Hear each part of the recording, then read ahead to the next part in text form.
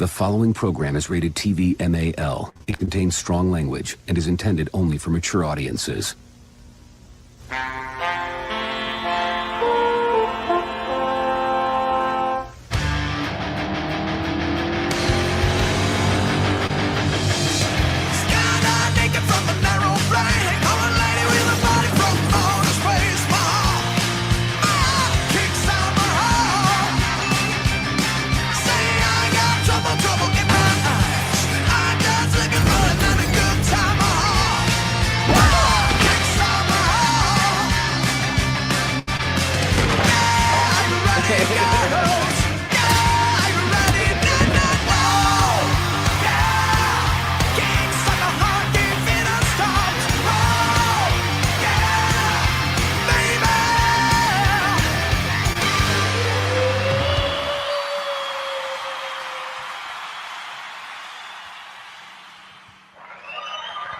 It's so nice that he puts the applause in there for us. It helps. It leads right in. It leads perfectly right in. Perfectly. Are we still clapping a little bit? Yeah, let's just keep going for a little minute. There we go. Clapping or fapping? What exactly is going on here? Is that where the bell end hits the... There's a big bell end on Shatner's rocket, right?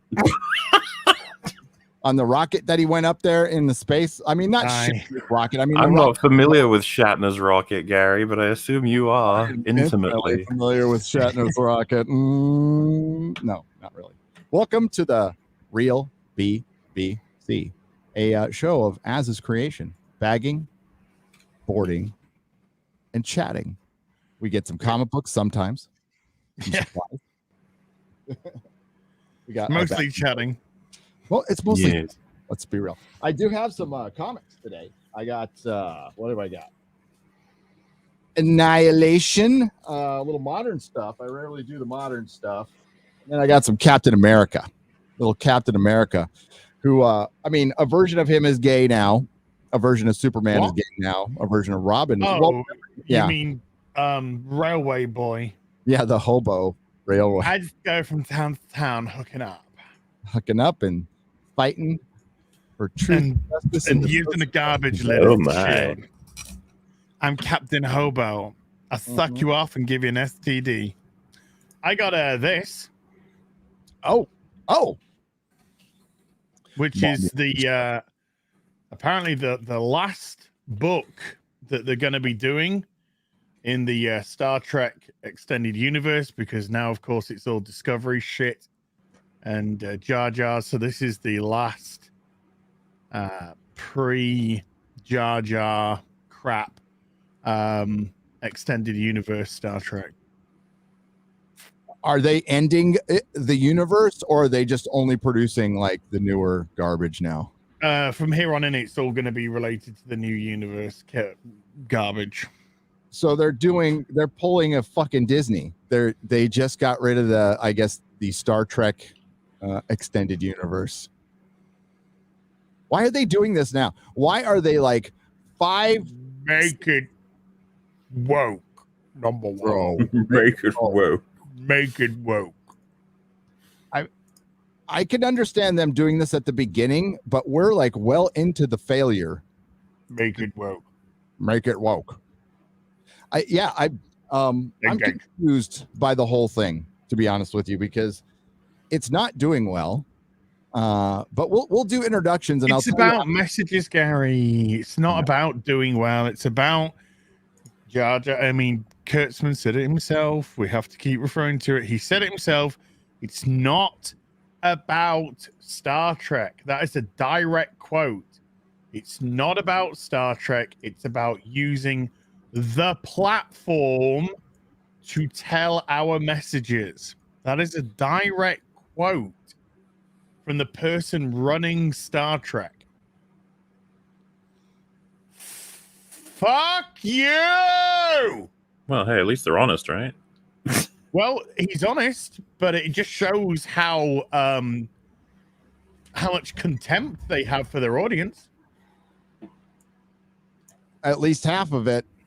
And well, it's more than half. Come on, let's. it's more than half. They even hate the shills who worry about canon too. They hate anybody who worries about the past show, likes the past show, because they don't like the past show. They are what they, in their eyes, they are improving it, just like Chris Chibnall was improving Doctor Who, and just like Rian Johnson was improving Star Wars with the Last Jedi. Yeah, he fixed Star Wars. You know, Star Wars is in a horrible place of making more than $1 billion per movie, and now it isn't. So good job. Well done. Solo lost money. And hello, Az from Heel versus Babyface. Hi. I remember when you did a video on Why the Last Man, and yes, it gave you a little clap back. Who was right? Yes. Yeah. Should we play a little game? Who was right and who was wrong? I was, because I what is Why the Last Man? You guys are gonna have to update me on context for this one. Okay. It's a comic. Oh, all right. It's a comic from the early 2000s, and it's about all the men, all the Y chromosomes die, right? And all the Y chromosomes on the planet, so that includes male animals, anything that carries the Y chromosome. Man, I like the show already. Apart from one man and his monkey. And the that comic, sounds cute. The comic was a decent premise, kind of a Twilight Zone-y thing that was still woke for its time, but not terrible. It was very anti-Republican. Okay. But you know, outside of that, it really, I mean, Republicans bought it at my store. They had no problem with it. And it was a very popular property. And then, you know, through 2000, I think it was 7, 8, 9, 10, it was a hot property that everybody wanted to make into a movie. I don't think they were thinking TV series back then, maybe a TV series, but it was more movie. And I told the story before. When Peter Jackson shopped in my store, that's what he bought. He bought Why the Last Man with Philippa Boyens. And they said they were looking into it. I don't know if it was just to check out the story or make something, but they were looking into it. We had a very short conversation. They were very nice, and they spent a lot of money in my store. So I was very happy. And I gave him, you know, I don't know why, but I gave him a huge discount, probably because I gave him a Lord of the Rings discount. Boobies. So yeah, it's a popular comic. It was kind of woke, but popular source material, MauLer. And if it was adapted correctly, probably at a different time, it might have worked. Fast forward to Az's video, where Az said, what, on the first video or the second video? First video. Because the second video has gone like wildfire. On the first video, I said in 2021, there is absolutely no way that this show is going to be adapted the way it was back in 2002 when it first came out. It's going to have modern day woke politics, and it's going to be about intersectional feminism and all of this kind of crap. And then they're going to have the problem with current day, the big problem, just the transies. Because if it means everything with a Y chromosome dies, then it means people who are born male, regardless of how they identify, will be killed by the virus. And I said, this is going to cause an absolute hotbed amongst the woke crew and, you know, regular people anyway, because it's just going to be woke garbage. And then the woke crew are going to be like, whoa, but, you know, trans man a man and all this kind of stuff. And it's going to be like, whoa, this virus can't discriminate. This virus is just going to tear through Y chromosome people. And it's going to cause them. And guess what? They added in the show a new character, a trans man who also survives. So it's Why the Almost Last Man. Yes. So it's no longer just Yorick and his monkey. And they From what because I didn't see this, but from what I've heard, people have been saying that they also mourned the loss not just of men but of women who died because of the not the women who died because of like planes crashing and because there would be a lot of women that would die through kind of like the osmosis of the virus, but women who died, if you catch my drift. So this is just been a hotbed of you trying to please the woke crew by having a virus that ignores biology and science. It really shows you, because that's what viruses do. Yeah, they're like, oh my god, I so love Yeezys. I'm not gonna touch Yeezys. You're amazing. You're amazeballs. No. And the show's been cancelled after 7 episodes. I wonder why. Wait, is that even a season? Did they make it to a season or no? There's 10 episodes in the season. There's still got 3 episodes to go. And it's not like this was a streaming service. Yeah, it's on FX for Hulu. So it's a Disney. It's Disney made. It's a DC property. Technically, it's Vertigo. Yeah, Vertigo. But it's free to go where it likes. Maybe. So it was a woke show that wasn't woke enough, and then they made it too woke, but there's still criticisms that it wasn't woke enough. I hope you're all paying attention at home and keeping track at home. So because to the people it pandered to, it wasn't woke enough, and they're actually mad about it. To the people, the rest of us who watch TV and go to work every day, it was way too woke. We weren't going to watch this because they made it more woke than the original woke, which some of you might have still had a problem with, but they dialed it up to 12. And then it got canceled. I'm so shocked by this. You sound blown away. I am. And there is it's in the trailer. It's like I couldn't make it to the first episode, but they talked about like all the power plants like are about to go offline and in the trailer. Well, that was another thing that was the complaint. The complaint was the planet can't function without men, you sexist bastard. Newsflash, can't. Yeah, well, this is just it. We live in a time where reality isn't allowed. That's where we are right now. Biology is not allowed. Legitimate science is not allowed. If all the men were to die off, we all died off tonight, and there was only women left on planet Earth, obviously it would become extinct within the current generation, but it would be falling apart long before then, because you take away a lot, all the skilled work that men do that women complain about, and then you suddenly have to have people take over those roles to keep you going. No, it's not going to happen. Society would fall apart at the seams. And you can't have that in today's current equality, whichever one they want to go with that week. And people simply don't like when gendered roles are brought up. Because remember about a year or so ago, there was that fucking Karen that just thought it was really cool of her when she saw some men digging at the side of the street, and they had a sign saying "Men at Work," and they were digging up, and she stopped to say, "Why is it men at work? Don't you think that's sexist?" And the guys are just like, "Look, love, we're just doing a fucking job, all right? We're doing a fucking job. All right, I don't fucking make the signs. We're just doing our fucking job. Digging is that."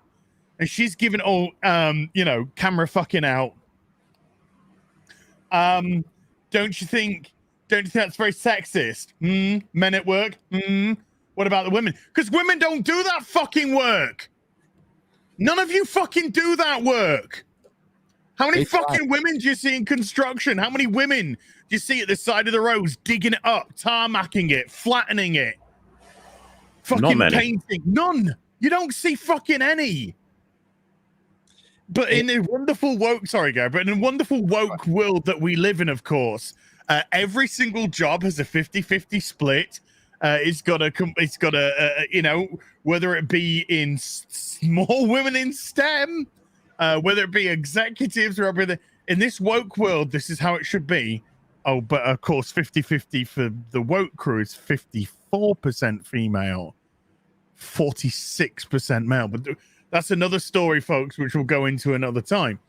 And this whole disaster of a show saw the author, Brian K. Watson Vaughan or whatever, and just beg like a fucking dog, him and the showrunner on Instagram to have the show picked up by something else. And both of them, in their pleas, not one of them said anything about, watch this show. It's really cool. It's about a last male survivor on Earth after a plague wipes out the planet, and groups of people are out to get them or to help them. And it's causing, you know, incredible conflict and story. No. Do you know what they said? They said, please pick up our show. It's produced completely by women. It's got tons of gay people in front of the camera and behind the camera, and people of color and trans representation. They didn't say one fucking thing about the show. They just virtue signaled about who they fucking hired and what box they ticked. Brian, your show can fucking eat my anus. All of you can eat my fucking anus. Not one of them give a shit about the audience, and how they positioned the show was, this is a show about gender. This is a show that affirms that trans men are men, and all this. It's just like, fuck off. All this exactly, all this affirmation that everybody needs. We'll get into that, but that's a great point that they don't bring up the show ever. They always bring up the casting and their casting, and that's maybe why nobody watched it, because bottom line, it got canceled because it was a bad show and nobody was watching it, right? So we recently somebody leaked the information, and then Netflix came out and told us how many people watched Squid Game, which was a fucking lot. And then the closer, which wasn't near, it's a tenth of what Squid Game was. I think Squid Game was 100 million, something like that. It's actually over a tenth. Squid Game, a week ago, was on like 115 million a week ago. Okay. And the closer was on 10. And the closer was a hit. Okay. With 10 million. On these, like, people don't watch a lot of these shows. The numbers are astronomically low for how much they pay. And that is why they keep that to themselves, because if it was always 10 million, they would tell us every fucking time. Trust me. Yeah, it's the same shit with the Disney shows. When they announce when things go their way. When they don't, it's like, wait, why are you announcing that? It's like, it's fine, don't worry about it. It's fine. Yep. Exactly. It's fine. Where's any talk about the absolute triumph that was Shang-Chi? Well, that stopped after a week. Yep. Well, that's done now, isn't it? It cycles over. No one cares about it anymore. Yeah, exactly. You may as well forget it exists. That's how this works. Exactly. Shang-Chi you 2. might as well forget it even fucking exists, because now it's time for the masterpiece, which is the Eternals. The next masterpiece. And well, that's what the preview journos are calling it, a masterpiece. And some are saying it's weird, and I'm just wondering, is that code for shit? Well, so Free talks about this quite a bit, but it's the director won an Oscar after having started directing the film already, so they like altered the marketing to go from it's a Marvel movie with a director to, this is a visionary director bringing us a new vision for Marvel. And so all the reviews are like, oh, this one, guys, we're going in a different direction. This is a different visual. This is a different look. We're doing a different. It's just like, man, you're all just robots. Like, this is fucking weird. You're all repeating the promotional material that was passed out to you, and that's subtle, not so subtle. And then one person repeats it. I just put up a tweet where 4 people said it was a different film. Yeah, man, I'm sure they were advised to say that. They were probably told like just it may not be that they were like told you have to use it, but just they were advised to give that kind of review. And it's just like, if you do, we might just bring you back next year. Or fucking 4 times a year, whatever. Yep. What a shock. So I'm sorry if this is about honesty and integrity. No, it's No. No, it's about getting. It's the furthest thing from honesty and integrity you can get. It's about getting gift baskets that you can later sell on eBay to pay your rent. Yeah, because you work for Screen Rant and you get paid like $1 an article now. Funny enough, someone just actually got partially deleted because they spammed it, but they said they say the same thing for every Marvel movie. That's the interesting thing. If they don't say it about a Marvel movie, that's when it's like, oh wait, shit, what's this about then? What's this going to be like?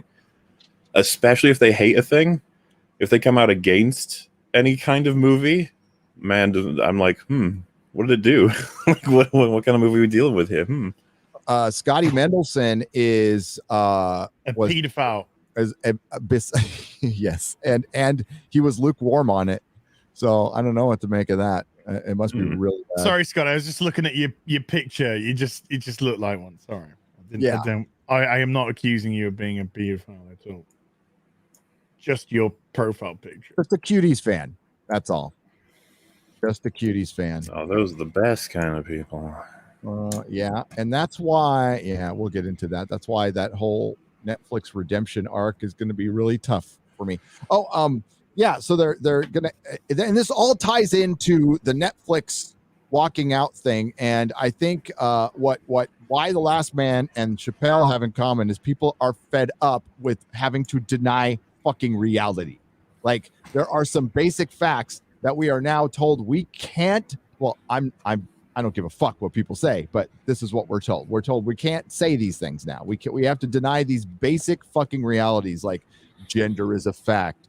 And when David Chapelle says, yeah, you come from a woman, you exit through you enter through the vagina, enter the real world from a woman. I was released while inside. I thought you would say we are the sperm, we enter and then exit after being cooked or something. Sperm is sacred. My brethren I left behind. I was the best swimmer that won the race. You won the race. Ate my way through the egg and then I popped. Right. And I would sit down for 9 months. Yeah. And wondered how I didn't drown. Yeah. How did that happen? Miracle of life. The miracle. Oh, yeah. So, okay. So there's a walkout coming for Netflix, and there's actually, I guess, enough people to walk out, and it's supposed to be a trans walkout. Imagine if there was a trans walkout at the sewage plant. Nobody would walk out. Imagine if there was a female worker walk out at the sewage plant. Nobody would fucking walk out. Nothing would change. No. They talk about it. Why The Last Man? Nuclear power plants. We still have a few. I mean, I'm sure there's some women who work in there. I don't know how many. It tends to skew male on that one, or just power plants. It tends to skew male. Like Az said, it's just the way it is. It's not like they haven't tried. Because right now, currently here in the United States, there is a worker shortage. Has something to do with mandates, and it also has something to do with a lot of people who just are making better money on unemployment. But I would love to see more women in hard labor jobs. Yep. Love to. I encourage it. I mean, just like you never, because you said about construction workers. Like I've had to speak to plasterers, roofers, all kinds of like just bricklayers a lot recently, and just no women in sight ever. That's just how it is. I don't know. Like I guess women don't prefer that kind of work typically. Of course, there's gonna be outliers. It's just that. Look, I'm middle-aged. I have never ever, and I don't mean this exaggerating. I legitimately have never seen a woman in roadside construction or working on the construction of buildings. Never. Now, I've seen them in the office. I've seen them in the back office in the porter cabins and stuff. Absolutely. But I have never seen any woman actually working construction or working on the roadside, on the motorways, etc., etc. And like I said, this isn't me trying to be sexist. I would love to see that, but you see, this is the kicker. They have to want to do it. Yeah.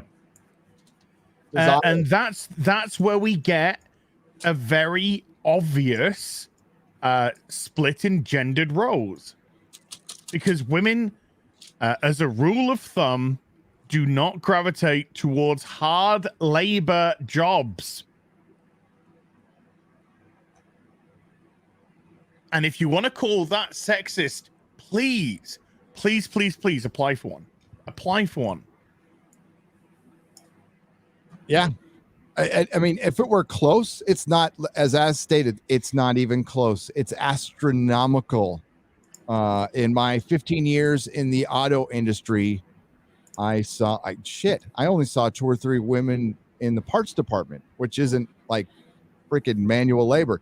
And then as far as in the shop turning wrenches, 2. And they both worked at Tesla in my last job because they train people. And those are good paying jobs, really good paying jobs. And Tesla's kind of easy as far as tech is concerned. Hey, we got a super chat here from Buford T. Justice for $49.99 says, hello, boys. Unfortunately, this weekend I saw Halloween Kills. The writing, dialogue, and character development was so bad, I was actually rooting for Michael Myers. The last 2 Halloween films make Rob Zombie's Halloween look like high art. Thank you for the $49.99. Buford T. Justice. Wow. I've actually heard most people going, they were cheering on Michael because he was just like not giving any fucks in this film. I think that's an inevitability, because he's the draw. As much as you got Jamie Lee Curtis, of course, I still think that we're looking to see him stab people. That's pretty much... Trading Places, Jamie Lee Curtis, talk to me. 2021, Jamie Lee Curtis, not when you see what she tweets now. No. It's funny. I met her about 12 years ago at a Starbucks in Calabasas. And on the way back from fucking Coachella or something like that, Melissa and I ran into her at a Starbucks, and I'm like, when I see her tweet, I'm like, that is not the person I met. The person I met was like a normal mom type of person. So I don't know. Maybe she took up drugs. Social media makes monsters of us all. It does. What did you guys think of the 2018 one? Did you see it? No, couldn't be bothered. You're never gonna beat the Carpenters, so why even? You can't recreate that Halloween. This is the thing I just don't get with remakes. You can't recreate that first wow moment because you've had that first wow moment. So seeing 2018 maybe a slightly more brutal Michael Myers pinning somebody up twice as high with twice a bigger knife is no. Yeah, I just remember watching the first Halloween when I was young. You gotta watch Halloween when you're a kid. You can't watch it as an adult. No, but you got to watch as a kid, because as a kid it's going to scare you. As an adult, it's not really going to scare you too much. But as a kid, it's going to scare you. And I saw Halloween when I was about 10. No. I saw Halloween when I was 13, about 13 years old, and God, it scared the shit out of me. It was great. Absolutely scared the shit out of me. It's never been able to do that again. Never. Seen it. Yeah. I felt the same way. I know a lot of people love the movie. I saw it a couple times when I was younger, and that's when I liked it. Went and bought it on DVD later on or something, and watched half of it. And I'm like, it's one of the ones that didn't age well for me. I know people adore the film, so by all means, it just wasn't my bag, baby. I know Jay Longbone said that she enjoyed Halloween Kills. I don't know if she enjoyed it in the sense of it being like a goofy film, because I don't know if you guys have seen any clips from it, but I was like, holy fuck, what is this? Like, well, I saw her tweet and she was just like, she might as well just call this film Michael Myers Don't Give No Fucks. Yeah, there's a part where he opens the door on someone holding a gun, it hits their hand and it flips it around, they shoot themselves in the face. I was like, what? That's the comedy.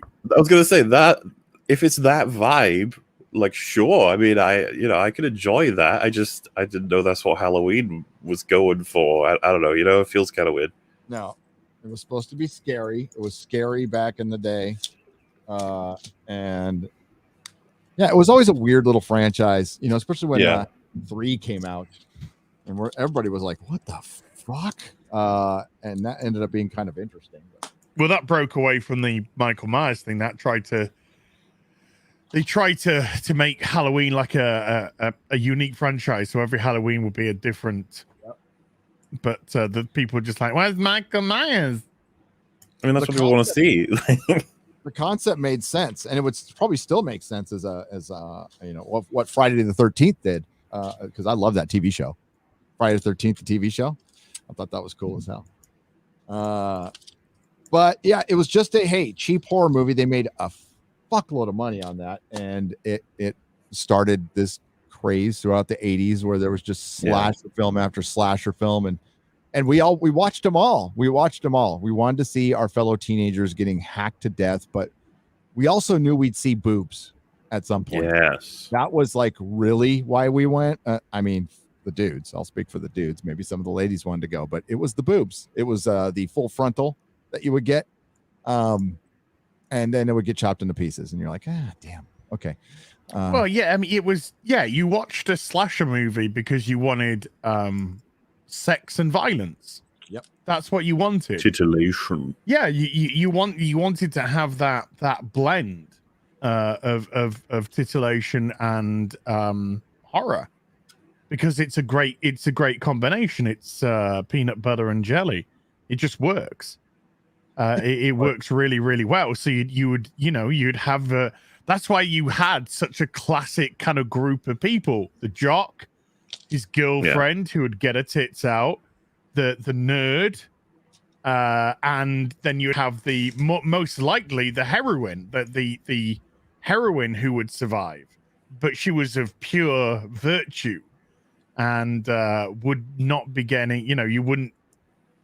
She wouldn't be getting naked and she wouldn't be sleeping with anyone, and because it kind of had that moral, the virtuous survive type of morality about it, slasher flicks.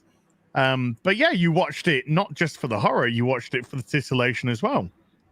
It's funny you bring that up, because we recently watched all the Final Destination movies, recorded them. And one of the most gruesome, grisly deaths, I don't know if you guys remember in those films, was 2 girls get locked in sunbeds and they just get melted, basically, real slowly. We were talking about how, like, those films don't seem to punish people. They seem to just kill regardless. But the thing is, when you have a death like that one, which is probably the slowest and most gruesome, and you're like, why did these girls get this death compared to some of the other characters who are, like, assholes and stuff? And this, all we could figure was, I think it's because they got their tits out. That was it. Like, because that's what those girls do in that film. And it's just like, because it's from an earlier age, I think, where it's just like, if you're the slutty one, you're gonna get killed horribly. You're like, why? Because it just went off, draconian morals. That's what horror slasher flicks were basically made of. Draconian morals. Very simplistic morality. Yep. Unlike the morality of today. I don't even know what the fuck morality is today. I don't even know. It's a horality. Two ways you can look. Yeah. Like a whore or a horror. Whore. Whore. Hey, we got another $50 super chat here. Hang on. Boop, boop, boop, boop. We got Germified for $50. Thank you, Germified. He says, I'll have to pass this on to you. As you can use this money to fund your plan to send California into the Pacific. Hey, were we going to talk about this little plan of yours? Like I need a lot of plastic explosives. When were you going to enact your plan? Well, I'll let you nip off to Texas before I do. Okay. I just wanted to make sure. I was like, are you pissed at me or something, dude? Yeah. I'm not going to send you down as well. Okay. All right. I'll give you notice. Hang on. I didn't. I got to read the rest of it. Hang on. Also, diverse hobbits and strong female characters in what I like to call Amazon's Fiddle Earth series. It's not unexpected, but I am pretty worried about what's next. Oh yes, we didn't talk about it last week, but or maybe we did. No, I watched just some guy's video. I thought that was great.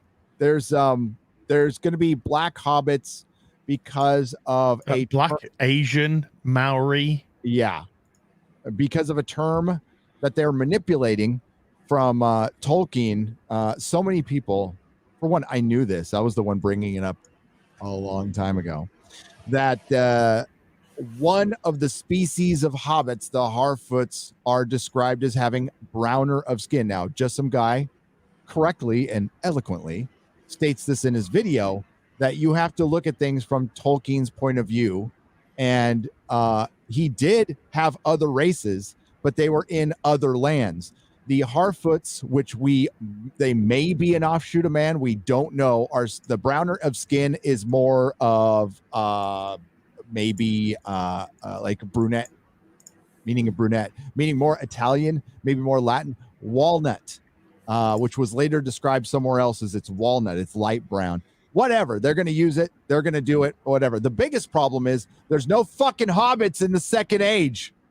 There's no Shire in the Second Age. And if they want to go indigenous, there are other indigenous races they could use if they wanted to. Especially, and they can have an explorer, like a group of explorers from this other, sure. But it doesn't matter now. Now, fuck it. Now we can have female Gandalf, because there was a time Gandalf walked amongst the elves as basically a spirit, or sometimes he would maybe be an elf. It's kind of fuzzy, but that was back in the First Age. But fuck it, we can put it in the Second Age, and we can say Gandalf was a female elf walking around. Look, why the fuck not? As long as he sucks cock, I don't care.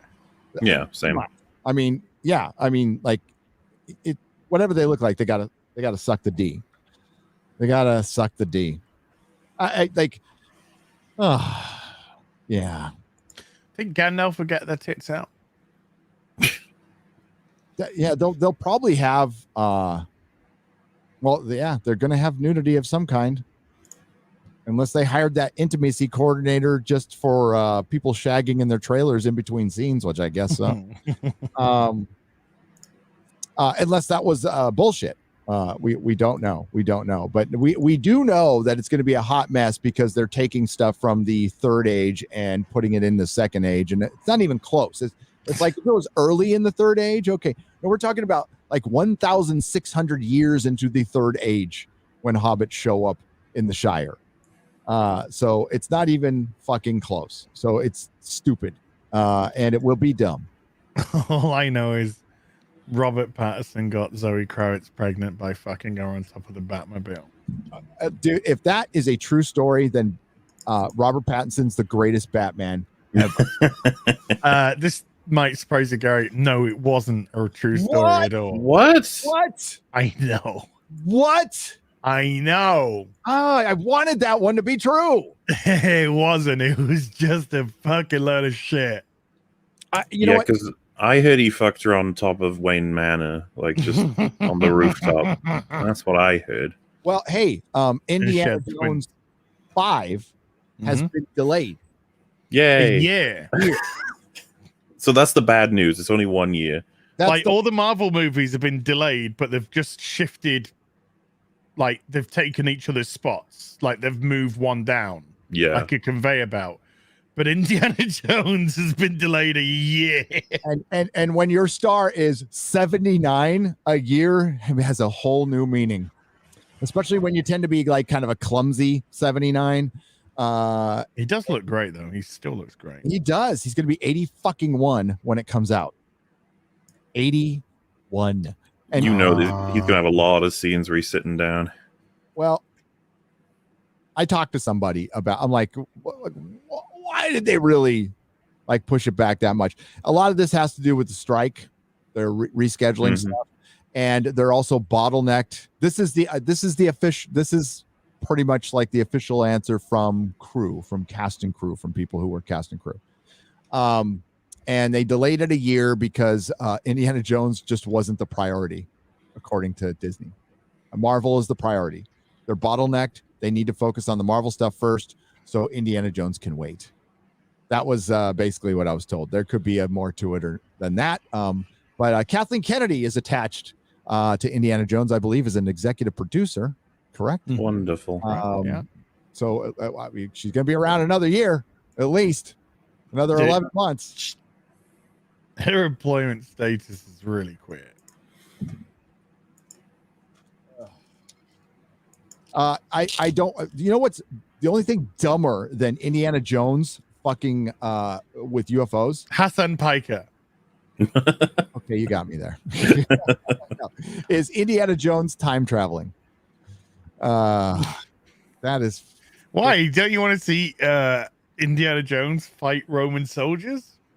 Are you sure he's fighting them? I mean, this is a modern film. As You sure he's gonna be like, guys, can't we just get along?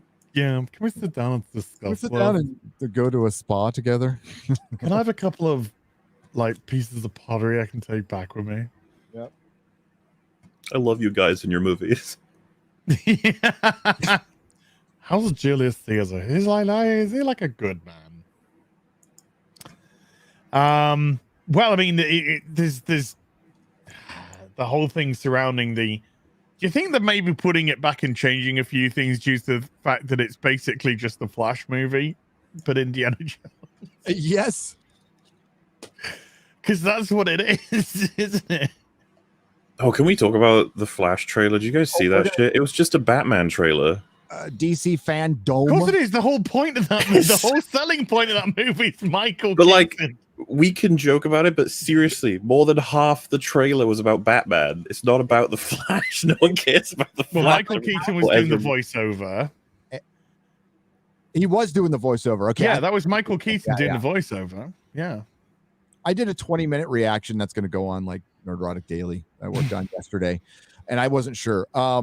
Yeah, DC FanDome was it was fucking terrible. And yeah, how many Batmans does it take to make up for multiple Ezra Millers in a fucking movie? That's the thing. It's like it's going to take 16 Batmans to make up for 2 Ezra Millers. I initially thought it was 3. I did. That was Supergirl.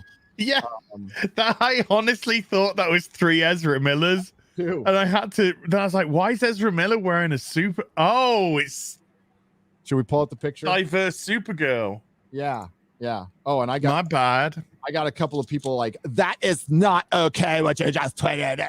And You should have seen what I nearly tweeted today. It was breaking news. Nothing we tweet is okay. Let's be fair. I almost called this live stream "The Eternals Cures COVID," but I thought better of it. So Oh, just can't cure cancer. When you can make cancer jokes, but you can't make COVID ones. make COVID jokes. Let's go find this. I was going to say breaking news. Jews are staging a walkout at Auschwitz. Oh, Due to bad jokes by their Nazi officers. It's really good that you didn't put that up on Twitter. I still might. would have been banned again. A representative for the Jews said, "This is simply not good enough." Jesus Christ. I stand by Az. I love him. Thank God my house sold today. By the way, house sold today. I'm out of San Francisco. Yay. Place. God, it took long. Nice. We'll talk about that later. I saw Nick Ricardo's stream last night. He went full throttle. I was getting ready to go to bed, and I'm like, I'm gonna go for a little easy listening. And Nick Ricardo's like, I want you all to die, just die. I'm like, oh, this is interesting. I'm sick of pretending. I agree. I like people are fucking fed up. They're fucking fed up with having to deny reality. I know. And yeah, people are fucking sick of it, and it's just palpable. You can feel it, dude. That one on CNN was great, dude. She was great, right? Wasn't it? But it was like she was great. Chappelle was great, but they're just saying normal shit that people are like, oh yes, we breathe air. Oh yeah, air is so good. Women give birth to babies. Oh yes, women. Except when they're not. Yeah, we spuzz inside you.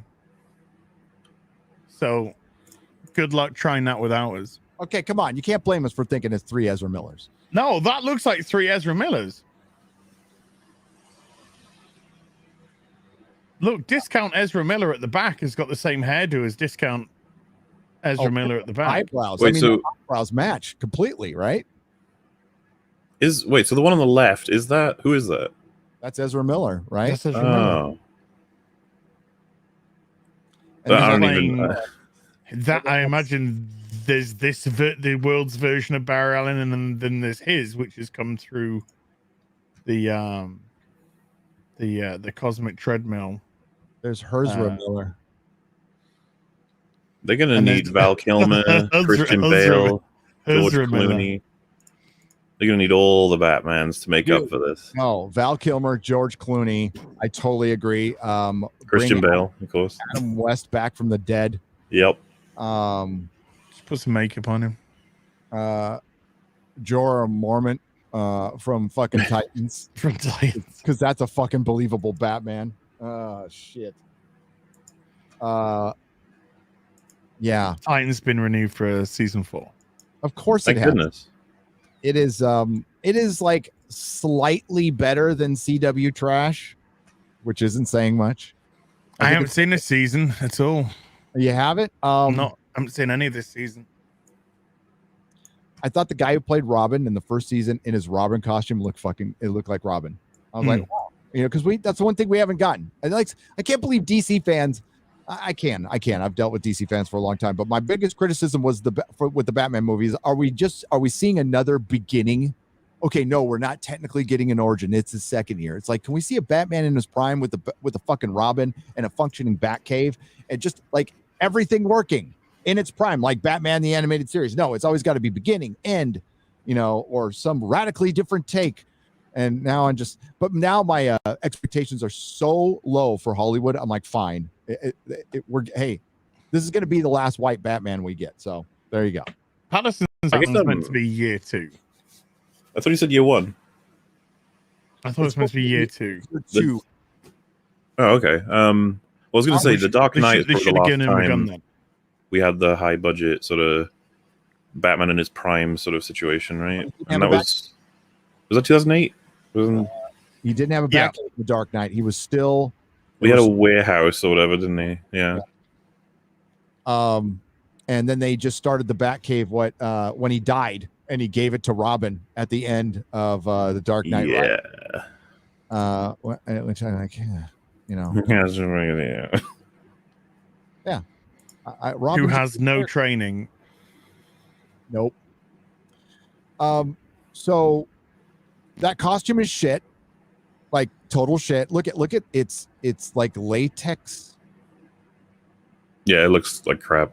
I don't recognize Ezra Miller unless he's got a woman around his a woman's throat around his hands. A woman's throat around his hands. Yeah. That's the way to put it. Then I just don't recognize Ezra Miller. I thought that earlier in the trailer, I thought the suit looked pretty cool. It was when it was all like lighting up and shit. I thought that looked pretty cool. sure. They've done away with the awful Justice League one. That one's bad too, but that headshot with Ezra with the mask on was terrible. Come on, that was like his head looked like a potato. Have you got the actual trailer that you can just like? Yeah, I can. You know. I can pull it up here. I can whip it out, pull it up. Excuse me while I whip this out. Just get it right out. Where are the white women at? Where are the white women at? Mel Brooks is doing a History of the World Part 2. Oh, by the way, I heard that. Yeah, good for him. I wish he would just make fun of woke shit for an entire series. It's there waiting to be plucked. The lowest hanging fruit of all time in the history of comedy, and nobody. Well, Ryan Long and Kyle Dunnigan and Kurt Metzger and the great Chrissy Mayer and are going after it, but that's it. And good for them. Oh, see there. I heard a rumor that Hannah Gatsby was still trying to write a joke. Still to this day. To this day, still trying to write an actual joke. Oh my god, I'm trying to avoid. Okay, can we go to? Is there one on Warner Brothers? Is there one on the actual Warner Brothers site? Flash trailer, because I don't want to go to like fucking Cinema Blend or.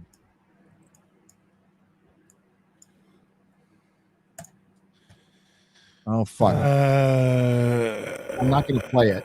The CW, no, that's the one for the CW season 8. No. All right, here we go. Oh, I think there's meant to be a crossover, a CW crossover this year. Ooh. Hopefully Batwoman gets to hang out. Jesus Christ. Well, apparently Batwoman and Superman is going to be in it. So was it? I honestly, I'm blanking. Batwoman season 3, is that the end of that show? Is it official? Don't know. No, it's not official. It's not officially been cancelled. That was a rumor put out by We Make This Stuff Up. Well, it needs to stop. All right, enough of Javicia Leslie. I miss Ruby Rose, and if you're not going to give me her back, then that's it. Especially it's a decent headline to make up because it's there's a very good chance. Yeah, it's a very good chance this will be the last season. But having seen the ratings for Legends of Tomorrow season 6, I think there's a chance that it might be renewed for a 4th season. Joy. We'll have to see. Oh shit! Starboat Part 3's just come out. Okay, we'll play that later. It would. We'd have to see how this season gets on. The first episode 0.468 with a demo of 0.08. So, the only people watching it are MauLer and a bunch of 50-year-olds for fat material. That's pretty much it. Yeah, and I don't think mine one counts. No, yours doesn't because you actually critique. So you made your fat transformative. That looks all right. That flash suit looks pretty cool, I think. Yeah. We celebrate Batwoman over at EFAP, so we are encouraging it. I swear to God, sometimes if they made it dumber, like with the action scenes, right? That's like our favorite parts. Whenever the action scenes are really like when she gets hit by a van or something, that's like our favorite parts. I was watching Jay Longbone's coverage because I'm trying to catch up with everybody's now because I was avoiding them for spoilers. But when she gets hit by like a police car at one point, Javicia Leslie, in like one of the last 2 episodes, I think, and she just starts laughing, and then she like just makes it full screen. She goes, I don't know, just every time she's hit, it just like it just feels good. The suit impacts it, little dude. It just impacts it. I liked it when she was putting the ice pack over her fucking costume. Yeah, she's a fucking genius. Ice pack on top of her costume, which absorbs everything. Clever girl. Not so clever girl. Not really. Not really. here we got this costume. I just don't. I think it looks really. What's the word I'm looking for? Gay. Yeah, I think it looks fine. I think that looks I'm fine. fine with that. I don't know. I get you though, because I don't know that I get Flash vibes from it rather than sort of like a strange, edgy, like god status or something, where like there's lights spreading around it like that. I don't know if I get Flash vibes, but then I'm not that familiar with Flash, so. So the costume does. He does. Spark This is very current Flash costume. Yeah, it is. What it's muting is the lightning bolts, and usually when you're seeing it in the comic, you see the light. Those are a little brighter than the lightning bolts, but you can't even see the lightning bolts. The other shot of it is a little better, but Ezra Miller's like the worst Flash you could possibly pick. Like they found a guy who doesn't look anything, and I mean anything like any version of the Flash that anyone's going to recognize at all. Like the Flash, it's. And this is like pretty much the CW Flash, the first season is a better interpretation. But if we go to, so we got Batman doing a voiceover of the Flash trailer. And then we get, you get a bat cowl and some blood. Mm-hmm. That's actually Keaton's. I thought initially it was Batflex, but it's not. If you look at the bat costume, when it pans a little bit, it's actually Keaton's bat costume from Batman Returns. Yes, it is. Because you see the elevated logo. Yeah. So that's actually Keaton's Batman Returns. Got that looks terrible. I think that looks pretty good. I think that looks. I'm going to disagree with you. I think that looks maybe I'm out of the loop on you, one. but it feels like it's unfinished. Like that's the base of the suit, and he hasn't had the I don't know, just the details of the suit. You know, it feels really like bland and smoothed. I think it's because the lightning's not going around it. The light's not going around it. His head, it's too big on his like very scrawny little shoulders, and it's like his face is lopsided in it, and you could see, and it has to be unfinished because you could see, like right here, if you see my cursor, look at how it's like flipping up on its fucking nose coming down here. It's like the rubber got like bent in the wrong position or something. That looks fucking terrible. That's the bat costume he's looking at, by the way. Yes, it is. Then we got a little spray paint on the bootsies. Now this is a better shot of that costume. Much better shot. That looks pretty good. And he's in the bat cave. He's in the bat cave. Yes. We have to go with all the other Batman stuff. All the other Batman stuff. And then we get Batcave, Batman, there we go, Michael Keaton. That's what people want. That's why you're here. Yeah. People want. That's why they're here. Yeah, it's why they're here. Oh, that Supergirl costume looks trash. So this is Eric July called it nostalgia bait. They are baiting everybody in with Michael Keaton Batman and Ben Affleck to introduce these fucking characters, thinking that they're gonna. I mean, because it works so well with the Disney trilogy when they did that, right? Remember when they baited us in Han, Luke, and Leia, and then we all fell in love with Rey and Finn and Krylo. I think you're right, and Eric, is that it's absolutely bait. I wonder, though, with Mandalorian Season 2's finale, I just wonder if there's going to be a shift from, instead of, because we went from like deconstructing them to just dangly keys. I wonder if they start to realize, fuck it, let's just give them the movies, see if that makes money. Because depending on how much Michael Keaton we get in this, it could be another experiment of being like, you know how we all often go, hey, there's a nice cameo, looks like this, and you're like, it's like, why not just give them the movie at this point, if that's what makes the buddy? And I think Far From Home is going to be an experiment for that as well. Because of this, you said before, Gary, was like, what if they did a Spider-Man 4 with Tobey Maguire? What if it made a shit ton of money? Why not do that then? It would. I mean, like, Does anybody question that a Spider-Man 4 with Tobey Maguire directed by Sam Raimi would fucking destroy at a box office? I know the producers in Hollywood question that, but here in fandom, does anybody question that? I think everybody would see that. Like, how could you not? I think it's Say again. Sorry. Oh, I was The Hollywood Reporter, sorry, just released an article saying why The Last Man was cancelled. Because transphobia, right? Money. Option money. You mean transphobia? Yeah, I mean transphobia. But it would have cost HBO or Hulu, one of them, $3 million to keep it going, and they didn't want to do that. And to give you Star Trek Discovery is still on the air, and it doesn't get watched by a lot of people. There's so much money going into these streaming services right now, investor money, that they can just like throw crap up. So that tells you how bad it was. And Hulu has money. Hulu is a successful streaming service. Hulu gave the Orville more money to produce their stuff. They gave them a bigger budget. So they got dough. Where were we? Okay, yeah, back. Tobey Maguire, Sam Raimi come back for a legit Spider-Man 4. Yeah. I think it would kill. Okay, Michael Keaton, or pick a Batman. Christian. Hold on. Can I just say something? Why do you think there's such a desire for nostalgia right now?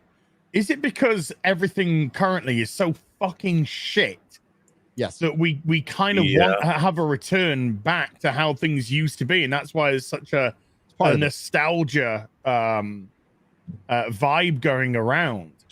We'd rather have something from 2002 than 2020 or 2022 coming up. I think there's got to be something to that. There's got to be something for this constant desire for nostalgia, and it's not just because that's how things were when we were kids. Because a lot of us are not MauLer, but a lot of us are like middle age. We've gone through a few ages of geekdom. And going back to like Spider-Man and let's say your Sam Raimi Spider-Man 4 with Tobey Maguire, we were in our 20s then, late 30s, some of us. So it's not as if it's like nostalgia, like we have like a nostalgia for OG Star Wars or something.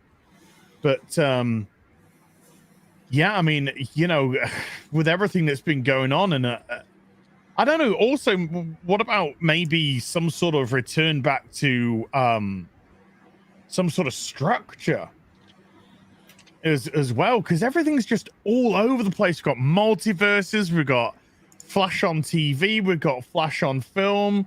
We've got Flash on comic. We've got Superman fingering a fucking pink-haired dude. Just things are just so all over the place. Did things feel a little bit more structured back then when we weren't throwing out 58 Batman a year? Or I don't know. It felt like back then, oh my God, there's so much. How could they possibly make like 10 TV shows? That's crazy. And now it's 100. So I think we are losing structure. There's always a thing for, there's always going to be a nostalgia. There's a 20-25 year rule. In the 80s, like when we were growing up, when I was a teenager, the 60s were insanely popular. All of a sudden, everybody wanted to be a hippie, and there was Woodstock documentaries, and there was just a fascination with the fucking 60s. And then, recently there's been a fascination with the 80s. It's moving into the 90s. That's the normal thing, but it's a little crazy now. I think partially with Batman, with Keaton's Batman, there was no closure. We only got 2 movies.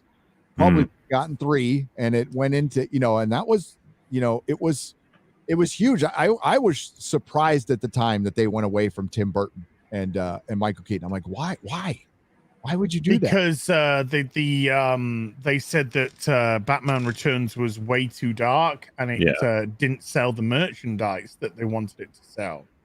So they wanted to lighten the tone, because the studio exec said Batman's not this dark, because they probably only watched the 60s series as well. Yeah. Yep. And they wanted to do a much bigger drive on toy sales. That's what Joel Schumacher said. It makes sense. I mean, you guys, when you saw that movie the first time, I mean, I'm assuming you were a little bit surprised compared to 89. I love Batman Returns. Well, I love it too, but I was locked up when it came out, so I didn't know about any of the news or anything. I just assumed it was a hit. It made money, but it didn't make the money they wanted it to make. San Diego Comic. But it was dark and it was great. It was like dark in the sense of Brothers Grimm dark, not dark as in nihilistically dark. There was this kind of very much a fairy tale-esque element around it, as is with Tim Burton. But it had wonderful dark humor. It had the humor in it is awesome. It's not this, stupid Marvel humor that we get now. No, it was rooted in some very dark, or risque comedy. just the pussy I've been looking for.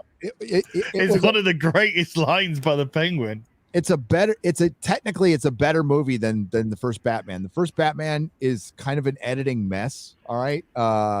Tim Burton was still trying to figure stuff out. And yeah, his transition in the scenes is clunky to say the least. And I thought the style and the set pieces, and you could tell they got more money in the second movie.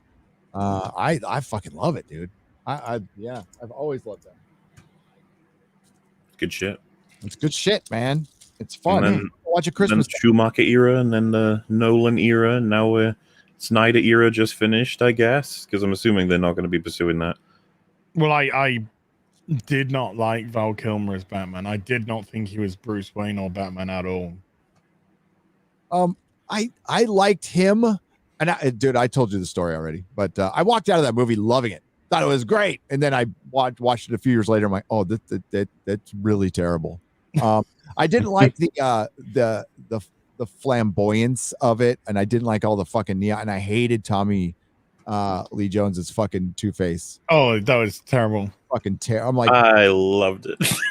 Oh, really? I was when you're hearing about. Oh, go on. I was just going to say, I think it's possibly one of the greatest Batmobiles ever made. That Batmobile is just incredible in that film. It's not the best, but it's definitely up there as in the top 3 Batmobiles ever made. I think than the Batman's Batmobile. I'll tell you that right now.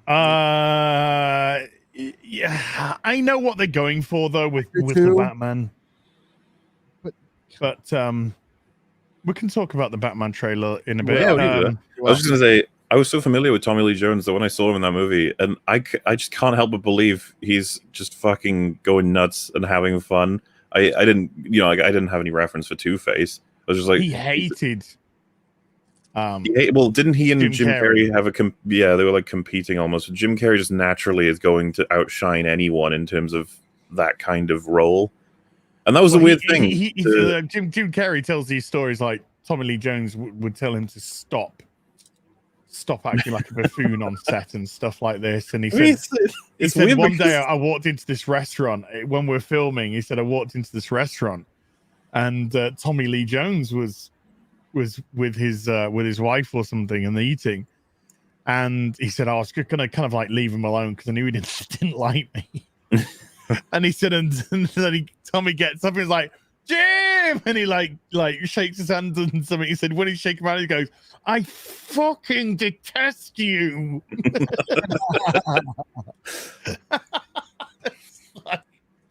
Okay. So yeah, Tommy Lee Jones hated Jim Carrey on set, but I can imagine Jim Carrey is as much as I find him funny in various things, I think I would hate to be on set with Jim Carrey. I think it would be one of the most infuriating and difficult things to deal with. You see even on Ace Ventura, before he made him, before he was a big star, he'd only had like a couple of bit parts. Earth Girls Are Easy, and I think he had done a little bit of SNL and stuff. But did you see that like backstage footage? And it's at the bit where they're by the pier, I think, where he like rips the Sean Young's clothes off and reveals the dick or whatever, and he's having an absolute meltdown tantrum because the director wanted him to do something and he didn't want to do it. And he's literally having this meltdown, and the director's just like quiet, and he's just like looking into the camera like that meme of the bear, just kind of going like, and he's just like that. It's just, and they're just like, you gotta let him just get it out. And he was having a tantrum like a child. I am not gonna die. And literally like that. It was incredible to watch. Just like, damn. Jesus, how'd you deal with somebody like that on? And that was just Ventura. He wasn't even like that. I know. Star at that time. Jeez. So you just imagine all these other, like Val Kilmer was apparently a nightmare to fucking deal with. Yep. So many actors are meant to be absolute nightmares to deal with on set. So you just don't know what goes on with half of these. Val Kilmer should have been the next Marlon Brando, dude. Well, like, he was very difficult to deal with. No, that's but the thing is, like Marlon Brando would have been in more films if he wasn't as difficult. But dude, that's what made Marlon Brando. But Val Kilmer like stunted his career. He should have been an A-list star, absolute A-list star. But he was such a pain in the ass. Nobody wanted to deal with him. Jim Carrey, people dealt with him for a little while, and then they had enough. He was bad. He was really bad. So you have this horrible mix of Tommy Lee Jones hating Jim Carrey, Val Kilmer being really difficult to work with on set, and then he fucked off and thought that he could rebuild the Saint franchise as Simon Templar, and he turned down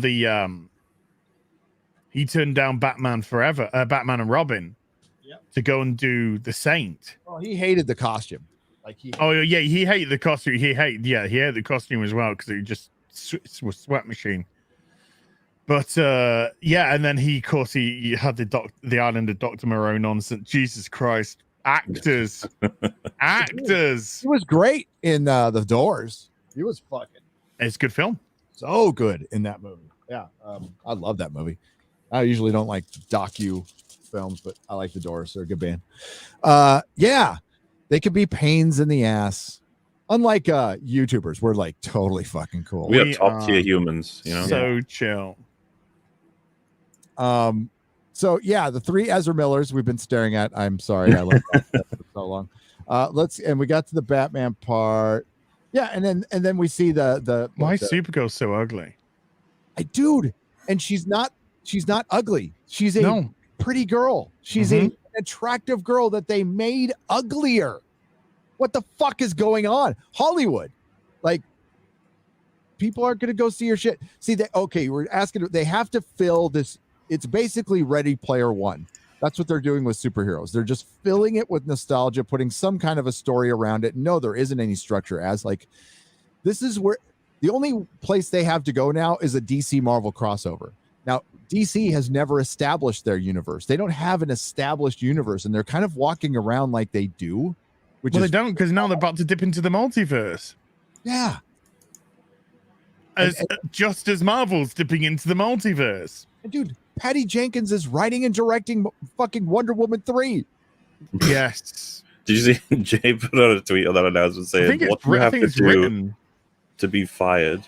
Like, what is it you have to do at that point? Because everyone hates Wonder Woman 84.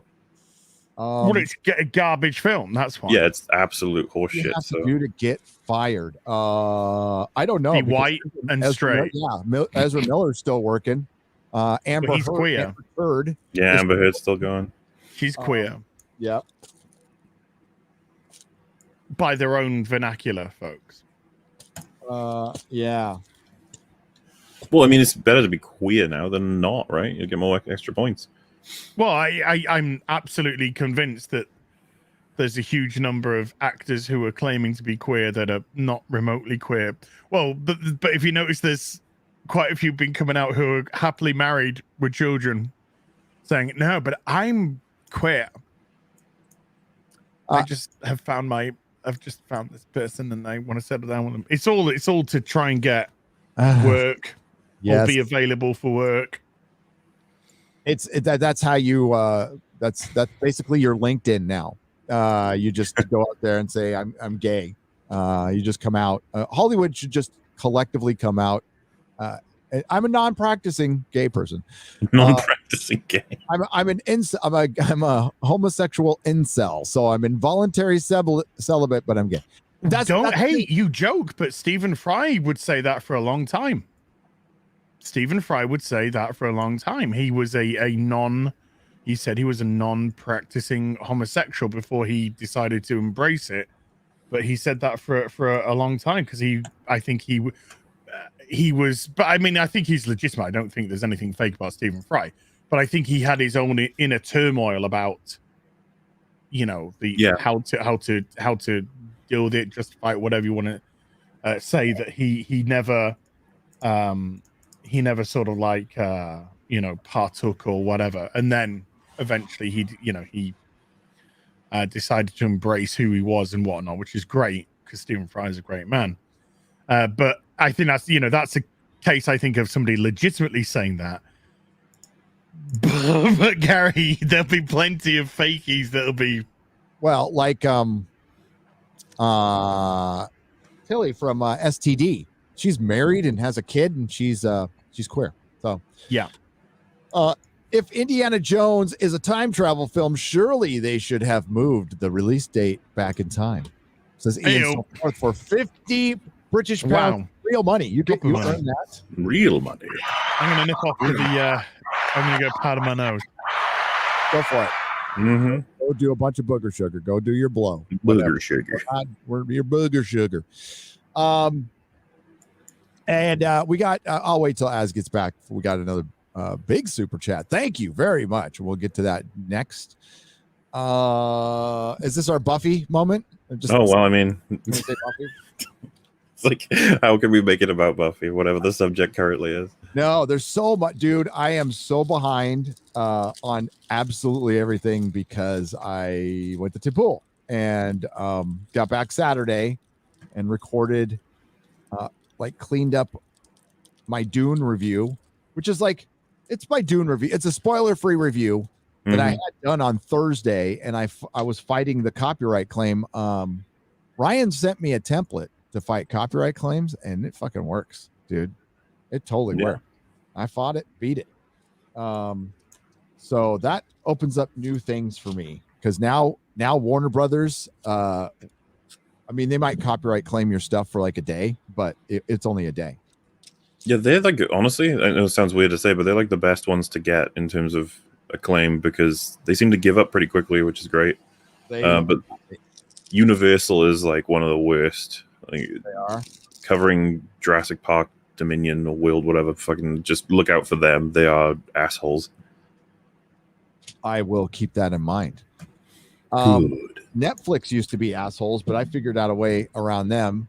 I didn't review Squid Game because of cuties. Mm-hmm. I don't care if people do. I'm not going to judge it for do, but I don't think I'm going to be reviewing Netflix shit at all. Because fuck cuties. I don't subscribe to them. I have a friend.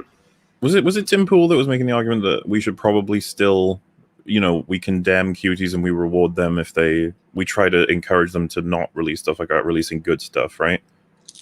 Or are you waiting for them to remove cuties? I am waiting for them to remove cuties. Tim said that he asked if it was a Netflix redemption arc, and I'm like, maybe, but then you play it all the way through and it's like fucking cuties is still there, and that's a big deal to me. Cuties is a real thing with me. I mean, that's disgusting, and it helps normalize something that I think, unfortunately, folks, unless we fight back tooth and nail, is going to get normalized. I know a lot of you out there, I hear you now. No, this is my line in the sand, and it's your line in the sand, and I respect it. It's mine too. It's absolutely mine too.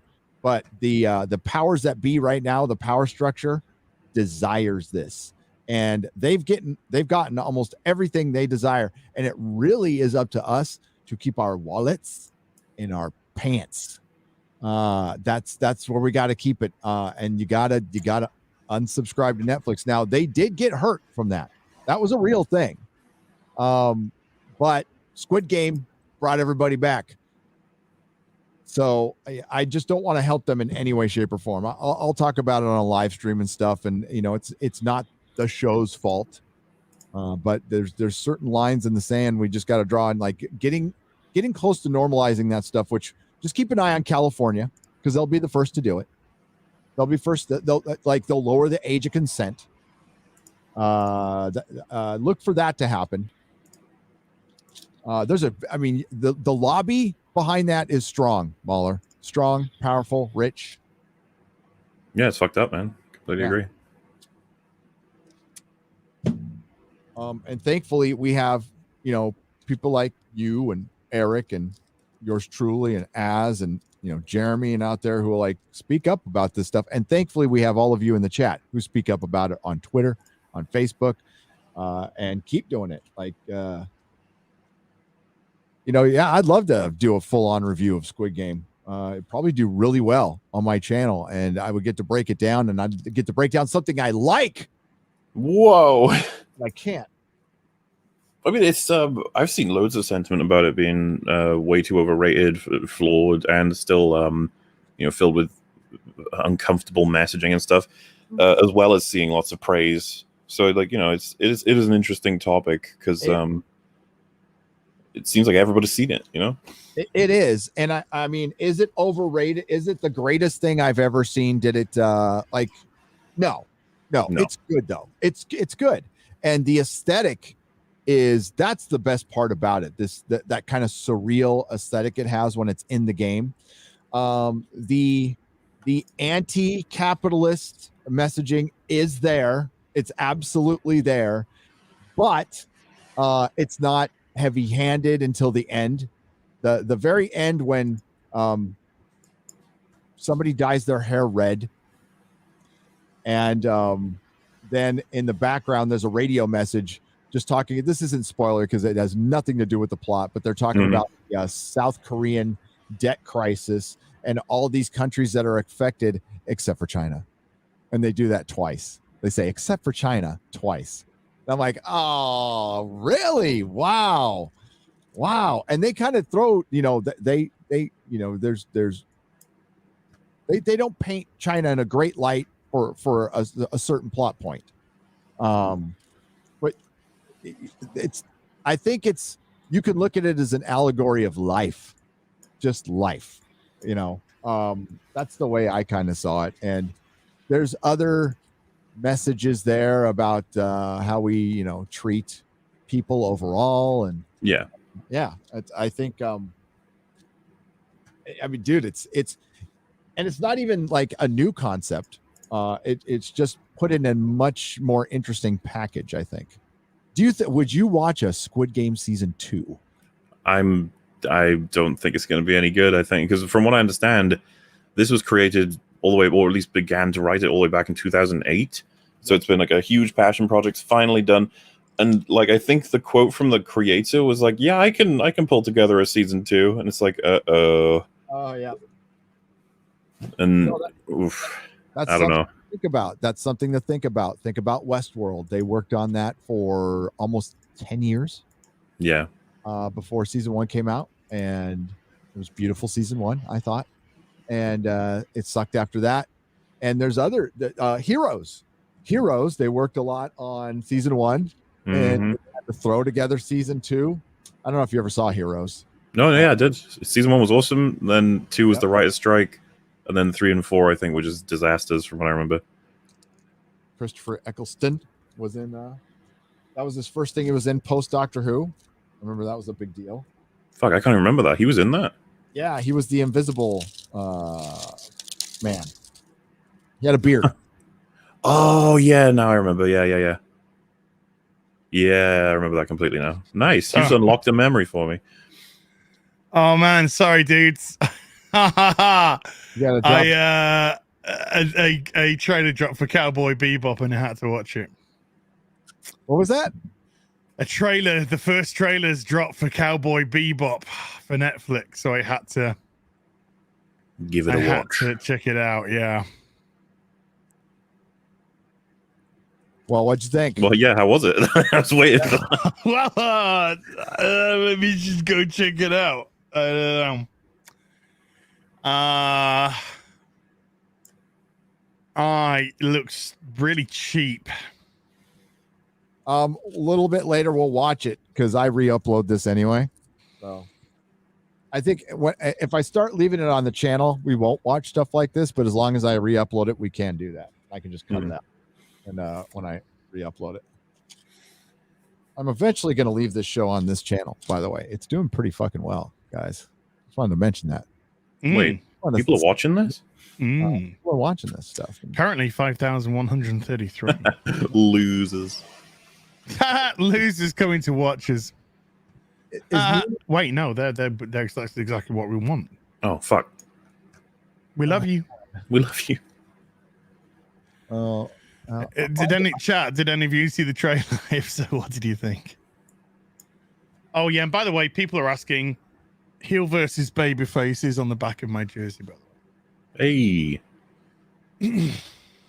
Hang on. My sports ball jersey. I'm gonna make It's on somebody the back of my mod. jersey. I'm gonna make somebody a mod real quick. I almost timed him out, and I didn't mean to do that. Hang on. Boom. Okay. All right. Hey, you're back from watching the Cowboy Bebop trailer and not dropping a deuce. Let's see here. No. Well, I might have dropped the deuce and watched the trailer. Let's. At the same Yeah, I was time. going to say, multitask. Why not? Can you look? Don't sell me short. I never do, dude. I can do that. You can do it too with Can Do. But the reality is, I shat my pants before I got to the toilet, so I don't know if that counts or not. And then I just pissed all over the wall, Dude, I don't reckon. Well, that's male though. I don't get it. It's a male. Son of Satan's female and black. Yeah. I freaking loved this. This, for one, having this comic around could get you in trouble in some places because it said Satan. Satan. Yep. Hey, what about the good news? Good news. I'm beginning to think it's good news. He's on. Mel Gibson is going to be in the prequel series or whatever for John Wick or whatever it's going to be. I'm so done with John Wick. I didn't even know they were making like a prequel series. I'm not like. Is it is it a TV series or is it a? I think so. I think they're making like a prequel TV series about how the Continental started and all. I don't know. Yeah, I heard it's a Netflix series, right? Netflix, Hulu, something like that. It's got to be. There's one for everything. Yeah, there's a yeah. They're making one for Agatha. What the hell? What? Yeah. Okay, Nobody cares about Agatha. Like, why are you doing this? It was Agatha. Oh. Well, then I'm gonna pitch my Jaws prequel where Jaws's parents fuck. Sharks fucking, and then maybe eating some people, and then fucking, and then giving Jaws. You're not putting me off, Gary. Eats his way out of them. Yes. And it's just like at the end, and it's just like Jaws coming to eat your surface. Your surface. coming its eggs on your. Oh no. Putting its sperm on your eggs. This Easter. This Easter. Blood on the eggs. Love this. Its eggs on you this Easter. The fuck? He wants to sperm your eggs. Jaws. Will you let him? Yeah. If you don't, he will eat you alive. Son of Jaw. No, daughter of Jaw. Daughter of Jaw. She's here to eat toxic masculinity. Oh, yeah. And she only eats men. Eats men. Oh, yeah. She saves females in distress because they're only in distress because of my patriarch. All females are just friends Like Y the Last Man. Oh, no, female Jaws' daughter with a harness on it and a fucking blue-haired land whale riding it. Yeah. So it's getting justice for the sea. Look, they're liking the covers. Yeah, I love this fucking cover, man. I don't like nobody stands like this on the planet. Nobody would ever pose like, right before you're surrounded by ice demons. I would. Like, oh, save me, son of Satan! Longman would. I sold you, boy. Look at that big barrel chest, blonde hair. He's got the weird little horny. He's just like, look at my nips. He's like, look at those fucking pectoral muscles, man, and my red pants. Because sexuality is a choice, I'm being turned by every cover. Slowly turned. I wanna snog a pink-haired journalist called Jay Nakamura. Snog. Because Tom Taylor watched WWE and saw Shinsuke Nakamura and said, hey, I'll take that surname. And then we'll give him pink hair because he's a gay. Oh God, they're attacking. Attack of the gays. That's the warning symbol. As you don't fuck around with that. Attack of the living gays. Two heterosexuals have got themselves boarded up in a farmhouse in the middle of nowhere, and they're being besieged by the gays. Please come. What? I don't know. Watch RuPaul's Drag Race with us. When there's no more room in hell, the gays will.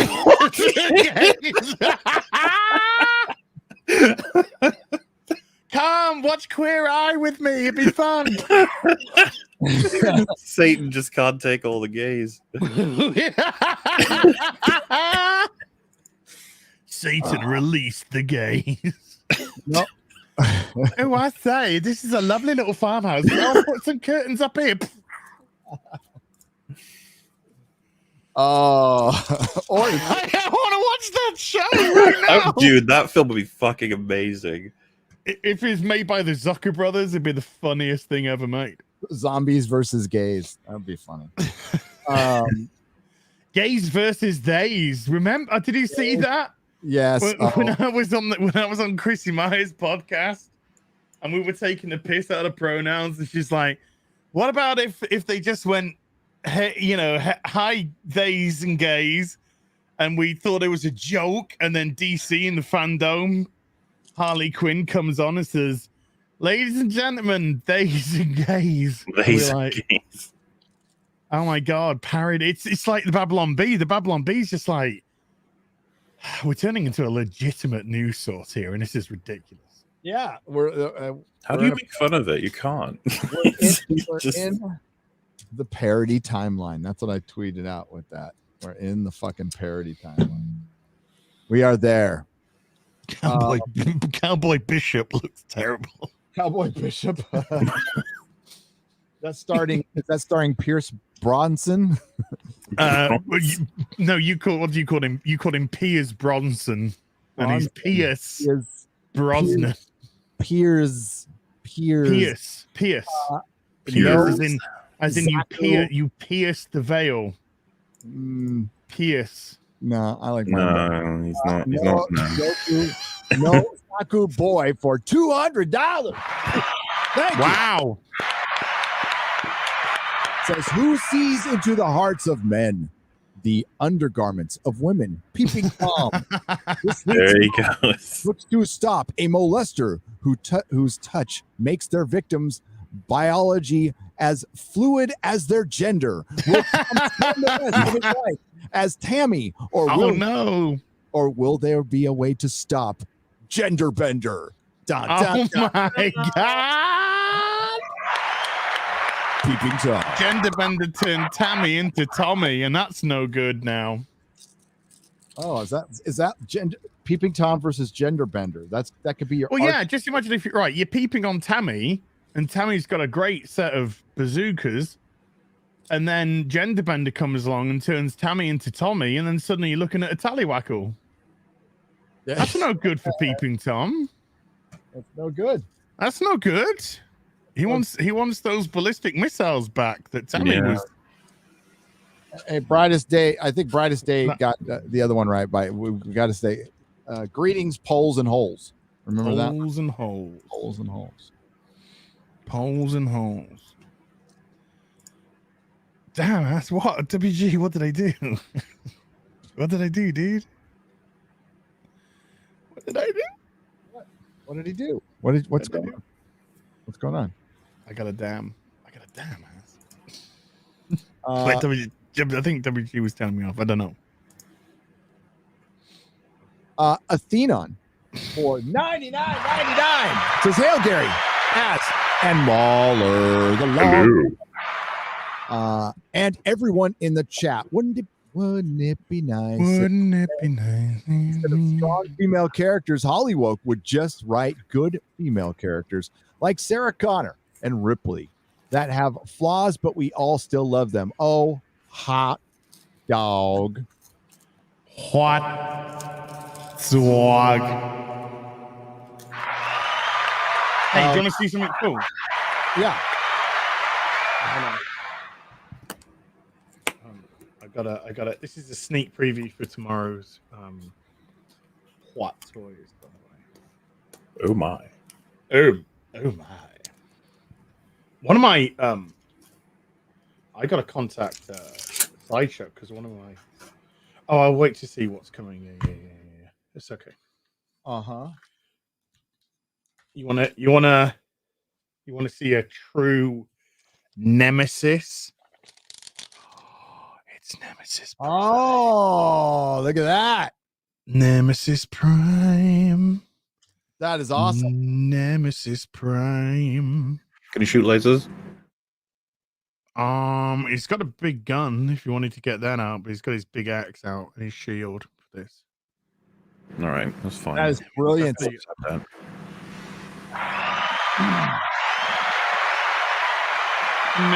Prime. Great. Oh, yeah, link, good though. Good look at that tomato. So here's what Nick Fury looks like, folks. In case you want to know. There's Nick Fury. Why here, Cracker? Somehow, some way. Have you guys? He's black in like newer comics as well, right? Yep. Yeah. Yeah. The 619 have turned him black now. What's like the line for you guys in terms of the timeline from, you know how if they turn a character from white to black in a film, but they're using, let's say, a black version of them from a comic, I'm assuming you would still draw the line at, well, they did that for that purpose, so. Tokenism. Yeah. So like if they use Jon Stewart as a Green Lantern, I have no problem with that. That's a character I read. Legit character. Legit. And he's so fucking underutilized. That is the fucking annoying thing with Jon Stewart. You have a legitimate, cool, black fucking character, and they don't do shit with him. And because it doesn't fit in with what they what they really want to do. MauLer is they want to take shit. So yeah, that's the most frustrating thing, and that's why we do get frustrated. Is there are what Az was talking about. There is a ton of characters that you could either gender swap and nobody would care, or they're already gender or race swap, or they're already that race, or you could create a new fucking character, you know, a new IP that you own that you don't have to pay some residual to some family for 30 years. You can create your own fucking character. But no, they want to turn Superman black and then gay instead of like using the thousands of other characters. They want to take Superman because, well, everything was so white before. Well, then just make new shit. You know, if you want to dilute it, you can dilute it with new stuff. With new stuff that's much more interesting. Now they've tried, it takes more work, and they're not talented and they can't do it. We're finding out people like Stan Lee and Jack Kirby, whether they're overpraised or whatever, were very unique. Yeah. And their kind will never come here again. Like even the big time creators of the recent past don't have the work ethic of a Jack Kirby. They just don't. They might have the creativity, but they don't have the work ethic. That's fact. Yeah. Toys Wonderland put up a third party Martian Manhunter. Oh. Oh, from just Snyder Cut or Yep. like regular one?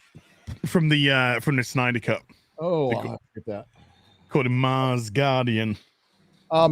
Yeah, so like these giant corporations aren't going to be able to create anything. Like we're not going to have franchises anymore. This is going to be something that's going to be just a carryover from the 20th century, and it will eventually we'll have stories that people will follow always. But I mean, something sprawling like Marvel or DC or even Game of Thrones, something like that. That'll be rare because it takes a ton of work, and people can get so insanely rich, like George, when they're in the middle of their project, that it keeps them from finishing the project.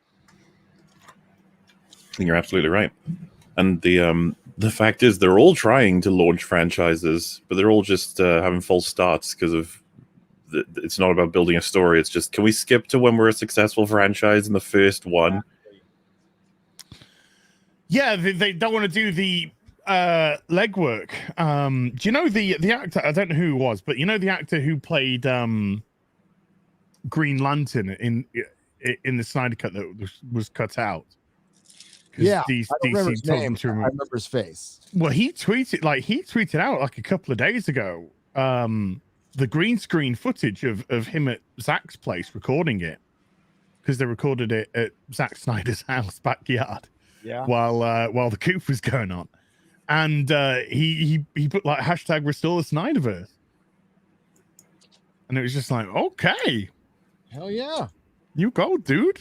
Like a bunch of people want this. Listen, some of the Snyder Cut fans, most of you were great. Some of you were a little salty on the internet. That's the way fans can be. The surprising thing is Warner Brothers was salty back. And the one thing I know is the current regime there just don't like them. It's simple as that. They know they can make money from it. They just don't like you.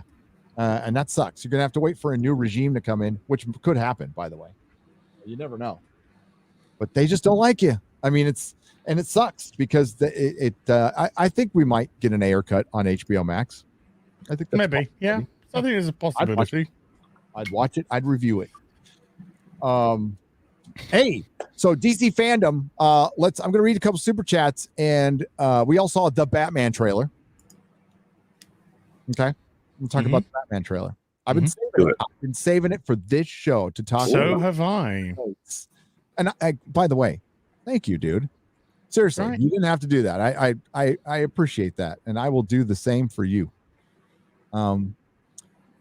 Bradley Burnett. This is from Streamlabs, and oh my lord! So it's 11 super chats. We're gonna read the first 5. We're gonna do this in 2 parts. Okay, we're gonna do this in 2 parts. So they're $10 each. Wow, that's $110. So thank you, Bradley Burnett. On the Streamlabs side, $20, $120 is 12. So we'll do 6, and that avoids you, Mama Susan. Thank you. 1 of 11. Right before Coof hit, I started watching your channels. It was amazing. I realized that there were other people out there saying what I was thinking. But then John Kent came out as bisexual and my world changed. Engage sarcastic SJW mode. I, for one, welcome our new woke overlords. They made the new Superman bi, and it's about time. Stunning and brave, but not the bravest and the stunniest.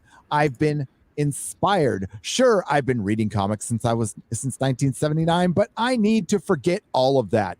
3 of 11. So this weekend, I flushed my mind of all toxicity, read a bunch of Wikipedia articles, and I totally get comics now. I present my pitch for Spider-Man Woke. The radioactive spider still bites, but Peter was but it was a rainbow spider, like it's a real thing. So it's a rainbow spider. This is 4. He still has all the powers, but feels incredibly guilty about it because the power should have gone to a marginalized person of color rather than trying to make money off his powers. He goes around Queens trying to give away his powers to POCs. Thank goodness. At the Parker home, with a rainbow flag flying over it, Aunt May is a trans woman, and Uncle Ben is gay. Uncle Bay. No, you got it right first time. Uncle Ben. Uncle Bay is Uncle Bay. Hey. fantastic. But the burglar planned to kill Ben because the burglar was homophobic. Peter is devastated. His gay uncle is killed. Yeah, May's the guy. Peter, also confused by Aunt May, who recently made the Olympic women's weightlifting team, couldn't stop the burglar. Peter realizes he has to avenge his gay uncle, so he tracks down the burglar at the warehouse, where what he finds chills him. We're gonna have to do one more on this one. Peter finds a ton of red MAGA hats, Q manuscripts, a Lego model of the U.S. Capitol. Terrifying. Peter, oh my god! The burglar and screams, "You killed my Uncle Ben, you homophobic!" Peter pushes the burglar, and the burglar falls out the window. You want to finish this? You want to just finish the story? Yeah, now? this is good. This is compelling. I do. Before the burglar dies, he says his name was Uncle Ben. He's so racist. Suddenly, Peter realizes the truth. Uncle Ben, like the rice, so racist. His uncle was gay and racist. At that point, Peter learned the greatest lesson of the world. With great power comes great intersectionality. He will fight against hate and for the rights of all POCs. He makes the Spider-Man costume, but rainbow colors. To honor Ben, he transitions into Penny Parker and identifies as a black woman. I present to you the new comic, Penny Parker and the Redonkulous Trans Rainbow Spider. So much intersectionality, so much. Oh my God, I'm so amazed I can finally share this. This will make up for all the wrongs for just being a cis white male. Disengaged sarcastic SJW mode. Damn, it's so easy to be woke. Say a bunch of woke bullshit and woke magic. Oh crap, the woke may see this and think, yes, so stunning and brave. What have I done? To quote the doctor, I'm sorry. I'm so sorry. Forgive me. Oh. Bradley Burnett. Little real BBC story time there. That was good. We got to get it funded, guys. Come on. I know. It's better than any of the shit I've been watching recently. Right? I mean, make it snow. Was that part of Squid Game being good? Is like we have been just swimming. Squid Game was excellent. Sewage for so long. I mean, it's good. I'm not saying it isn't good, but I mean, I think Squid Game is legitimately awesome. What would you give it out of 10 as? Having a look at the chat, I would give it 9 Michael Burnhams crying out of 10. Man, you probably have the best view of it out of, I think, most people in our sort of spheres. I think it's, I don't know if I'd say great. I certainly think episode 6 is great. I would defend that one completely. That was fucking top notch. But there's we're hoping to go over it at one point on EFAP, but there's a lot of the world building is pretty not great. The whole plot line, I just think about a lot of the stuff. It starts to fall apart pretty quickly. But without going into that, the the plot line with good old Detective Man, it is like filled with hardcore luck. Like he is so lucky in almost every single thing that he does. Yeah. It still makes it good. Well, and the thing for me was just that I didn't felt like it really went anywhere that interesting, that plot line, the ultimate revelation. I was just like, oh, okay. And it takes up a big chunk of time. What? The questions that asks? I don't want to ruin it. I don't know if we can it, but the questions that reveal asks. Yeah, go ahead. What's interesting about it? What's interesting? Right, number one, chat, if you don't want to know, block your ears now. Number one, obviously it's his brother. Number two, his brother won the game. Number three, his brother stayed to become part of the game. Not just part of the game, but oversee the game. What were the steps? What happened? What was the transition? It's asking. Well, it's offering up. Is this a mystery box? Potential future interesting development. That's like 101 mystery box. It's not anything. It's future stuff. You can say that. I thought it's very interesting. Well, so what would have made it interesting for me to know the brother character? I know nothing about him. I don't know about their relationship. I know nothing about that. And so being like, I'm looking for my brother. Turns out he won a game. Turns out he became the front man. I'm like, okay. Mm-hmm. I'm still waiting for the substance. I don't know. And they spent a lot of time with that detective in that show, and I just don't know that much came out of it at all. Maybe it's a season 2 thing. I don't know. It's something which could easily be because I don't think he's dead. I don't think the detective's dead. Anyone who gets shot in the arm in a show Exactly, yeah. die. Exactly. What do you think, Gary? I think they're trying to make a political statement.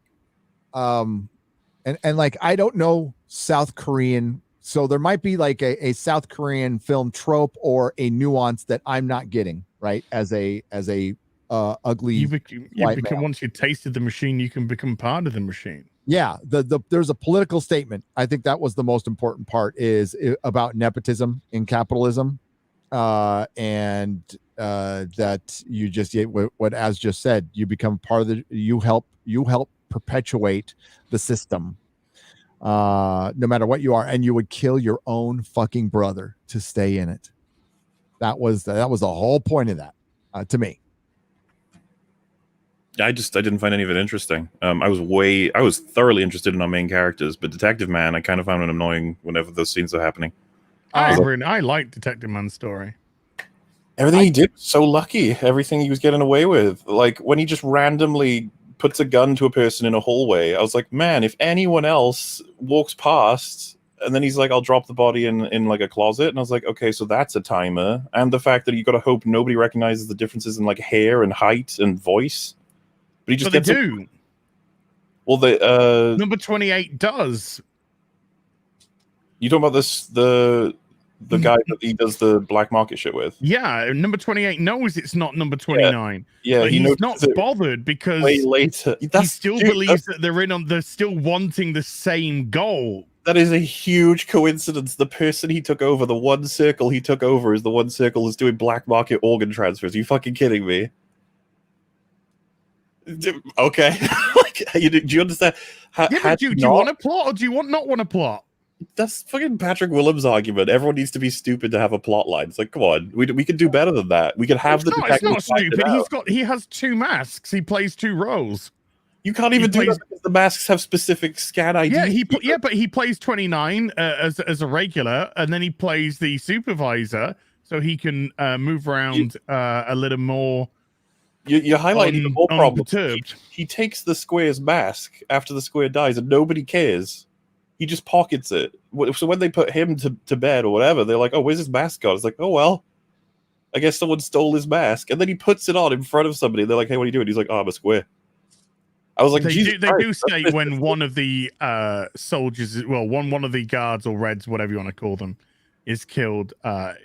It's not actually that big a deal. And do you remember the one guy who got shot in that scene? The one guy is also the one guy who pointed out our guy was an imposter. And he was like, see me after this. And then he got killed. It's like, man, that was fucking lucky of all the people who could have been killed. That's what I mean about the detective. What I wanted... Well, no, he got killed because due to a different set of events, though. He got killed due to the events of them not having the game... not knowing the game for the doctor, and it was the doctor that precipitated those events. I'm talking about the square that got killed by in the honeycomb game. Right. In the honeycomb game, the guy is like, "No, you guys are fucked up," and then he shoots him in the shoulder, and then the front man executes him because he took the mask off. Yeah. That could have been any of the ones there. There was loads of triangles, but it ended up being the one guy who knew our detective was an imposter. I would say would have found out. It's how much you buy. I mean, there's contrivances. No, that was the supervisor that got. Yeah. And he didn't know about 28. So what he said was like, he knew about 28, but he was the supervisor, so he was always going to be at the front. No, he was just the one who happened to be in line to potentially execute. If you remember, he said, "See me after." Yeah, he said, "See me after the see me after the game." But because he was the supervisor, he was the front person that when a guy grabbed his gun, he was the front person there. So no, the one he goes for first, the one that has the gun on him, he puts a little needle in his eye, and then he gets up and grabs the nearest Right. person.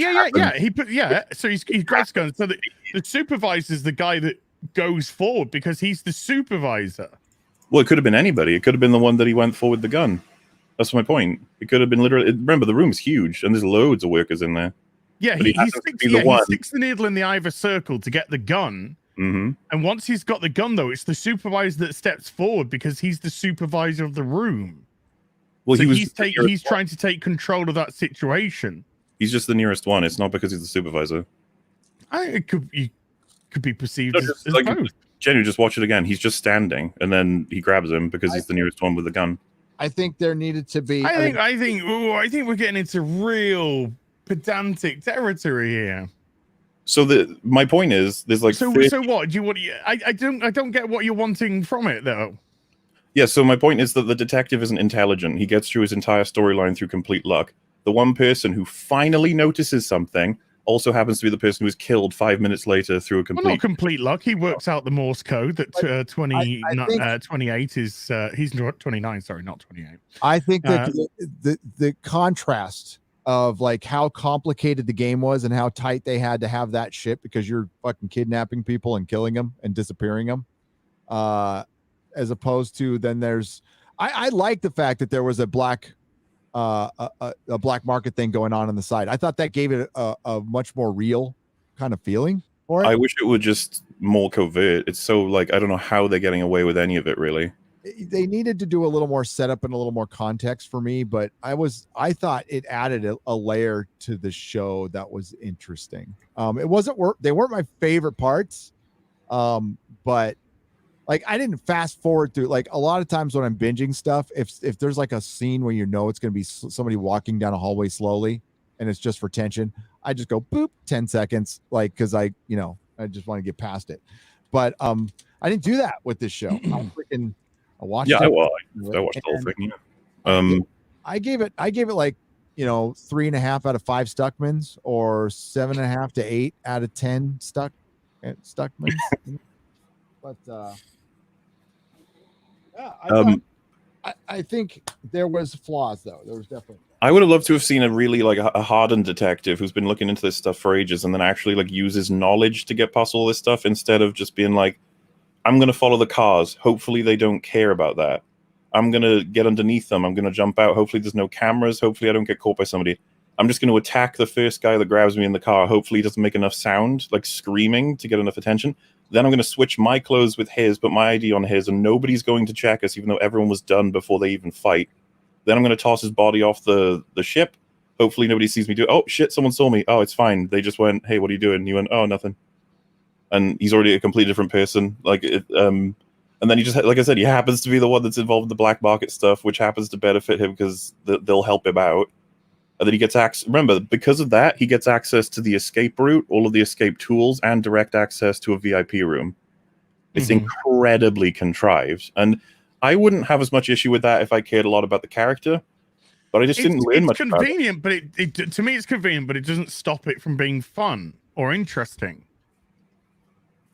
The frontman has a speech where he says you can do whatever you want, but don't take off the mask. Yeah, that's retarded. I'm sorry. I was actually disappointed when I found out the frontman said it's fine for you guys to be able to just take random people, pull out their organs and sell them, but don't take off your mask. I was like, you fucking kidding me? Do you know how much of a leak that is for your system? You got organ transfers going on underneath. But apparently he's fine with that. Why wouldn't you make it official if you were fine with it? Or at least say the person or the front man knew. Like say something like that, Also, people say I'm nitpicking to the extreme. You guys would all be fine with this if I was talking about Tross. Just saying, chat. I think the point with the front man is you can't see they're not allowed to see your face. You all must be maskless, faceless entities because for some weird reason he believes in the purity, shall we say? I don't know if that's the right word, of the game, that it should be as non-biased as possible. And he's saying if you want to do your own shit on the side that doesn't interfere with the game, fair enough. But if you show your face, if you show bias towards a competitor, then that blows the fairness of the competition out of the water, and that's death. I love the face thing. I love the fairness thing. I don't believe for a second the front man would allow an operation running underneath his own one that involves going out to foreign entities and selling them organs from your organization. Well, the whole entity was blown out of the water then anyway. Well, that's the thing. I think that so he could have literally just been I don't care about what you do when it's your time. When it's part of the game, then I care very much about the sanctity of the game. Yeah, I'm saying he should care about what, like, it can expose his whole organization if they're not careful enough. Which is why either make it like as part of your organization, which would make sense to me. Well, there are a few things which could have got the whole organization a big convoy of cars going onto a ferry at midnight in itself is very conspicuous, not inconspicuous, very conspicuous.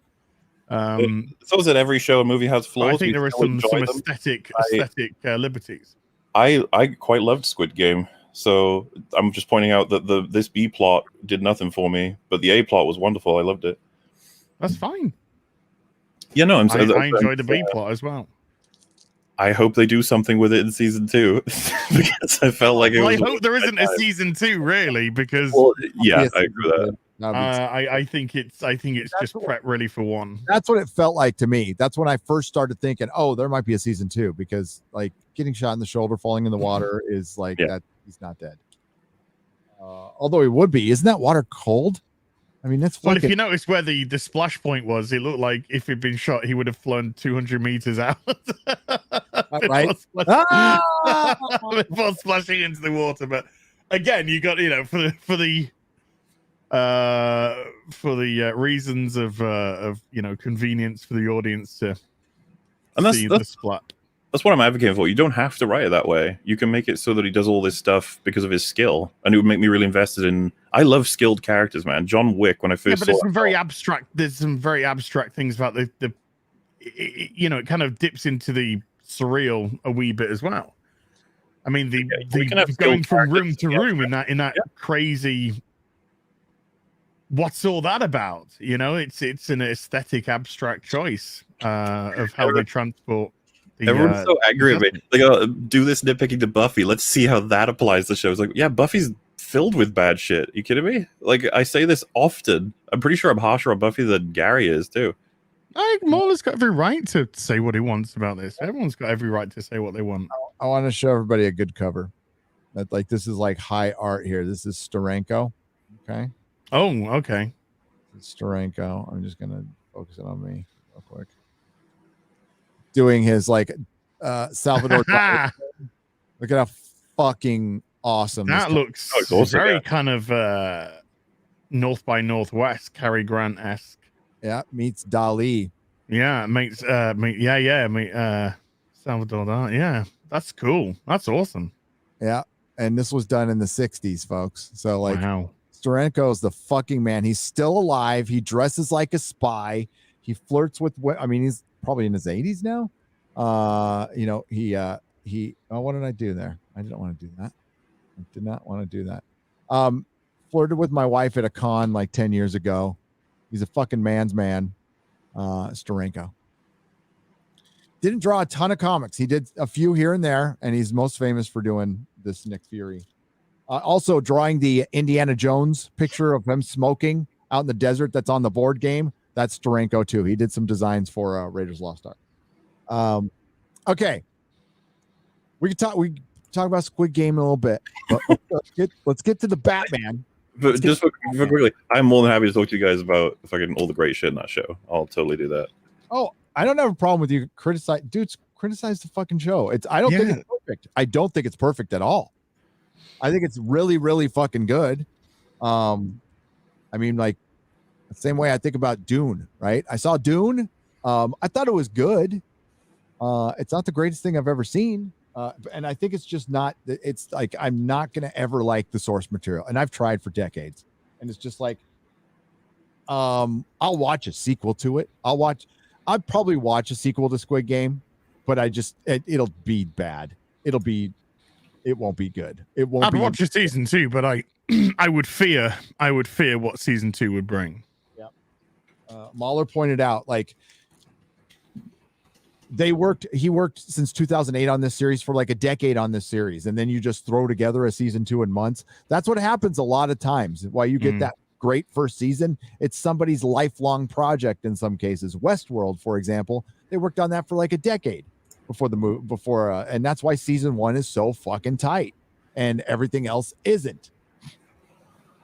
Well, yeah, he said 2011 is when he started writing about this, which leads me to believe that when he made his comments about Trump, he's talking completely out of his ass.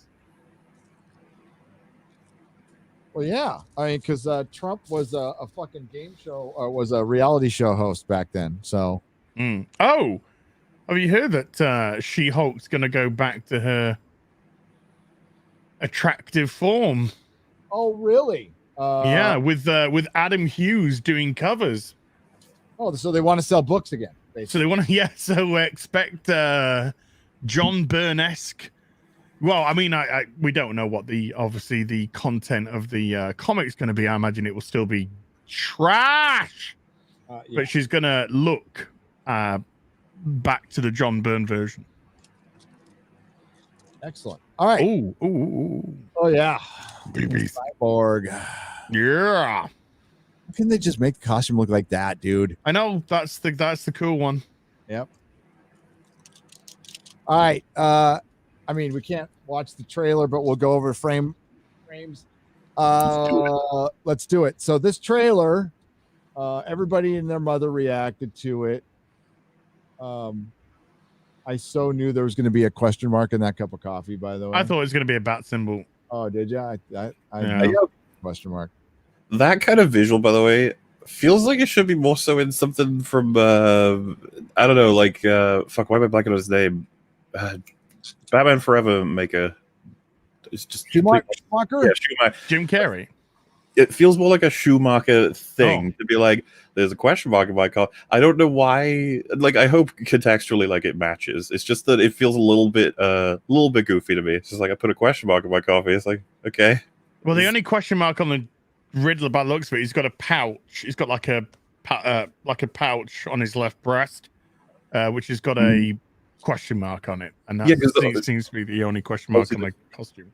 We're going more grounded than ever this time around, right? And so we're going deeper undergrounded. We're going to the core.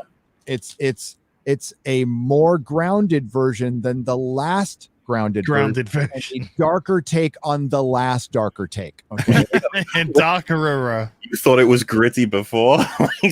We're getting gritty. Batman's gonna be fucking fighting and ripping people's heads off. You know, it's like, yay. So real. It's so real and grounded and dark. All right. So I like it a lot. The grounding, that is. Mm-hmm. Well, I mean, you wonder, like, will a crazy goofy thing maybe take the market at some point in a couple years, something like that? I don't know. Maybe we'll be like, oh, sweet, I'll have some goofy. I think what they need to the one thing this trailer does slightly different than Nolan did. Now, Nolan's movies are fucking great. The first two are masterpieces, I think. Although I hate the Batman costume. I hate the Batman costume in the Nolan movies. So please remember that, folks, because I don't like this costume either. But I think it's better than Christian Bale's costume, but not as good as Ben Affleck's costume. I prefer the first Nolan costume to the second. I'm trying to. Have you guys got like a compared image of those? Oh, they're radically different. Yeah. Yeah. I mean, he turn his head in the second one. He can't turn his head in the first one. They still hadn't figured that fucking out yet. But it's really weird though, because they designed the cowl in the first one on a panther. Really? Yeah. They designed it on the neck of a panther. Why? I know, because they were saying his style of fighting is more brutal and bestial, so they said they wanted the neck to kind of look like a panther's neck, and I'm thinking, he's called Batman. He's a man, not Black Panther. And he does, look at it now, yeah, he does look more I guess, beefy in Begins compared to Hang on. the next two. That's interesting. But I think it's a better costume. I still think it's a better costume all around. Well, do you have a favorite from the movies, you guys? My favorite costume was Michael Keaton's Batman Returns costume. I think that's fucking amazing. I think it looks amazing. It's not very practical. I gotta give it up to probably Yes. the Batman, Ben Affleck Batman in Suicide Squad. Oh, okay. Most comic book accurate one I've seen in cinema. Okay, here we go. Here's a picture that shows the difference between the two.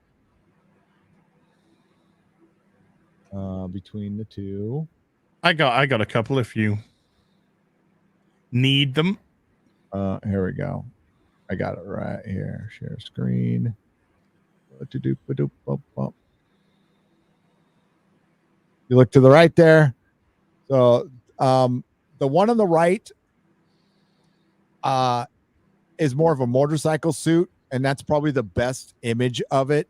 But it doesn't look that great when he's fighting. I have to agree with Az a little bit. So the one on the left is the Batman Begins one. The neck is way too fucking big. It's that panther neck. Panther neck. But it looks just like, it kind of looks like the Tim Burton. I mean, it's just like, it's kind of molded and there, and you know, it's fine. It's fine, but like here we go. And this one, the one on the left is fucking, I love that. I love that costume. But I'm not saying it's practical. I thought we're just talking from an aesthetic point of view. That's yeah. As far, it's beautiful. It's got the yellow fucking symbol. Everything about it is great. But the one on the right, to me, that's the proper symbol, the yellow symbol. Yep, I totally agree with that. I stained my body with it. What did you guys think of the suit he fights Superman with? The armored suit. Yeah. Oh, I think that's fantastic. Gary? I think the armored suit was fantastic. A pretty decent representation of the Dark Knight Returns. Yeah, I mean, as far as like adapting Dark Knight Returns, it was fine. Wasn't the prettiest thing I've seen, but I think it wasn't supposed to be pretty. It was supposed to be functional. Yeah. I don't know how functional it actually was, but well, even Zack Snyder said the purpose of the suit was to just take 2 more blows from Superman than he should have been able to. Yeah, like, which is basically just 2 blows from the suit. Yeah, because I think it looked cool. I just don't know how much to compare it to, you know.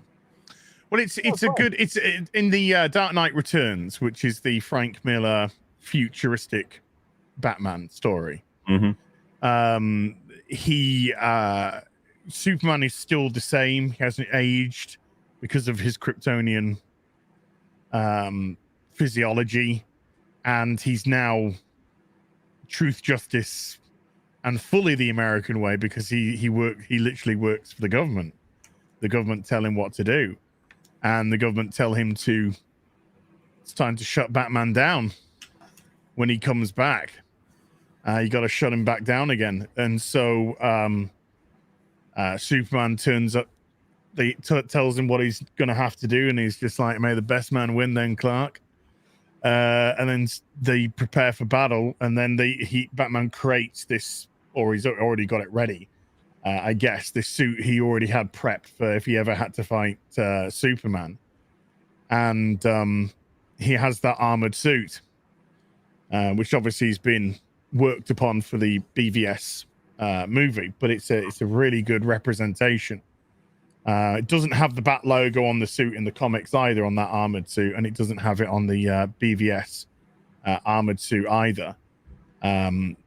But that one's more practical to fight Superman, whereas the one in the film isn't per se. It's just meant to protect Bruce for a couple more hits. to allow him to get some kryptonite gas off. Oh. And in the Dark Knight Returns, it's actually Oliver Queen who fires the kryptonite gas at Superman, which allows Batman to kick the shit out of him. Replace costume with iron. That's how I got all the results I needed, Gary. You get a couple of Iron Mans, but most of it is the iron suit that he's. Well, I don't know what you call this suit exactly. But that's the tactical suit. That one. Yeah, the armored one. I guess you could type in armored. That would make more sense. I just put BVS armored Batman. I like the tactical suit. I thought the tactical suit looked really good in Justice League. That's a good looking. I thought, yeah, it looked like more like. There you go. That's a good one. That's a good one. Mid at the bottom. Right here. Yeah, that's a good one there. Yeah, that's a good. I've got the the 1 in 6. I do wonder about capes at that point when you're that like significantly making the suit for practicality. The suit doesn't offer you anything necessarily, right? At that point. Oh well, the capes are completely unpractical. Totally useless. They just look.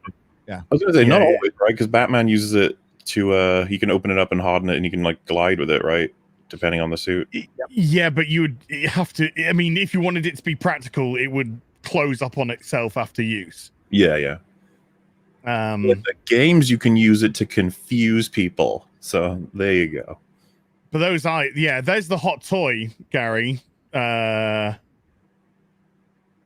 on, you were there before you scrolled a bit too high up, or there you go. Yeah, top there. You're right inside. There's the hot toy, which is pretty. That looks pretty good. Awesome. That's awesome. He's a thick boy. Yeah, I like it. I was almost saying the flame resistant as well for the capes. That's something too. Yeah. Douche. There he is. Let me take his head off so I can turn the eyes on. Boosh. Let me just wibbly wobbly that. Now that look at that. That is. Oh yeah. By the way, I've got him holding a batarang for the other Superman for safekeeping. But look at that. That is beautiful. I think that's beautiful. That's awesome. Oh, now I gotta get one of those. Woo! Those boots where he's got the things on the boots that he does in little details like that. I know the good details, aren't they?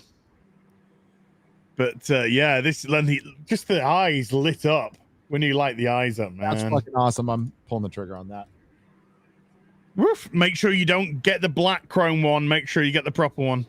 Gotcha. Thank you. Don't get the black chrome. Beautiful.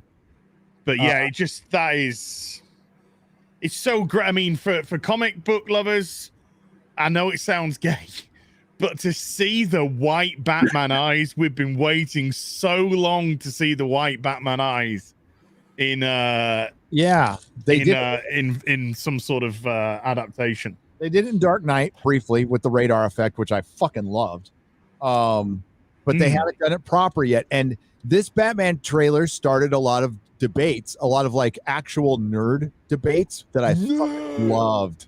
That like Batman's too skinny, Batman's needs to be bigger, but we need the white eyes. I've seen a lot of that, yeah. How could you want white eyes when you can't see his like him emote through the face? I mean, that's what we're supposed to be arguing about. Yay.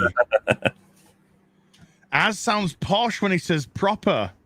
But here's the deal. That's one of my most Yorkshire words, proper. I'll tell you one of my concerns with this movie, and it like the trailer doesn't, it slightly hints to it, but it's nothing that people are concerning. But again, I'm going to refer back to Eric July, who said nostalgia bait. Like this movie is surrounded by woke garbage. DC fandom was woke garbage for the 3 hours. So are we going to think that this isn't going to be some kind of I would say emotionally stunted Batman being led around by a far more capable and sage Catwoman?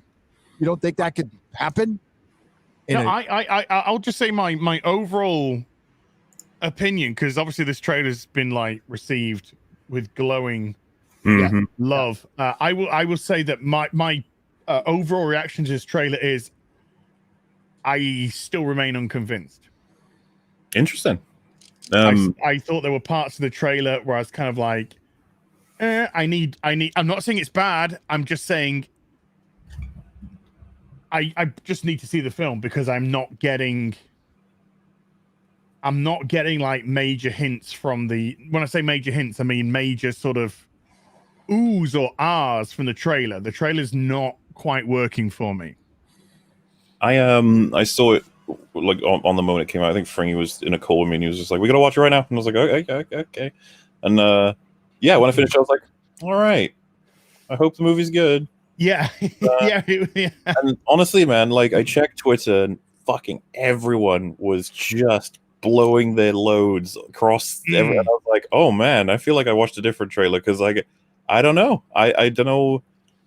I like a lot of the shots. I'm looking forward to the potential, but I often do like I've been burned by so many trailers at this point in terms of just imagine what it could. Because I think a bit of a process that happens is you see the trailer and you imagine a movie in your head, and then you praise the trailer for that movie you just like thought about, and it's like we don't know that's what it is yet. Because I want a lot of focus on Bruce Wayne as a character finally, because I feel like I don't get enough of that in a lot of the Batman movies.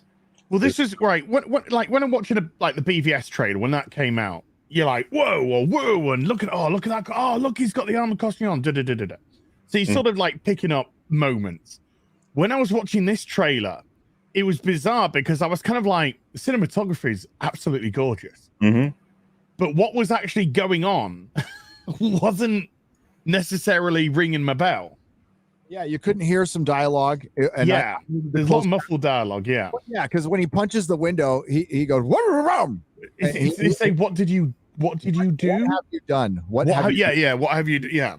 I tried forever to figure it out on my own, and I had to finally turn on the closed captions because I had no idea what he said. And then, he's, what's black and blue and dead all over, like at the end. That's true. I feel the same way. I thought it was a really well made trailer, good editing. I like the music at the end. The score sounds great. Yeah. Fucking awesome at the end. I was like, yeah. But they deliberately showed us Batman being a spaz. What have you done? Ah! Yeah, I didn't get the emotional outburst from Batman there. And this shot here, this is 23 seconds to see a question mark in a latte. And I've seen a lot of people really hardcore celebrating the fact that he's like emotionally unstable, and I'm like, that can go one of two ways. That could be cringe as fuck, or it can be nailed. Yeah. But when you see him as Bruce Wayne and he's got fucking foppish hairdo, it's kind of like, no, Bruce Wayne would be coiffed. I agree with that. Actually, he didn't. But I guess he's an early on. Is that the year 2-ish again? It's meant to be year. So he's technically. I mean, if we're meant to go by, I know that DC comic law changes all the time, but he's technically 25 to 26 years old in this. That's what he would be. So he left when he was 17, didn't he? He left Gotham when he was 17 or something. And he spent 7 years training. He should have already. Part of that training was his emotions, though. See, that's where I have a little bit exactly. An angry, crazy Batman would be dead. Yeah.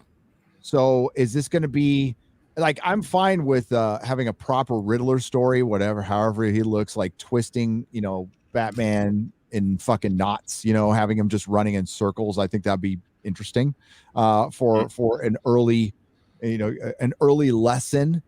The Riddler's the Zodiac killer, so he's not anything like he did in the comic books. Okay, but maybe he hasn't quite got a handle on when his emotions are what, because when he meets the gang, although he's very brutal with the gang, he's very composed. Because he's like, because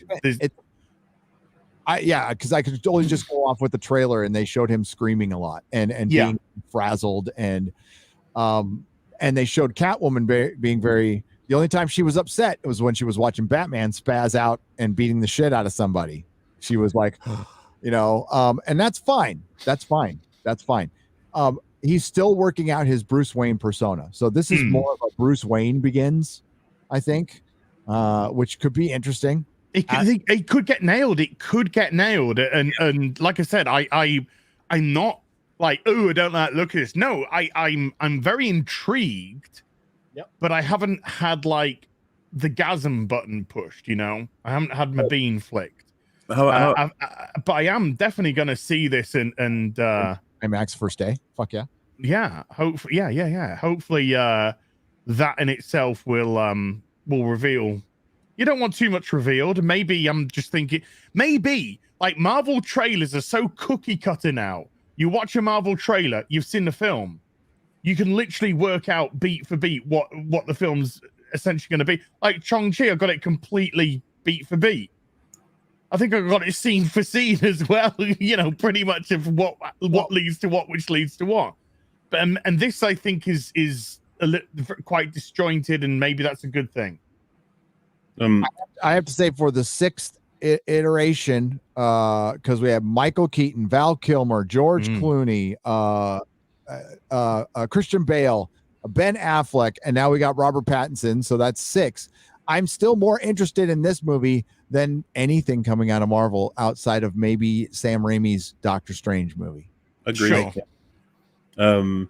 I'm assuming, I don't know if you guys saw Drinker's video on it, but something I shared with him and apparently didn't share with the rest of the fucking internet was that one moment, and I don't know if you guys wanted to go talk about this chronologically, but I'm kind of skipping to near the end of the trailer here. But the part where he's like being shot at by like 4 thugs at once, and it's all sparking over the suit. Yeah.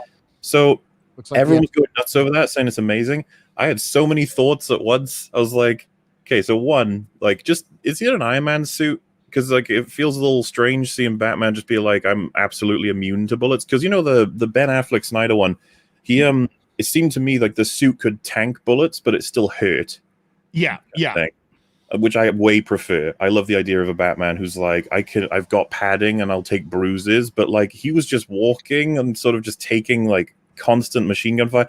That the sparks of the metal, the propulsion. I was like, oh, okay. And I way prefer seeing that for an Iron Man because that's the dynamic of his suit. But it has like an energy level, right? But with Batman, I always associated it with like he doesn't necessarily require bullet immunity because that's how fucking good he is. Here's the deal: if you're going to be wearing an armor suit like that, you're not going to. Batman's agile. Batman's an agile fighter like Daredevil. You cannot fight out in an agile manner with fucking armor on. You just can't. So you're fucking weighed down. There's very few things you can do. Plus, he's 165 pounds soaking wet, and that's a debate we'll get into in just a moment. But his stuntman is about 210 pounds. Batman in the comics is 6'2", 210, 6'2", 210. Unless he's gained 10 pounds in the last, because I read that out of the Who's Who.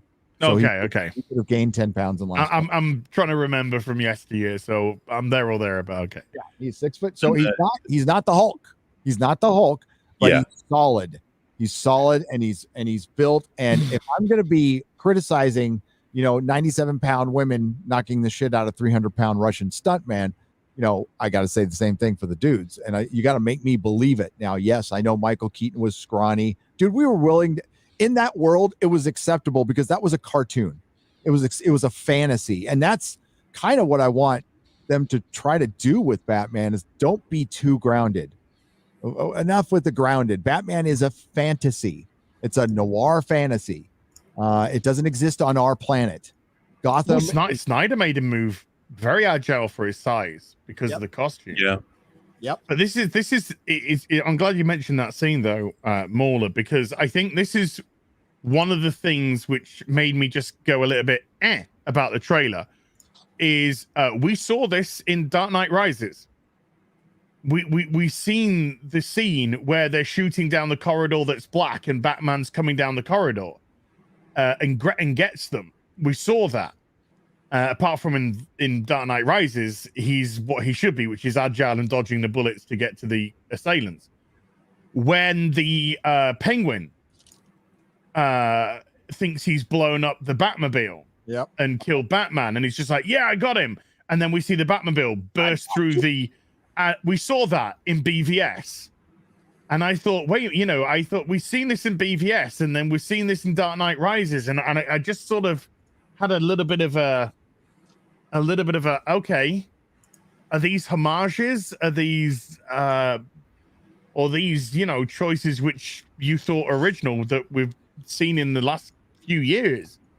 So, mate, I was a little bit concerned that, maybe there's a little bit of copycatting going on certain elements. I don't know, but it was like if we've already seen these elements in recent films, then I don't know. It could be something, it could be nothing.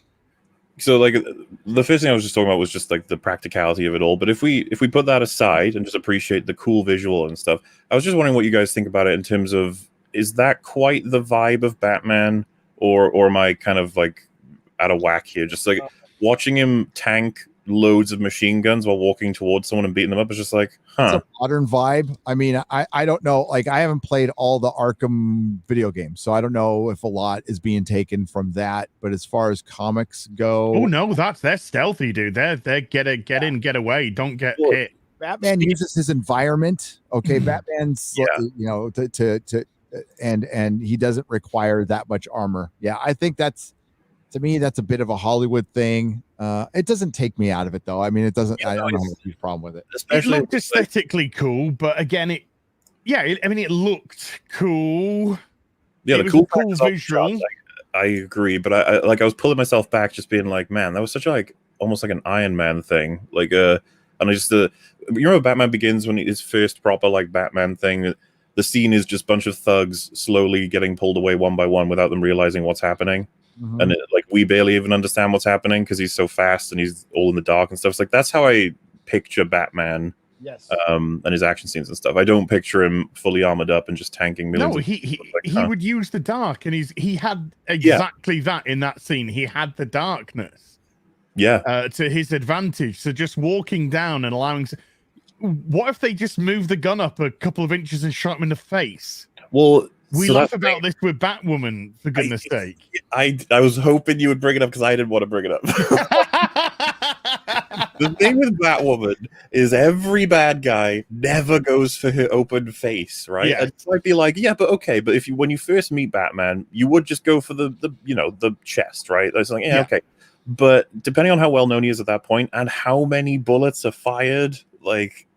Well, that's why he has the yellow. This is why I'm a big proponent of the yellow symbol on Batman, because the reason why he wears the yellow symbol is it draws the eye of the enemy, because you have this dark suit and then you have this bright yellow emblem, and that emblem is the whole area is armored to fuck. Right. So it's meant to draw their lines. So, psychologically, they're drawn to shoot at the symbol, because it's the brightest part. So that's the trick of the yellow symbol. I got a question. Why do you think they haven't gone back to it? Because it's clearly the most it is the Batman brand. I mean, they still sell the stickers, they sell the shirt. Why don't they put it back on? I don't know. Rights issues, or I don't know. Maybe a rights issue. Because it's fucking stupid. I love it. I absolutely love it. But there again, they had a recent. I mean, I think it's changed now, but they had a recent when Bruce is going to get a new costume, but now they've changed it again. It's going to have the yellow symbol, but the pants are gone again. So the pants are gone, and the yellow symbol's back, but it's the yellow symbol of when he was, when it was Batman Inc. So it's kind of like, instead of just the symbol, it's like a plaque on the chest. So it's kind of like, why don't you just fucking dark suit, dark blue, gray, yellow symbol, pants. It's not fucking hard. It's not. And someone in chat was like, you guys have a lot of experience with shooting then? It's like, I'm friends with Rags. He shoots everything all the time. And believe me, most of the stuff I've learned about guns at this point is actually from him. Like he gets frustrated all the time with Batwoman, right? Because they just don't aim for the obvious weak spot.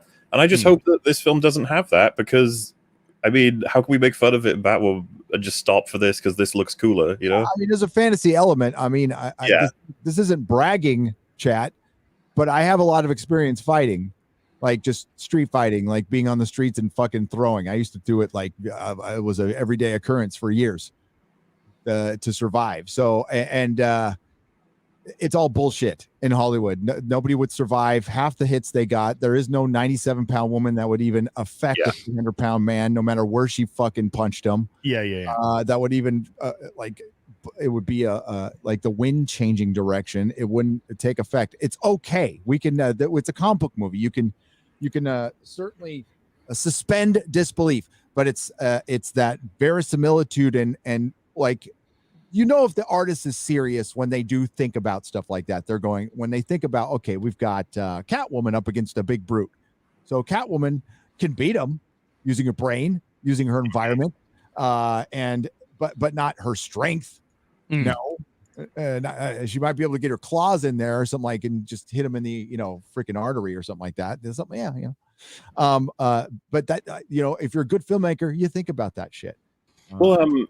For example, right, if he went through that scene and he beat them all up still, and then he recovers at the Batcave and he's got like scar or like little slits in his chin and stuff from shrapnel that would have spread off and bruises, I'd be like, this is cool. I like this. It's repercussions for the fact that he still has to take some punishment even if he has armor.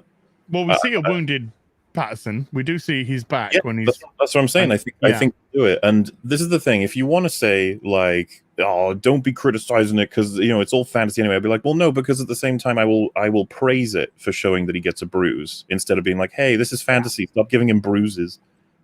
Yeah, I mean, and as far as the gunfire, I mean, like it's ridiculous to think that Batman, with even as good as he is, like without armor, like he'd get fucking shot. We know that. We know he'd get fucking shot. Somebody would just need to spray a room. Yeah, they'd fucking get him. So yeah, he's good, but he ain't that good. So if they at least with Nolan's Dark Knight, as much as I didn't like the aesthetic of the costume, they tried to make them make sense. Yes, they're like they really fucking tried to make them make sense, and I like that. All the scenes with Lucius Fox, they're desperately trying to explain how this could happen in real life, basically. But at least it's we've got to have a suspension of disbelief. We have to. It's impossible not to. So to at least give it a practical sense, sure. The armor, it's meant to be for the army, but it's too expensive because per individual it works out at so and so. I thought that was really good. Yeah, I thought that was such a good idea that they put it and of course Lucius Fox saying, well, they didn't believe a soldier's life was worth that much, and it kind of had more weight to it as well. But with that sort of with that, so I did enjoy the way that they kind of put the bat suit together. The comics were good about 10 years ago. Yeah, once upon a time. Hey, want to see Superboy? Want to see a 17-year-old boy snog another 17-year-old boy? No. Neither do I. A fucking Nova. Neither do I. Nova looks fucking awesome right there. Yeah. So I mean, it's a nice aesthetic, but I don't think it would be in. It's. I just think. I don't know. It's so amazing to look at, right? And it's just like we don't need to be excessive, though, especially with how grounded the film's going for. Have him, tank a couple shots. I want him to be outsmarting the fuck out of all these people instead of just being like, "Lol, you can't get me because I've got armor." It's like, okay. They promised us a detective story. That's what they're saying. Yeah. Here's what everybody should be worried about. How far into DC fandom? And we'll get back to the trailer, but I just want to bring this up real quick.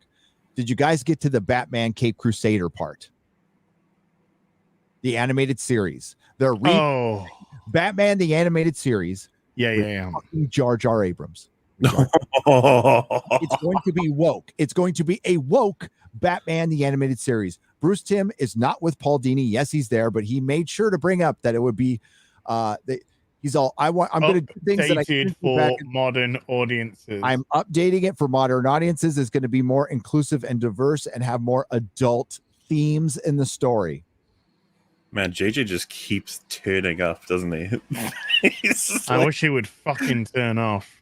Here's JJ. And even in the DC fandom, the chat was like clowns and people puking. And yeah, thankfully there was some sanity, but like that's sacred ground, like Lord of the Rings. You fuck with Batman, the animated series, and listen, they can't fuck with the original. They're just gonna redo it, and it's gonna be no Robin. But that's Jar Jar.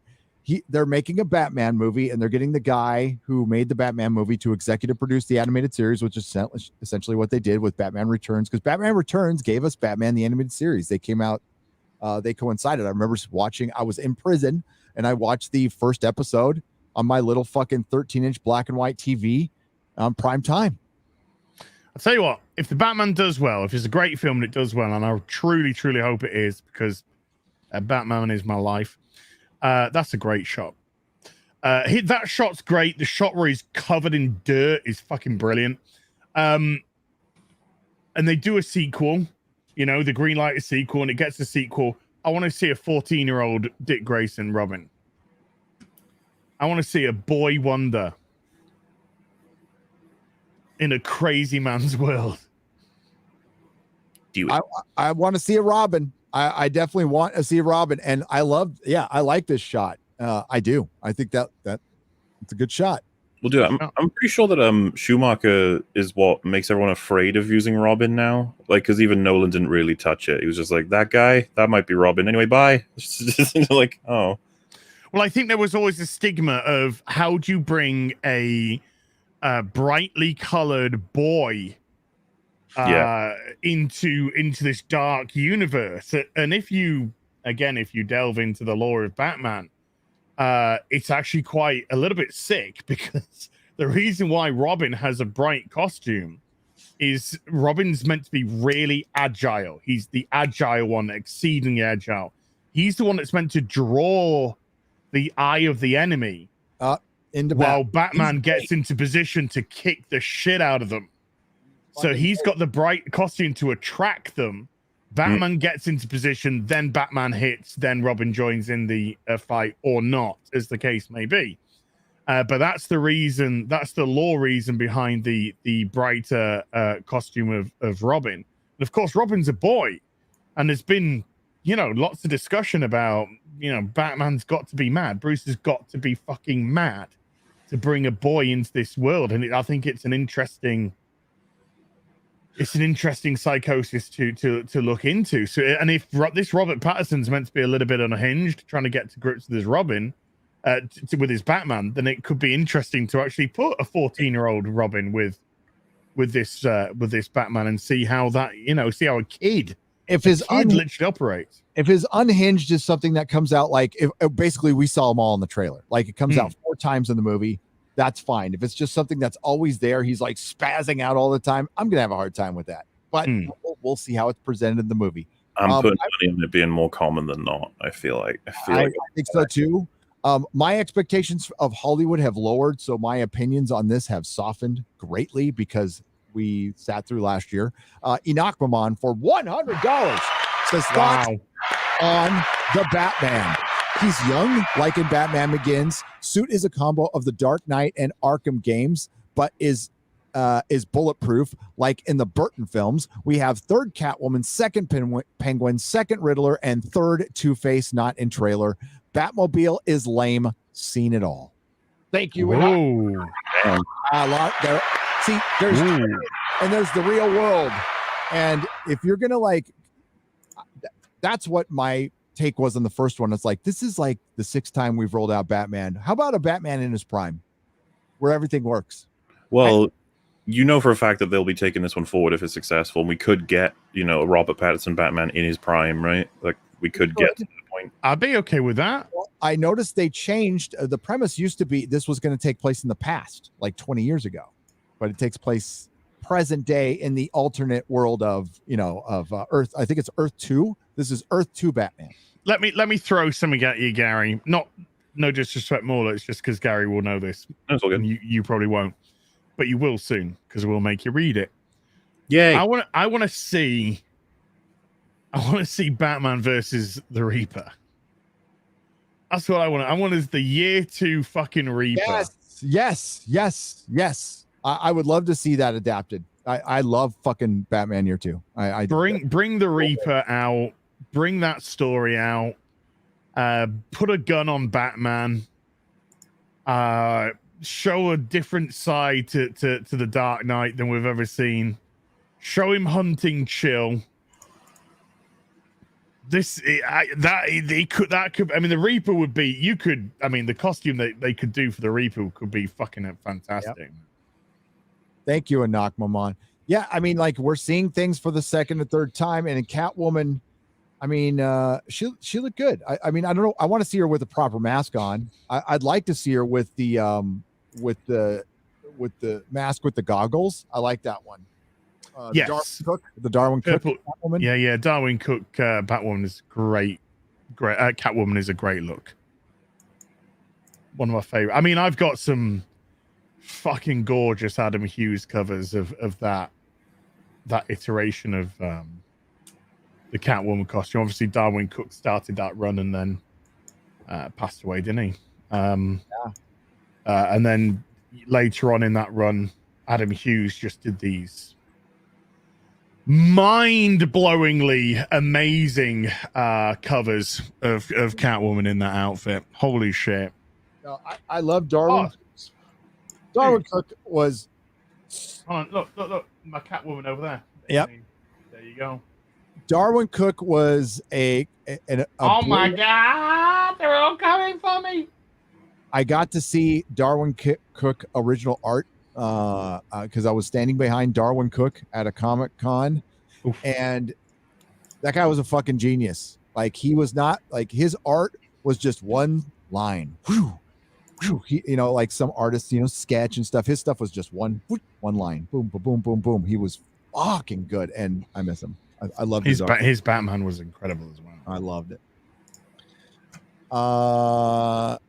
Vera Day for 100 British pounds or euros? 100 British pounds, we'll say. Real money. That's real money, Vera Day. And they say, get yourself a girl. Euros, you fucking ruffian. Pays pretty much the same exchange rate. I'm a dumb American. Fucking Americans. Jesus. Get yourself a girl or a guy, no judgment, who yells your name the way Gary yells out, George! Thank you, Vera Day. That's life advice. I absolutely concur. So he said, Jesus Christ, that was like $2,000 worth of Hot Toys in that shot as. Yep. Well, there was a quarter scale Iron Man. There's a Mysterio. There's 6 Ahsoka Tano 501st. There's 2 regular 501st. There's 2 Coruscant security guards. There was a Frank Castle Punisher Iron Man, and there's a Doc Ock. Those are just the 1 in 6s. And then there was the Huntress statue, Catwoman statue, Batman statue, Batgirl statue. And that's just on that table there. Well. I got a fucking problem. And I love it. It's the best problem. Yeah. Best problem to have. Oh, do I want to bring that up? I'll bring it up later. I'll bring something up later. That reminds me of something. If we're defined by our detractors, we need better detractors. We really do. We've got a lot of work to do. We do. Okay. Better enemies. Yeah, we need better fucking enemies because our enemies are dumb as fucking bag hammers. It's kind of funny. If they're a reflection on us, then fuck, we're screwed. Yeah, we're fucking screwed. Well, the MauLer plushies are, I think, coming in December. December 3rd, I think, is what it said on the thing. There you go. I'll be getting my orders coming in as well, so I'll let everyone know. Oh yeah, another thing as well. There of the things you've seen before. Riddler allowed himself to get captured, just like Joker allowed himself to get captured in The Dark Knight. So there was a lot of elements in this trailer. I was just like, we've seen this before in other Batman films. I want to caution people. This is a Jar Jar Abrams disciple, not just any disciple, his best friend. his best friend. And like, oh man, I held out a little bit of hope that it was mainly going to be puppeteering, like you can never quite catch the Riddler until he, foils a particular thing. But like, really, we're doing the prison. He's going to break out of prison, isn't he, in the second act? Well, He'll break out of prison. You want to talk about? I think it's also going to have a little bit of a Joker thing to it, and we'll get to that part in the trailer. I think. I would not be surprised if the after credits scene, assuming they have an after credits scene, fucking there's a Joker card. It's just Thomas Wayne's going to be crooked. Okay, I think. Okay, what if the Joker turns out to be Joaquin Phoenix? I've heard people talk about that. Man. If it's a good movie and they bring in Joaquin Phoenix and he's not the Joker from the Joker movie, but he's a Joker. Cool with he's that Joaquin Joker, Phoenix. but it's not necessarily a sequel to Joker. You know what I mean? So it looks aesthetically similar. Blah blah blah blah blah. With that, because I think Joaquin Phoenix makes a fucking great Joker. He does. So I agree with that. People go no. Well, but we got a yes. We got a yes. Then we got a no. Okay. I don't even want a sequel. I don't want to. That film, I just want it to be on its own. No, same. But I'm just blankets. When it was made that much money. Yeah. We're fantasizing like we live in a different timeline, not in this timeline. I don't want any of this in this timeline. Yeah. Because Joker, Gary, you missed a Polly Minions super chat. I will go back again. I've got to get a. Bruce Campbell's Clayface. That'd be many to get to, Apple Minion. I will get to you in just a second, but we need to do a Knockmamon. I have been watching for $50. I have been watching a lot of reaction videos lately. There is something about watching sheltered 20-year-olds desperately choking back their vomit while they watch The Thing or The Fly that fills me with sadistic glee. Does that make me a bad person? No. Dude, that's two great films as that's well. reassuring to me that those films have a much more endearing legacy to the point where you can watch them as a millennial or whatever else and be fucking grossed out by how The Thing and The Fly. There's the silver. What's it called? The silver something. Silver Centurion, and then Agent, and there's the Black Bucky. You know that they've released for pre-order the Silver Centurion 1 in 6. No suit up version. So it's the suit up version. So he's like transforming into the. I want that Silver Centurion. I'll get you a link. That comic book version. I want that comic book version. The ones that scale. It's a hot toy, so it's been. It's been got that weird toyed with for a modern, because it was utilized in Iron Man 3, so they used those versions. Yeah, they're coming out with a comic book sideshow, a comic book version one, but it's got some weird. Yeah, I've got on pre-order. Yeah, I do too. I got it in because I think the freaking 70s comic book version, like the one that was on the Mego, that was it. So it does look good. It's meant to be a shield, apparently. It's meant to be like shielding around Iron Man. Yeah, and that was weird. That's can like we talked about this. I emailed them and I said, could you take that off? X-Ray Go, could you pull up Apple Emmys Minion Super Chat? I'm not seeing it on our list. I'm sure it's there, but I'm not seeing it on our list. But in the meantime, we'll talk about Batman until I pull. Yes. All right, so yeah. No bueno. There's this scene, right? What have you done? And he's gonna break out of the prison again. Let's get to the. There's Catwoman, who says, I can take care of myself. So they made sure to tell us that the woman is independent, just in case you weren't sure. It's like, oh, this is going to be a subservient woman. She's going to be in Batman's kitchen, barefoot. That is Selena Kyle, though. Yes, of course. It's just listen, there's two statements in this trailer that are pretty much said in every superhero movie. A girl will say, I can take care of myself. And then somebody will go, what are you under this mask? It's like staring into my own reflection. We're not so different, you and I. You are not so different, you and I. Yeah. Two sides of the same coin. Blah, blah, blah, blah. That's a great shot. Yeah, dude. The silhouette shot back here was, where's the one where that is a beaut shot. fucking, Zoe Kravitz is hot. I mean, like, I prefer her mom. her mom was hotter. Yeah. So we got I just put in the private chat the link. You should probably have. I think Colin Farrell's hot. That is amazing makeup on Colin Farrell. Come on. That's a great looking penguin, I think. Oh, And it's a really good looking penguin. I mean, not good as in woo. Would you like to hold hands? But I think it's a great interpretation. I was curious what you guys thought about Penguin because, like, I don't know how I feel about it. I don't know. I think I just want to see him in action. It's like the 90s Iceberg Lounge penguin, which is when he was like a crime lord. And more, didn't look as like grotesque like Danny DeVito's. He was just more, short, fat, big nose, liked to wear dapper clothing. So yeah, I quite you can tell he's got a fat suit on though. I think that's incredible. I mean, I would never guess that was Colin Farrell. Never. It's crazy. Yeah, I wouldn't have either. And the accent he's doing too. What? Oh yeah, take it easy, sweetheart.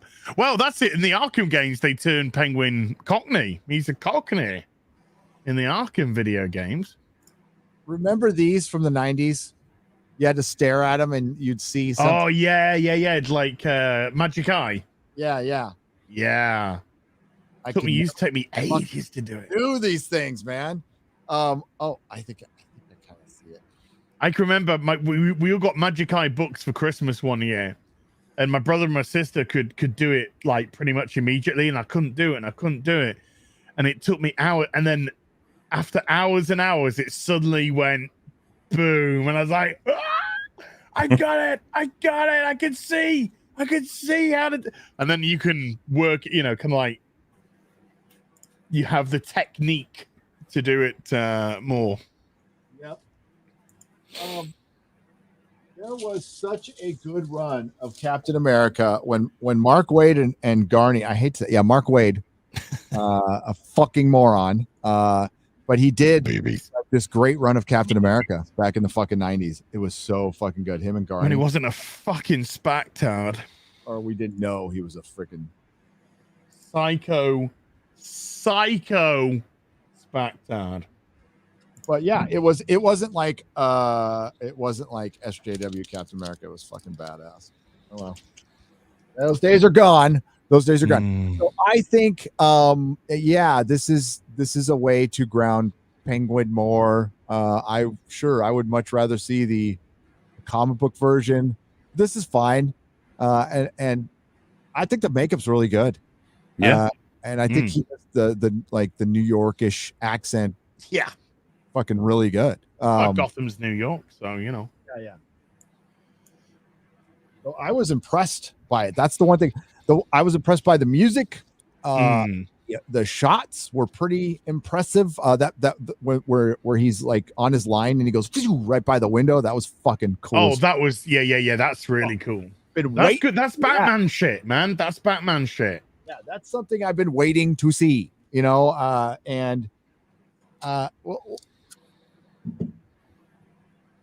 It's going to be very difficult for this movie to be different, but it just needs to be good. I wouldn't even trip that much on being different. I would worry way more about being. I've got to have a look at the trailer again. Did we get or did I fucking dream this or imagine this? Did we get a frame? What looks like Court of Owls masks? I heard somebody mention that. I don't know. I thought that was just that gang. Or does anybody know where that frame is? And I'll find it. I could try and go through the thing, but I thought it was like a frame where they were wearing Court of Owl masks. That looks awesome, by the way, I think. Well, he's clearly been in literally some fucking shit has been happening. Just leave it on the doorstep! Thank you! Amazon delivery driver. Leave it on the doorstep. Thank you! I could be dreaming. Was I dreaming this? Wonder if Azrael will be in any of the sequels. Well, you would have to. I mean, if Azrael was in, you'd have to have like. I mean, that would have to be an arcing story, I'd imagine. Oh, Andy Serkis as Alfred. Yeah. Great actor. I feel like as well, it could be maybe a more agile, and maybe we can see Alfred doing a bit more engineering, and we're getting into the thick of it. Not that it's fine if he was just giving advice and and fatherly sort of like a surrogate relationship, but it'd be cool to see if he gets more involved. I'm gonna say something slightly not slightly controversial at all. I need to see more of the Batmobile because I think I actually might quite like it. Ooh, I love that shot. That's a great shot. I don't, but it's not going to take my enjoyment away. I'm fine with it. I don't really. It doesn't do anything for me. It just looks. It makes me think of Mad Max, the car. Yeah. It's just there's something. I don't know. It just kind of works for this version. It just. I don't know. I need to see more of it, but it depends. It could look pretty cool when you get a proper look at it. That's I love that. I mean, I think the cinematography has been phenomenal for this. Yep. Like, this scene could be the end of the movie. Yeah. You just don't fucking know. This could easily be the end of the movie. And they're kind of doing a little bit of Gary, the end of Hush. Uh-huh. Oh, dude. Do you remember? I can go, hang on. Talk amongst yourselves. Okay. Oh, it's gonna go. It's gonna get probably the graphic novel or something. But the end of Hush has a great. Don't want to ruin it for you because I'm going to send it to you, MauLer.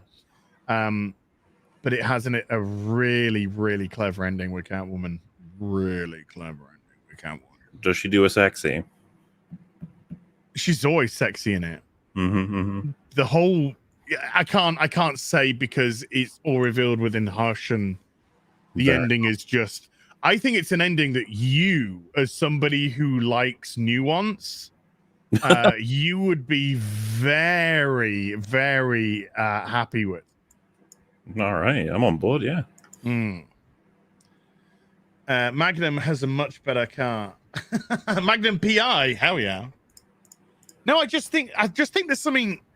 I do think there's just something quite sleek about that Batmobile, and yeah, sure, it's not it's not an ostentatious one that he normally has, but I don't know, there's just something about it. If I get a proper look at it, it could look kind of cool because it reminds me of the Batmobile that was being utilized when probably around about the early 90s when Norm Brayfogle and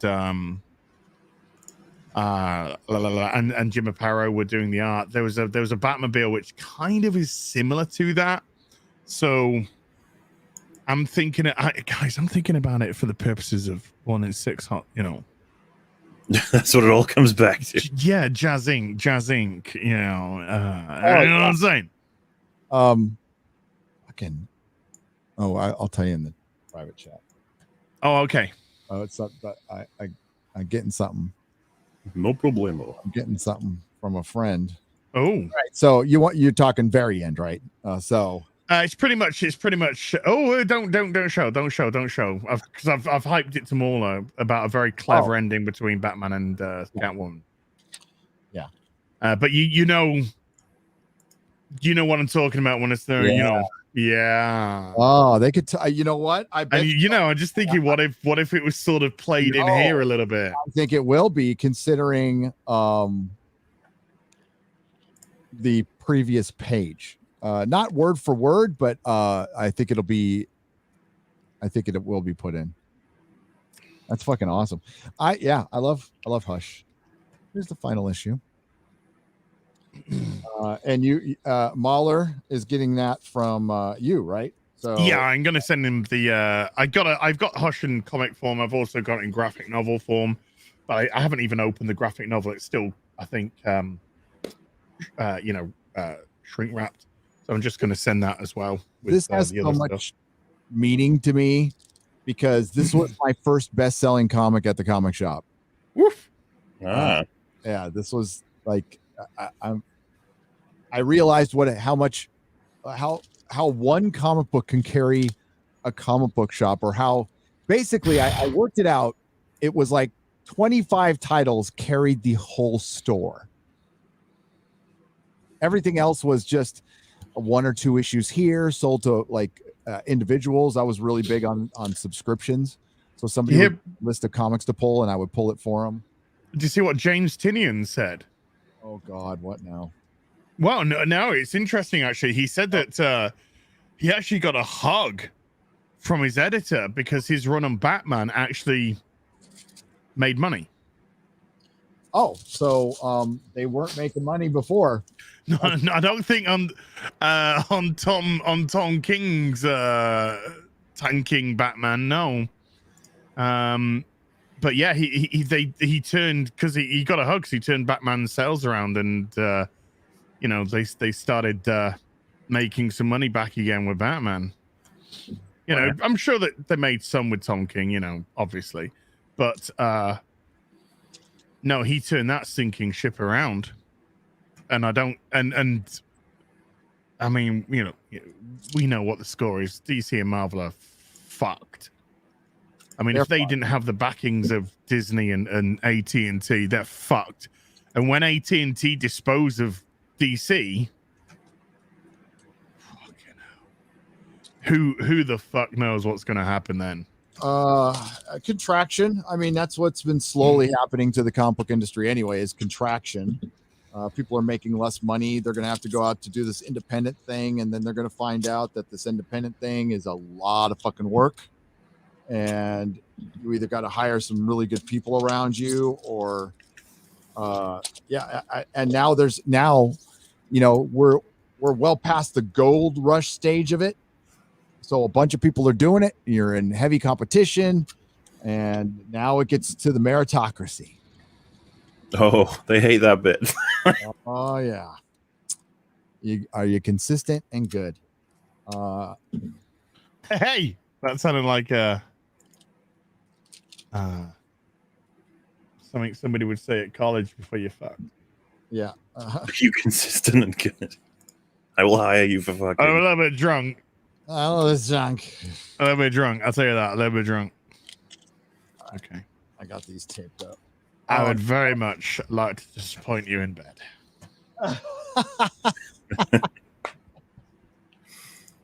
Oh. I would say the best modern Marvel crossover. Right here, baby. Right.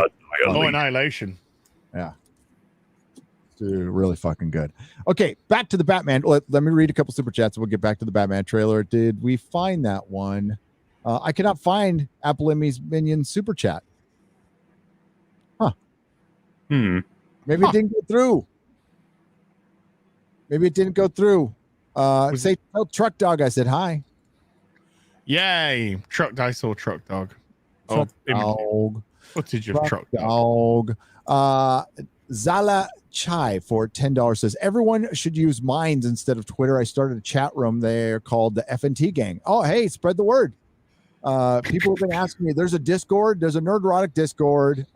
If you want to go start a chat for FNT anywhere, by all means, we highly recommend it. We love it when you share, like you guys eating your food, like sharing your spirits or your food in front of a screen on Twitter or Minds, and I'll retweet, I'll whatever you post it on Minds. Twitter, we go through waves of this, don't we? But it's such a fucking cesspool of retardation. It's really and it's there's a good way to avoid it, right? I don't engage. You guys engage once in a while, but I know you do it for fun, and you do it to make a point, which is good. It's not just like blatant engagement. It's I'm gonna do this to make a point and maybe make an example out of this person, and I do that once in a while too. But I got some real hardcore data on how much sharing your video on Twitter actually helps, and it's not at all. I figured that, yeah. I mean, I'm assuming you guys know that they even like push any tweet that has a video link in it. They usually push down anyway on Twitter. Zdenek Tomas for 100 Czechoslovakian pesos. Hi, Gary. We both like the Song of Ice and Fire, but since I discovered Joe Abercrombie, I am no longer thinking Martin is so talented. Please check those out, especially Shattered Sea and First Law trilogies. Oh, I will. Because you're not the first person to recommend Joe Abercrombie. Nova Zero for 10 Australian dollars. Love his clothes. Meanwhile, in Abercrombie and Finch, in anime, there's World's End Harem. Virus wipes out all the men except for 5 men who live because the MS they have weirdly makes them immune. The MS. Or MS, multiple sclerosis, maybe, or friend told me about it when I was diagnosed. Okay. Oh, that's cool. Okay, I got it. I mean, not that that's cool, but they put that in the story. Oh, that's great.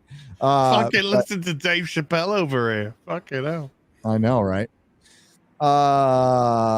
Did you see that trans comedian defend Dave Chapelle? Yes. And she wasn't the only one, and many of them are out there. That's what needs to happen to stop this shit. They need to start calling out their own, because it's going to get to a point where you're not making any friends here. You're making enemies. They don't want friends. They want victimhood. Exactly. But you don't want enemies who were originally people who just didn't care. Because that's what you want. You want people not to care. That's normal. Because most normal people just don't care about everything in the world. They don't have fucking time for it. I don't have time to care about every single solitary thing in this world. I'm running my life, and I don't want to impede on yours. And as long as you're not impeding on mine, I don't care. When you start telling me how to fucking talk, you're impeding on my life, and now we have a problem where we didn't have a problem before. But Dave Chappelle's, he's saying the magic word. No. No. No. No.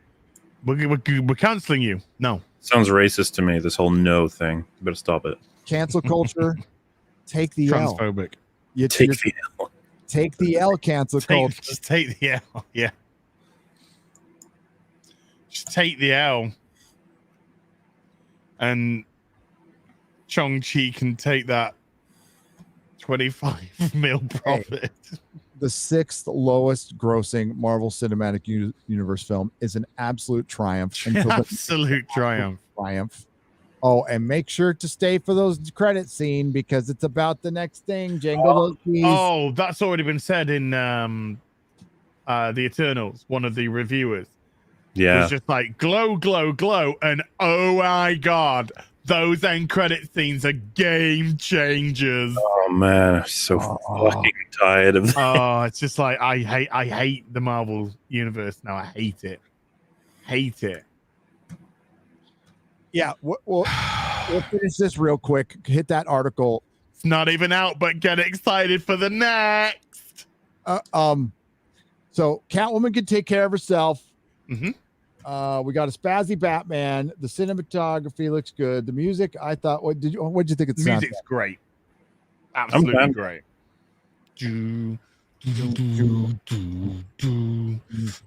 When it ramps up, it's always have a good ramping up music. It's always good to have a ramping up. By the end, yeah. I love bombastic stuff like that. Yeah. Hell yeah. Gets the heart pumping. Okay, so he looked good there. There's the Batmobile. See, I mean, it could look cool. It could look cool. It's not terrible. It's just, it's cool. It's fine. It's just not my favorite one. Serial killer live streams over on Twitch, getting his tits out. Oh god, there might be some That comments. Riddler costume, by the way, is terrifying. It's great. I want a meeting of the minds. So where do you think you saw the Court of Owls thing when she was walking in the party? I thought I saw like a group, and it was like a red background, and I don't know if I'm like that. I think that's where he's fighting the gang. But I don't know. Maybe I imagined it. I don't know. I thought I saw someone in a Court of Owls mask. Oh no! That's Brum, brum, brum, brum.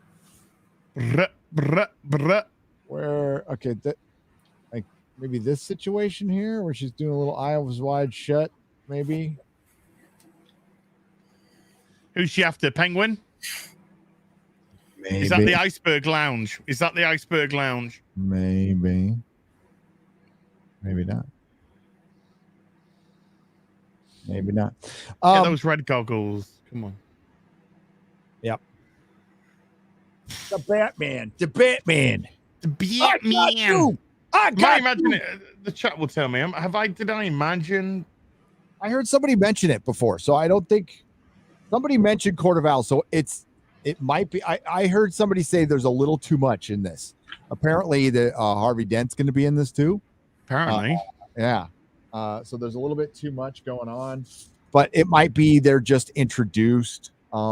Hey, dude, I would like nothing more that like Marvel is ripe for the picking right now. They are weak. They're making shit. And if you just come out and make a Batman movie that's not filled with identity politics, it's just filled with action and Batman shit, it will do very fucking well. I want this to be great. I really, really, from the bottom of my fucking heart, want this to be great. Yep. I do. But too. I gotta see more. And I guess that's the good thing, because I've seen the trailer and I'm not, and I don't think I think I'm missing quite a bit, and I need to see it. So there you go. I need to pay my money and go fucking see it. It doesn't tell you a lot. It's only 4 months away. It's only 4 months Not away. long. Not long at all. It's been done for a while. Gotham Knights trailer. Am I confusing it with the Gotham Knights trailer? Maybe I'm confusing trailers. Thanks, chat. Cheers, chat. Hollywood. God, that Cowboy Bebop fucking trailer looks dog shit. Eternal's first reactions. Hey, did you see the private chat link? This is the Silver Centurion. Yeah, I did. It's pre-ordered. It's pre-ordered. That's the suit-up version, though. It doesn't all click in. Yeah. Okay. All good. First reactions to close out Eternal. Oh my god, I'm right now. You just don't believe this film's gonna be incredible for some reason. I just don't get it. I think it's gonna be the best film ever made, and it's gonna make the biggest grossing box office that any film has ever done. After you see it, your bunions are going to go away. Your hemorrhoids are going to go away. Oh, thank God! My hemorrhoids have been itching like fuck recently. You'll be immune to the coof and cancer Yes. And AIDS. and AIDS. Everyone's got AIDS. Team America is such a great movie. Everybody needs to watch it. Right We now. could really use Team America right now, like That's what we need to do. We need to kidnap the woke fuckers and do a what's it? Oh fucking hell, Orange. Stanley Kubrick. Clockwork Orange. We need to do a Clockwork Orange and just strap them down and open their eyes and get them to watch stuff like Team America and Tropic Thunder and stuff like that until they've been cured. I realize the mistake I made being woke. It's actually funny, but I've been so stuck on my own ass. Please let me go. You know, some of these people, I do wonder, be like, hey, you said some similar things about Shang-Chi. I can picture being like, huh? What film? What? Which one's that? It's like one with the dragon. What? Who? And they're like, oh, the one. I with wouldn't have heard of Cheech and Chong. Who am I kidding? Hey, Apple Limmy's Minion. Member chat was found. It says, hello, Gary, Az, and MauLer. Gary, congrats on selling your house. Thank you. Az, email an address that I can send you your Batman. MauLer, say hi to Rags. Hi, Rags. Apple Emmy's Minion, you can send it to, if Az is having trouble with the P.O. box, you can send it to me and I'll send it to Az. I'll send it to Az directly. And email me though with your PayPal details and tell me how much you spent on postage so far, so I can compensate you for your postage. Yeah, and I'll take care of the postage from America to Az. Apple's Minion. So we'll get it to him. We will get it to him, and thank you for trying. You're awesome. We love you, and say hi to Truck Dog. Guidus, for $20 says, hail gents, do any of you have a must-watch film for Halloween? Personally, the season isn't complete without a viewing of Young Frankenstein. Well, I agree on that note. MauLer, I know like Halloween is your season. It's like your favorite holiday. What is your must-watch movie or movies or thing? So like I do have something different every year because I just watch shit tons of films. I love like loads of horror. I'm big into horror. Unfortunately, it's also got loads of crap in it, and that's what ends up being the ones we actually record for EFAP. Not good Halloween movies, but stuff like The Predator as a series, that could be considered Halloweeny, I guess, just because it's horror. That's the problem. It's like a shared sort of thing. I don't have a definitive like Halloween movie that I think of, and I still wonder if Nightmare Before Christmas counts as a Halloween movie or a Christmas movie. It's a hard one. Maybe it's the movie, the one that brings us all together. It's both. Yeah, I think you could look at it both. But this just as long as you're with buddies and you're watching some classic or hilariously bad or whatever horror, do some fun stuff throughout the month. That's my requirement for the month of Halloween. Not any particular movie, because I like doing different ones every year. How about you, Az? I like to watch some generic trash slasher. Nothing particular. I do like a Halloween though. I do like to watch Halloween. Yeah, Halloween's fun on Halloween. I like Michael Myers' sister. You know what I'm talking about? Yeah. I know what you're talking about. You know what I'm talking about. Michael Myers' sister. I don't know. I think I've watched E.T. on Halloween in the past. Oh wow. Okay. Because there's a Halloween scene in E.T. But as far as it's Nightmare Before Christmas, or I usually watch like some Twilight Zone. We can never have an excuse not to watch the Twilight Zone. Am I the biggest horror fan in the world? No, but I would watch like Return of the Living Dead or some of the other 80s because I fucking love that movie. Love it. Yeah. I enjoy watching that. I used to love like Outer Limits and stuff. Just as a sci-fi just as a sci-fi series of. I miss those days, dude. When you could just they were so all the back when you could just tell a story in a half an hour, but now you can't. Now it's got to be serialized or racial or something. And it's like they bring back Twilight Zone and it got canceled. about as quick as Why the Last Man did. But yeah, on Halloween, if I was I would probably watch something like Dreamscape or Big Trouble in Little China. Oh, Dreamscape. Yeah. That's great. Yeah. Love that movie. Cornelius Brunius for $20 says, why the last man was trapped in a woke paradox. If they killed off all the men and not the Transformers, they would acknowledge there's two sexes. But if they killed the Transformer men as well, it'll be phobic. No-win situation. Yep. That's what happens. You let this wolf in the door.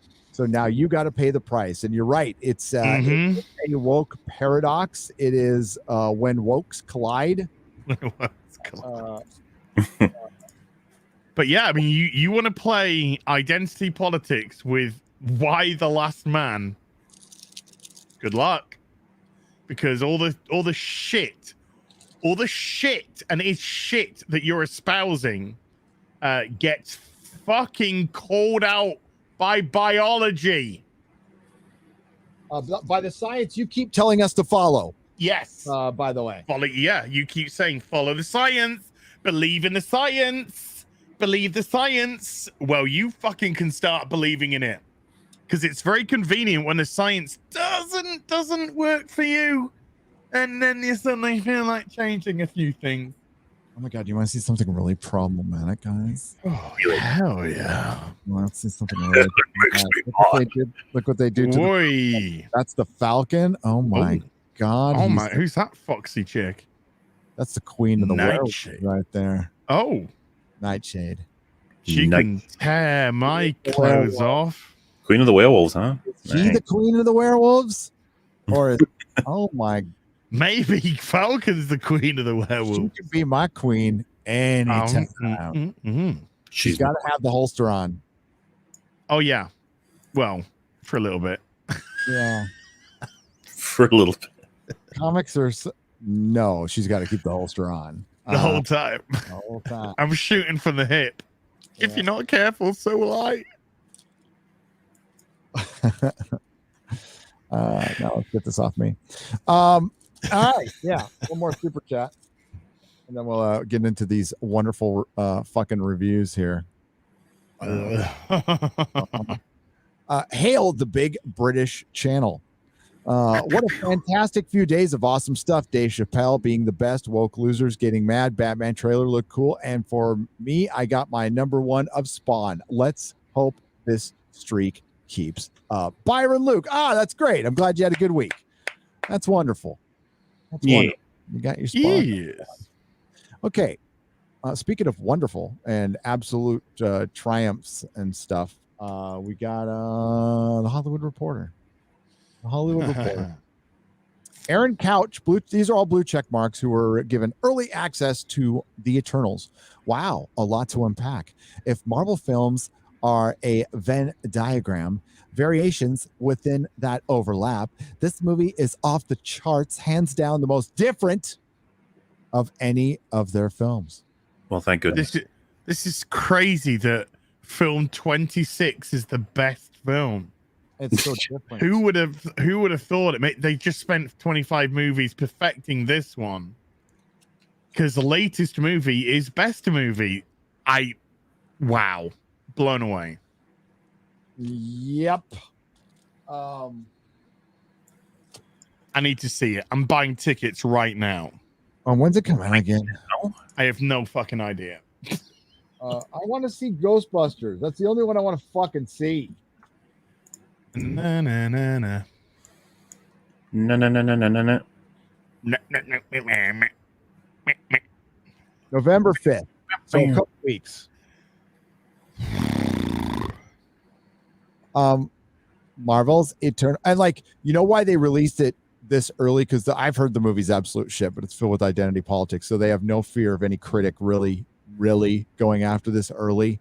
Well, going back to Aaron Couch, what exactly did he say? I think he said it's different. But it's the most different of any of the films. Would that, it can mean anything? He said, if Marvel movies are a Venn diagram. Well, what if I said, what if Marvel movies were a Tesla line? Then this one would be the truck that's not released yet. I don't fucking know. I don't know what it means. The movie is off the charts. What charts? Charts of good, charts of bad. Dude. Gosh. And then he says, hands down, it's the most different. Well, thank fuck. We need something different. Well, you definitely need something different when it comes to Marvel. I want to go to my pre-established brand that's known for a certain thing and not see the thing I go for. You know, that's what I look to. Worked out well for Rian Johnson, didn't it? Marvel's Eternals is spectacularly weird and rich with new MCU mythology that makes it feel separate from everything else. It's honestly refreshing. There's it don't mean good. Yes, it's refreshing that it doesn't feel like a Marvel movie. It's different. It's honestly refreshing. There's a bittersweetness to the film that you feel in its sunset shots. Oh my MauLer, I gotta tell you, man, I have been waiting to go to a Marvel movie with sunset shots, man. I've never seen a sunset myself because I stay inside all the time. So well, you got your mask on too. Yeah, so you can't really see them. Thank goodness they're finally bringing that to us. 1,000 years from now, before you finally die, take your mask off, and I want to see you with my own eyes. I want to see you with my own eyes before I die. Tell your sister she's a bitch. No. Yeah. I love that.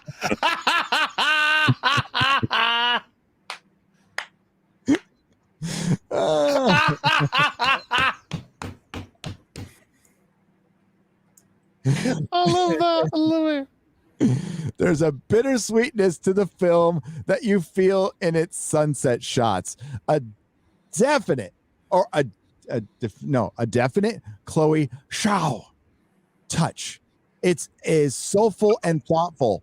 So I'm going to watch that movie that she won an Academy Award for. I did watch 20 minutes of it, and I think there's like 5 minutes of dialogue in the first 20 minutes. There's like, they set up the fact that and then she goes and fucking looks at shit for a while and drives around, and there's lots of long, scenes of nature, and hey, this is a beautiful country I live in. I like to see it cinematically, especially fucking Southwest is gorgeous, but I could go do that on my own. I don't need to go to a movie theater to do that. Eternals is surprising, epic, beautiful, yet dense. Dense, that could be insulting. Are you calling me fat? It takes some big swings. Sometimes feels like a DC film, not a criticism. Other times feels like no other superhero movie ever because it's different. It's different from what I hear. Yeah, I wish I had a glowing, quick reaction to offer, but I'm left with more complex thoughts. Peter Serretta is so complex that he couldn't even critique a film. Explain his complexity about his complexedness. About 10 people dressed up in spandex. This man looks like a Cuties fan right here. I think he looks more like a pedophile. Yeah. What do you think, chat? Just a Cuties fan, or maybe a Fredo? I mean, just from the picture, I'm just judging the picture. I'm sure Scott's not. But when Scott is arrested by the FBI, that will be his mugshot. And I won't be surprised. Eternals flirts with being just a superhero movie, but barely.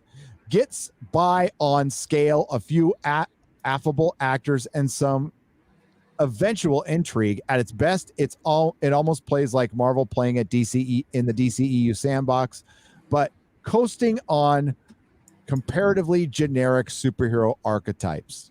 Like you mean the last 3 movies? Yeah. 3 TV series? Is it just me, or are these very nice words from all these people? This is fucking boring. Yeah.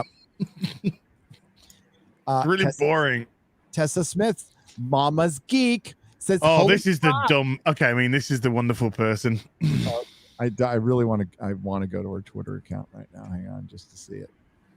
Chappelle's end credits. It's like game changers. Oh my god! It's a master. It's. I'm sorry. Eternals is a freaking masterpiece. Oh my god! With adrenaline right from the start, but also filled with lots of heart and humor. So many MCU firsts.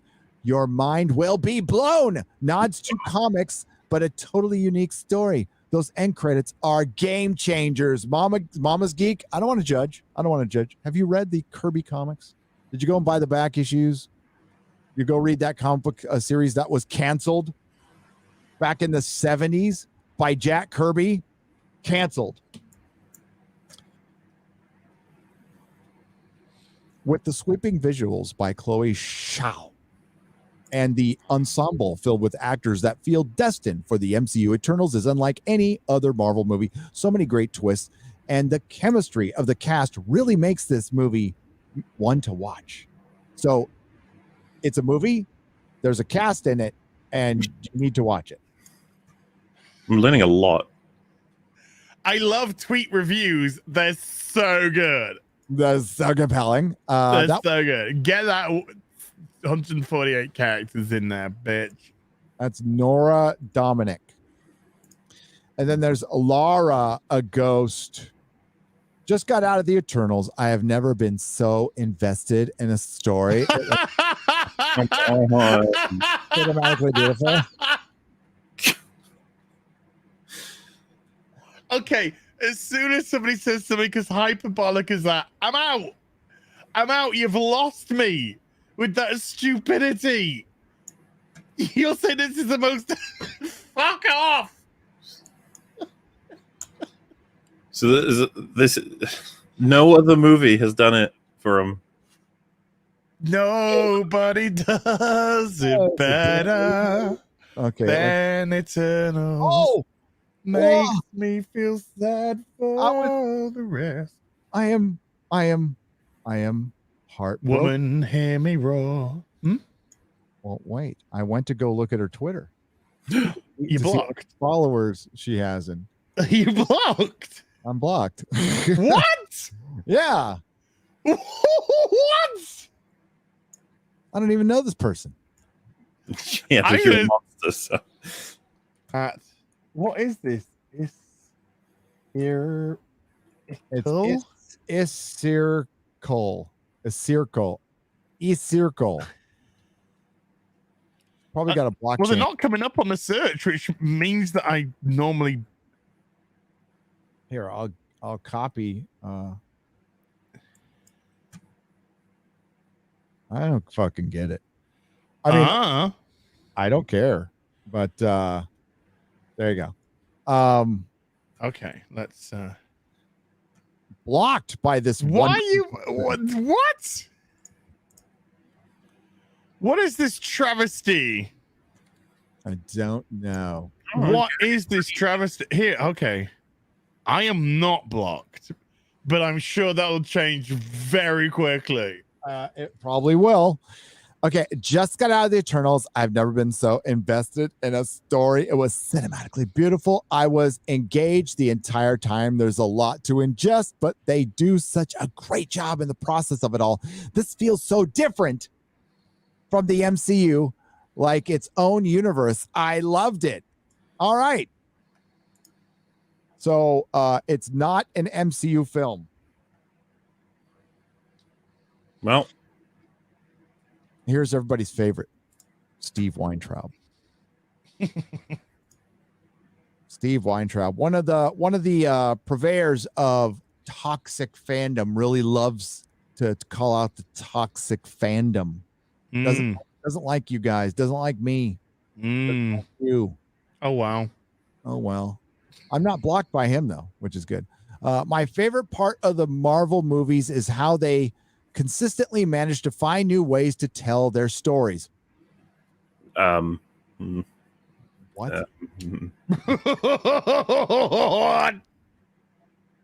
Not really. It's kind of a formula. If you say so. Steven knows best. He has a blue check mark. Eternals is beautifully shot and looks very different than previous MCU films. Story surprised me with some of the twists and turns. The two after the credit scene are fire. Thumbs up, fire. Fire. So you didn't have anything to say about the film apart from looks different and beautifully shot with a story that surprised you. And look at the credit scenes. But yeah, and another one that just says, go to the end credit scenes, get ready for the next movie, even before this movie's come out. Get hyped for the next movie before this movie's come out. Get hyped for the next movie. Oh, listen to this one. Brian Davids. You guys ready for this one? Eternals is perhaps the most ambitious Marvel movie ever made. Oh my God. God. Oh my God. They don't even take risks anymore in terms of ambition for Marvel. That's all. First Phase had to do that for you guys. Like, they didn't know that they were going to be hyper successful. They had to work for it. You guys get to have free audience, basically. Yeah. The Shang-Chi, at least 100 million of its take is just brand strength, just people going.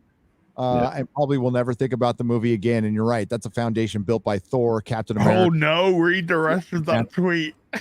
Oh yeah. But the highest compliment I can pay is that it's not a Marvel movie; it's a Chloe Zhao movie. I'm like, oh no. And it won't be available in China, so they really need to do well. So they're already like, this is tracking higher than Shang-Chi. We got $100 million. Well, I mean, the tracking is better. Tracking better than Shang-Chi and tracking better than Black Widow. Well, does that? I mean, so I don't know. So it means it's going to be the bestest, marvelous movieest ever. Right. So Venom did what, 90 million in a weekend? 90 million, yeah. 90 million. Venom. Shang-Chi did 75. Did you guys see Venom yet? Nope. No, I've got no interest at all. Yeah, it's not like if people liked it and you had fun, that's totally cool. It's not a well-made movie. It's if it gets on Amazon, I'll watch it. You know? Yeah. I mean, they repurposed the credit scene, dude. They repurposed they just reused fucking Spider-Man footage at the end, which I just thought, holy shit, they don't give a fuck anymore. Eternals is probably the most shocking and surprising Marvel movie you'll see. Many twists and turns. Kumail, twists and turns. How many times has that been said? Yeah, I know, which means it's going to be predictable as fuck. Kumail Nanjiani is hilarious in every scene. As always, stay to the very end, says Kristen Acuna. Get hyped for the next movie before this movie's come out. I mean, we're already done with the Eternals. Hype over. Yeah. It's not even out and we're already done. Watch the end credits and then get excited. Don't even bother fucking different. Jesus Christ. Oh no. Scott Menzel. Womenzels. Eternals is Marvel's version of Zack Snyder's Justice League. Oh, Snyder fans are gonna fucking what? Where's Mikey Gusler? A film that builds upon a cast of unknown characters and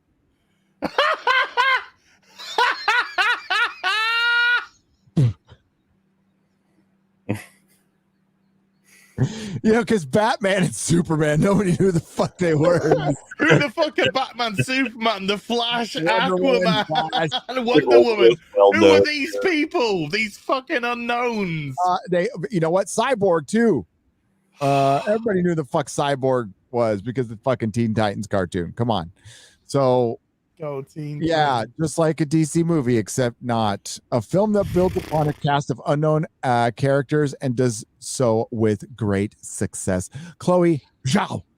Direction is superb. Easily one of the best looking Marvel films of all time. Insane post-credit scenes too. Oh my god. Oh my right. This is getting okay. Bullshit. I'm calling fucking bullshit that they are not given points to mention in their fucking tweets, because all we've heard is beautifully shot and fucking end credit scenes. This is what I mean, man. And it's repeated and repeated and repeated. This needs to be tracked, like with every event movie, like because there's always they all say the same fucking thing. Yeah. It's always a different thing though. Like It's as an in absolute triumph. It's an absolute triumph. It's an absolute triumph. It's an absolute triumph. yeah, because nobody was talking about how incredible it looked for a Shang-Chi. They were all talking about the triumph thing, but this time around, it's like we're talking strictly about the director's vision and how much of different it is. It's the selling point, I They are guess. absolutely told what talking points to put in their fucking tweets. And some are just a little less subtle than others. And when you get enough compiled like this, you start to see a very distinct pattern. We're seeing the strings. Yes, we are seeing behind the curtain here. Yeah. Joe Peeking behind the curtain. Joseph Deckelmeyer Black Live. Huh? Sorry. This Black Live right there. Oh, Black Live. Yeah, Black Live. I didn't know how much the Eternals. I didn't know much about the Eternals going in. Listen, nobody did. Nobody does. I want to hear. I want to hear about all of these Eternals fans that can't wait to see Icarus that I just looked up on Icarus, Ajax, and Durasty. Big fan, lifelong fan. Favorite ones. He's my favorite. Yeah. She, they are my favorite. He's the gay one. I love them the best. Yeah. Both of them. I'm pleasantly surprised. I needed up carrying all of the Eternals. Chloe Zhao did a brilliant job. I don't know what the fuck he was saying. Right English, not first language. Yeah. Eternals is a whole lot of a movie. Shot with massive scope, looking visually different and more intimate than anything else Marvel. It has laughs, great surprises. There's that again. I'm so glad it has laughs. I didn't want to It's go that different. It's that different looks, different. Yep. Different. Different. And heart to go with the gigantic, crowded story it unpacks. Chloe Zhao has a really unique visual stamp. Yeah, kind of like muddy and dark and looks just like Game of Thrones to me. It looks like the Game of Thrones fucking palette, which was always shart a little Shot. Maybe they did shot themselves. Yep. Courtney Howard says Eternals is amazing. Chloe Zhao. Oh my God. And company turn in an evocative, emotional, extraordinarily epic superhero film. The ensemble have a great chemistry and also get big movie moments to showcase their prowess. The naturalism of Ben Davis's cinematography spotlights characters' humanity. Superhero movie. This movie sounds gay. Yeah. Jack McBrien. Eternals is epic in the sense of the world. It's a story that is more massive, but simultaneously more down to earth. So it's huge, but it's not. It's big, it's small. It's fun, but dramatic. Oh, you pretentious twat. Yeah. The passion everyone involved have for this movie is present in every scene, and it needs to be seen on the biggest screen you can find. This monitor when I pirate it. Yeah. Eternals is dense. Have I heard dense before? It's dense. There's so many things crammed into every frame. It's so dense. Yes, it's so dense. There's so many things crammed into every frame. Dense is used twice. Right there. You've had dense before, yeah. And they weren't bothering to go and break out the thesaurus. The thesaurus Rex. They just read the the notes that you need to put out. Dents. I get invited back for the next film, which you should watch the end credits for. If you use dense, surprise, or different. You'll be invited. If you use all three, Mickey Mouse will give you a blowjob. Yeah. In the form of a gift bag that has a little fucking toy in there, probably. And you get a tuna sandwich if you watch the end credits. Yep. Kevin Feige will finger your hole. I'd love a tuna sandwich right now. Movies at its I felt the weight of the exposition often. Okay. And I felt the weight of the exposition often. Somebody learned some new words and they don't know what they mean. That is not a good thing to say. That sounds like criticism. I felt the weight. Yeah. Okay. They just won't stop talking and giving me exposition. I feel weighed down by all of this exposition.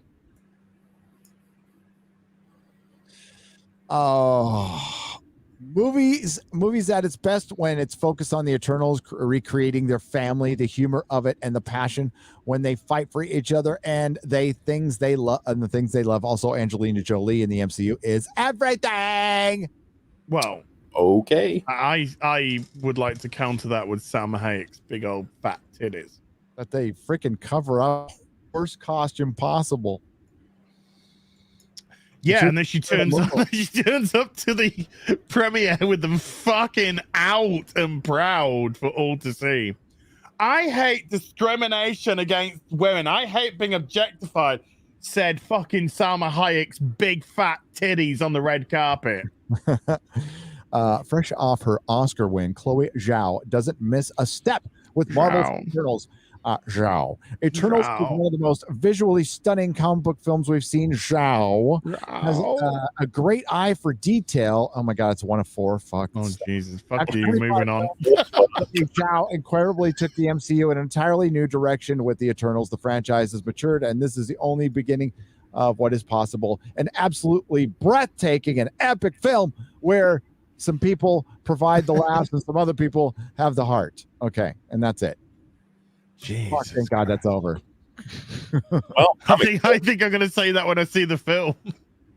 Thank God that's over. How do you reckon it's going to do for box office? Like good right now. I think it's probably going to do 95 mil opening weekend. Ghostbusters comes out the next week. Or it'll die on week 2 then. Yep. Just fucking destroy it. So he'll die a horrible death on week 2. I think it's but week 1 will be good. Yeah. Because I think there's this you can see by this there's such a network of propaganda for every movie now. Every movie that comes out is suddenly the best movie. Those was it 3 or 4 of them were just like the end credit scenes. It's just like fucking hell, you are literally writing down bullet points. And then I think the Marvel Universe has a large enough following for now that movies which may or may not, I mean, we don't know, this could be an amazing film, but movies that may or may not be worthy will be propped up for at least a while. How you guys doing? I'm all right. How are you? Good. I'm good. Just checking in. I'm gonna read some soups. Oh, already at 4 hours? Damn. Yeah. I know. I just realized, shit, man, that went quick. Holy moly! That honestly, I would have guessed 2. I think time flies. I was at about 2.5. Yeah, I just got a little.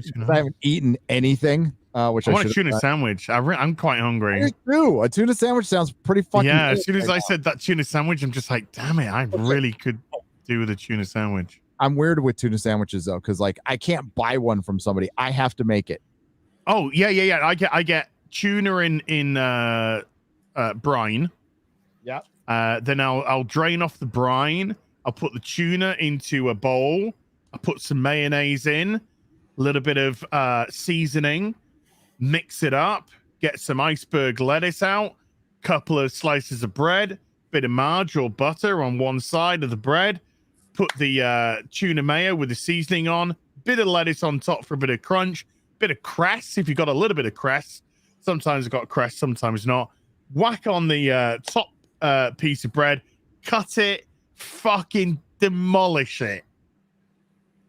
Excellent. That is a tuna sandwich, man. Yeah, I'm tuna right. mayo sandwich. Except you get to the mayonnaise part, and then you throw in a little bit of salsa, and then you get spicy pickles, and you chop them up like relish, right? So it's you get the hot ass spicy pickles, and you mix that in a little bit right there, and that gives it a little pepper, a little salt, boom. Damn, yeah. Okay, I could go with that. I could go with a little bit. I could try that. Yeah, it's a little zesty. I like a little bit of zest in my tuna. I do.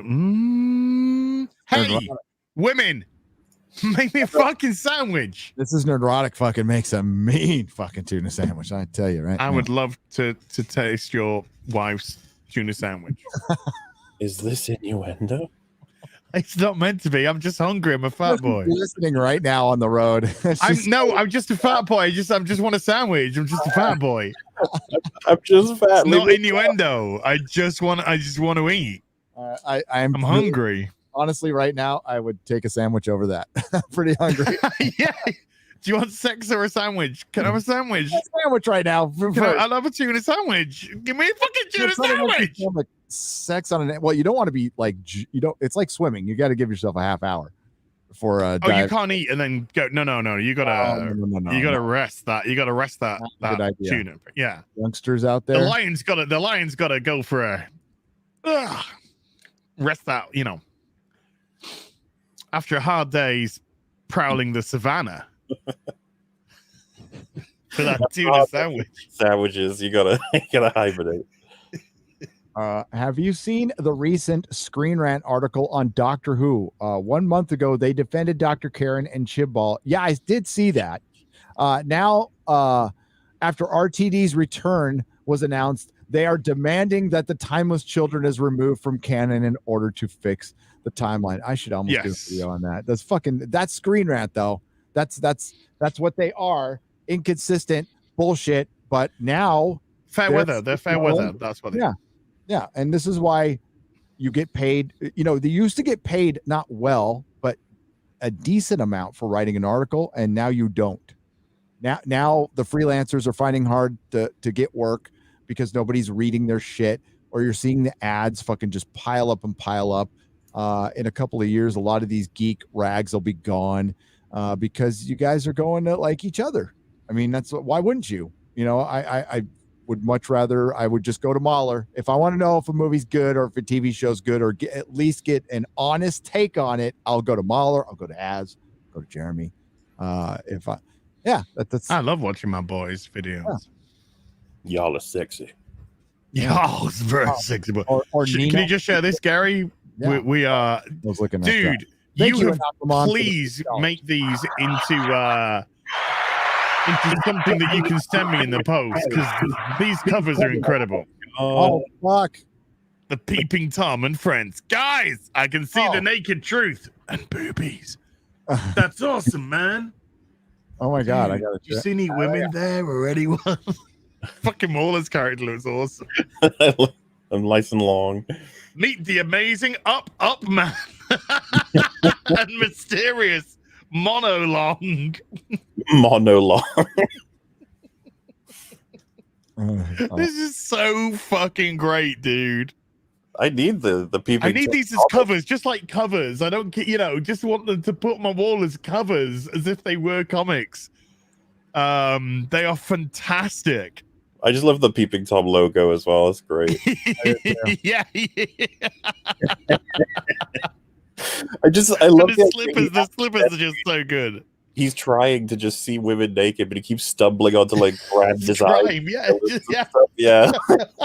I'm just trying to look at boobs, and crimes are happening, and we gotta jump to action, boys.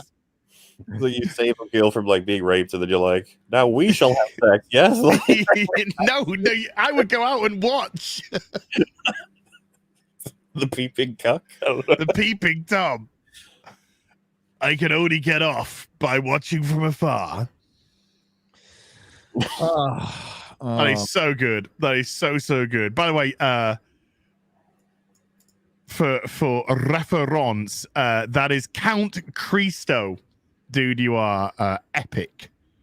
Absolutely epic. I would love if you could print these off and as if they were comics and send, and I would frame them and put them up. They are amazing. Or send me the file and I'll do it myself. You know, either. Yeah, they're free. I retweeted the one with the X. I was like Cyclops and stuff. That was fucking good. yeah. A couple days ago. I'm just looking at. I've looked at my Twitter. Somebody called me and like, dude. I don't care if people call me a neck beard.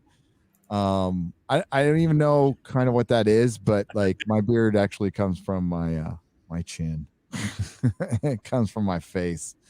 You're a neck beard. I'm a neck beard. Okay. I'm a neck beard. I'm insulting you. Yeah. Okay. Yeah. Why aren't you mad? It's Why just are you mad at me? your It's neck. not, all the way it's up not on your face. insulting, you know. Normalize starving ankle biters. It works. Oh yeah. Oh dude, yeah. It's like it gets into weird territory where people are accusing me of being back on drugs again. That was a good one. I'm like, wow. Oh, I had a couple of interesting emails while I was about, you know, what I recently went through. Oh, so were they caring and loving? No. I received a lot that were, can I just say? Yeah. There was a couple of not one of them was just mental. And one of them was just like, you're a meanie poos. You're a meanie poo poos. Yeah. Interesting people. Somebody who has never fucking read the Silmarillion or the Lord of the Rings or the Hobbit or some of Tolkien's stuff. And listen, I'm not an expert, never been an expert. Student, a constant student of the, and I know I'm not going to read every one of his fucking letters. That's not what I'm interested in. I like the story. I don't need to know every single thing about it. I'd like to learn it myself through actually reading the story. That's what he wanted to do, but it's cool if you do that. Somebody, accused me of not reading the books because of the Black Hobbit thing, and I'm like, yeah, you didn't listen to what I said, but that's pretty normal. It's you're criticizing thumbnails or tweets and not listening to the actual argument, which is fine. Kate C, aka Snake, plush kitten for $20. True horror stories were like Marathon Man when it's the dentist torture scene, or Boys from Brazil, Doberman murder scene where the dog attacks Gregory Peck's crotch. Those are scary. Yes. I don't want my crotch attacked. No. Well, myself. I do in a sexy way, but not in another way. DLA graphical for £10. Finished the thank you. Finished the Orville and mostly loved it. Bringing Star Trek for the first time. Binging Star Trek for the first time next. Was there infighting in the woke crowd when they saw the MauLer conflict concerning feminism and trans folk? In my opinion, I don't think there was, because it wasn't that bad when that show came out. Because I mean, it's been a couple of years since that show came out, but that MauLer episode is so fucking poignant today. It would freak. I think people would get upset about it because there's a bunch of people who want to make the construct of identity science, but it's not. It's a construct. That's all it is. And I don't care how many times you tell us we have to say something, we're not going to fucking say it. Fuck off. Now I'm at a fuck off stage. I don't know about you guys, but I'm not going to sit there and say things. I'm tired of like going along with this stupid game. It's a stupid fucking game for insecure people who need validation, who are never going to get it until they realize that they have to get it from themselves. And they either will figure that out or not. But we see that stuff on Libs of TikTok put up something today that looked like a kid. So I didn't want to retweet it. But what the fuck? Did you see it? Is that the demon one? The demon? There's the demon one, and there's the one where it's doing the pointing at. I think that was a dude. That was a little boy. That was a boy. It was like a 12-year-old boy, and I'm like, I'm not going to even fucking retweet that. But fuck, or a 16-year-old boy. Either way, yeah. It's attention. It is, and I think to be honest with you, there's a lot of growing mental fucking illness, and it's being perpetuated on it's being perpetuated on these platforms when they get validation, and all it's doing is grouping them together, and fucking morons are listening to these. I mean, rackets. Sorry, go on, MauLer, go on. Just when trying to destigmatize like any kind of mental illness, it is now like circled all the way back around to like it means you're a better person to have more of them. Like it's weird. Like people collect them. If you notice, like bios, they're just getting bigger and bigger and bigger with all of the listings of like all the mental illnesses or abnormalities you have. And it's just like, why? I mean, again, because like, you know, I'm assuming you guys are the same, but like, I ain't going to use anything against them. It's like any kind of illness. I feel like we're well past that. The internet is just a dick in general, but now it's like circled around as like a sort of defensively overcompensated. People like to claim it now. Like, you know, I have all of these things, so I'm pretty interesting. Like mental illness Pokemon. If you want to become a normal part of society where you are just absolutely accepted all the time, all you have to do is be a part of society and not fucking worry about anybody else's validation, then you're there. And that goes for absolutely everybody, fucking every human being on this planet. You want validation? You can't get it from the fucking outside. That's the secret. Okay. You have to get it from within. And if you can't, then, well, it's going to be a rough life. It's going to be a rough life. It doesn't mean we have to be 100% okay with ourselves. We always have to improve and blah, blah, blah. And you could go through we all went through puberty, and if there's an identity thing, I wouldn't recommend taking any kind of drugs that goes against I know and I mean the natural process of your body until you're an adult. That's what I would recommend as somebody who's not a fucking scientist at all, but it just sounds horrible. Because I think nature kind of knows what it's doing. That's just me. Science. I think somebody on TikTok knows better than fucking nature and science and biology, Gary.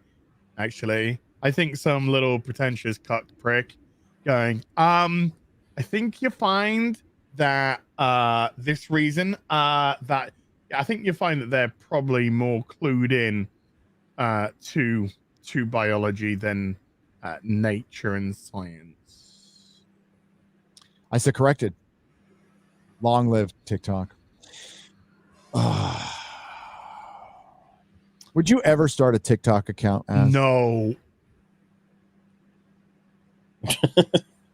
Nope. I ain't do it. Not fucking gonna do it. If somebody said, I'll pay you £1 million to open up a TikTok, I'd wait for the check to clear, then I would do it. And then I would use it. Nah. That's I think fine. TikTok is literally rim jobbing Satan's asshole. It is. It is just I mean, the hilarity is, of course, it's Chinese, and China are just getting all of these absolute fucking crazy broken people, and they have all of their details, their name, their address, their phone numbers, their emails. They have all of these fucking details, and they know exactly which people to be fucking targeted because you're just showing them how fucking crazy you are. I want to show you this. Oh, I didn't mean to rip that. I like to use these MyLite bags. These are priceless. They don't make MyLite bags anymore, so I keep them to recycle them. This comic book, see this with Falcon and Black Panther with Captain America. Look at this, 20 cents. It was made in. I don't have my magnifying glass, so I'm gonna have to click. Holy shit, I'm blind. I really need to get new glasses. 1975. There were black men in comic books in 19. Oh, there weren't. I don't believe you. Man.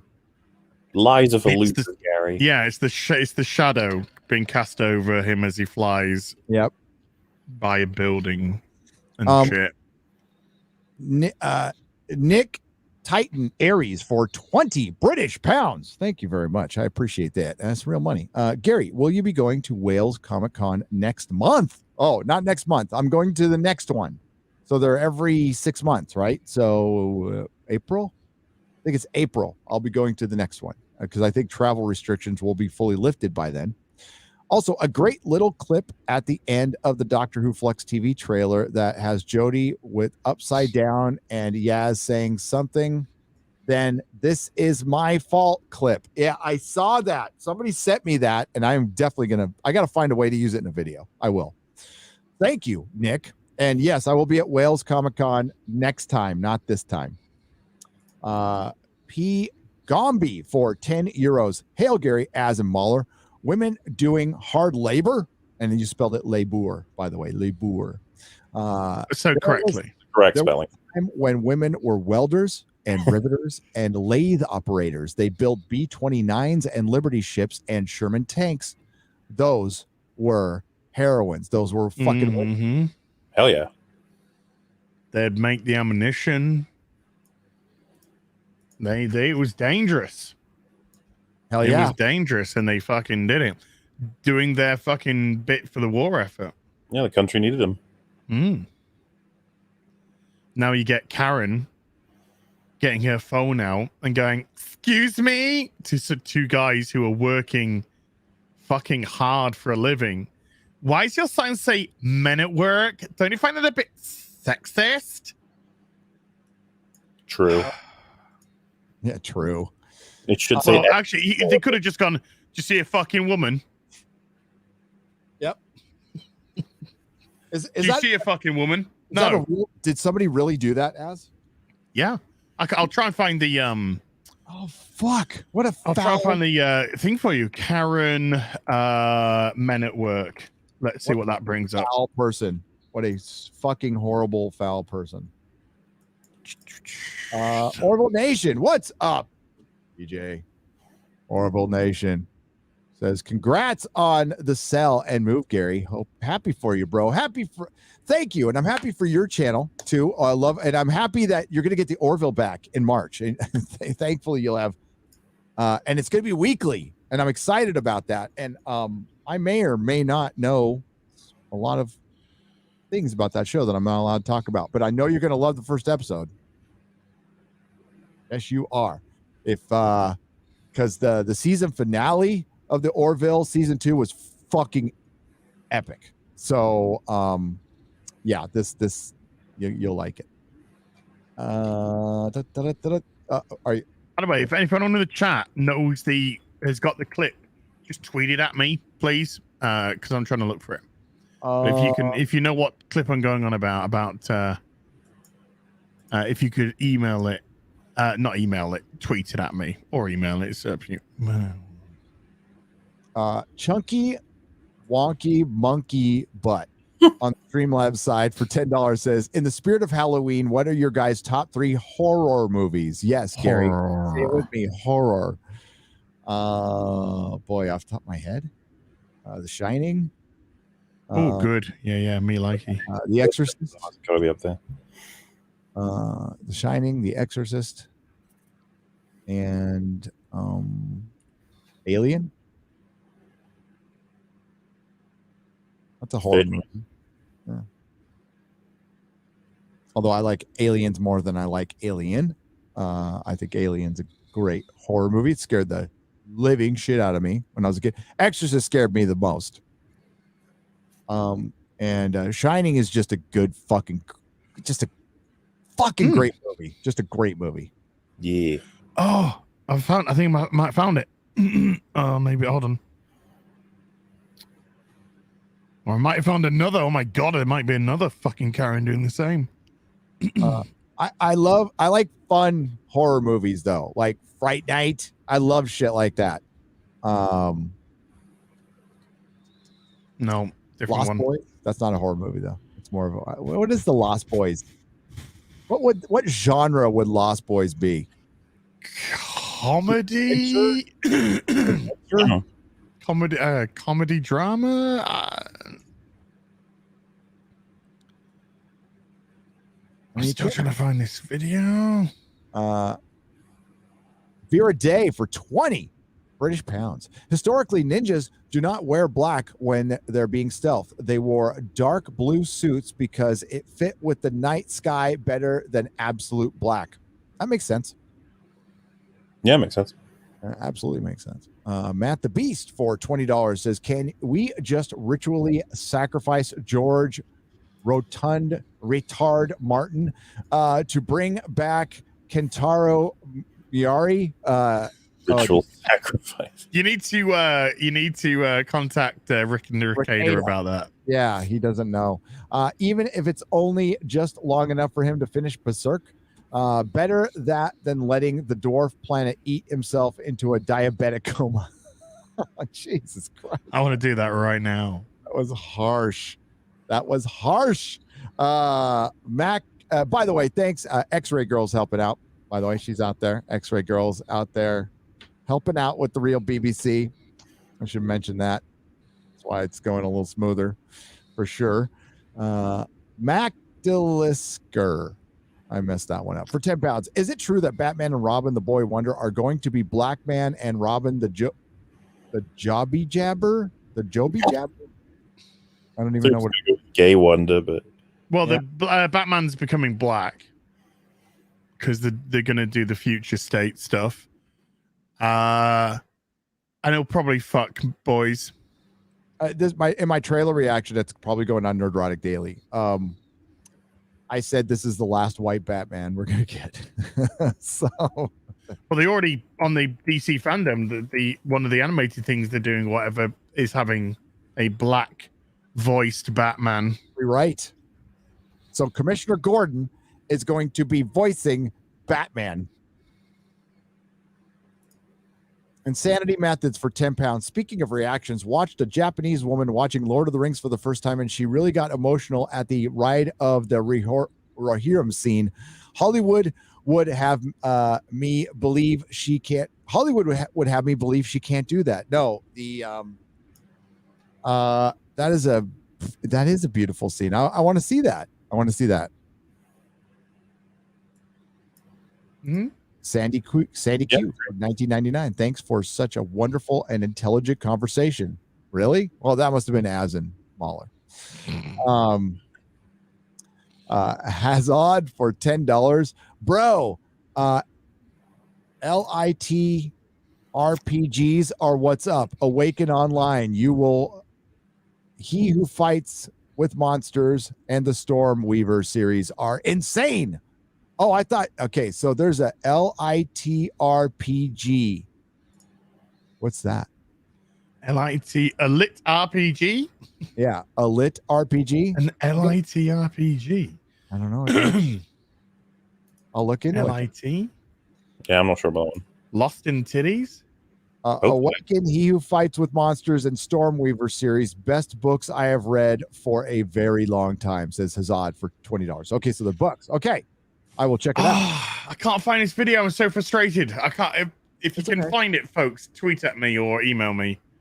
But it's about the woman complaining about the men at work with their men at work sign. I think it's Australian. Might be Australian. Oh, literary role playing. Literary. Okay, I got you.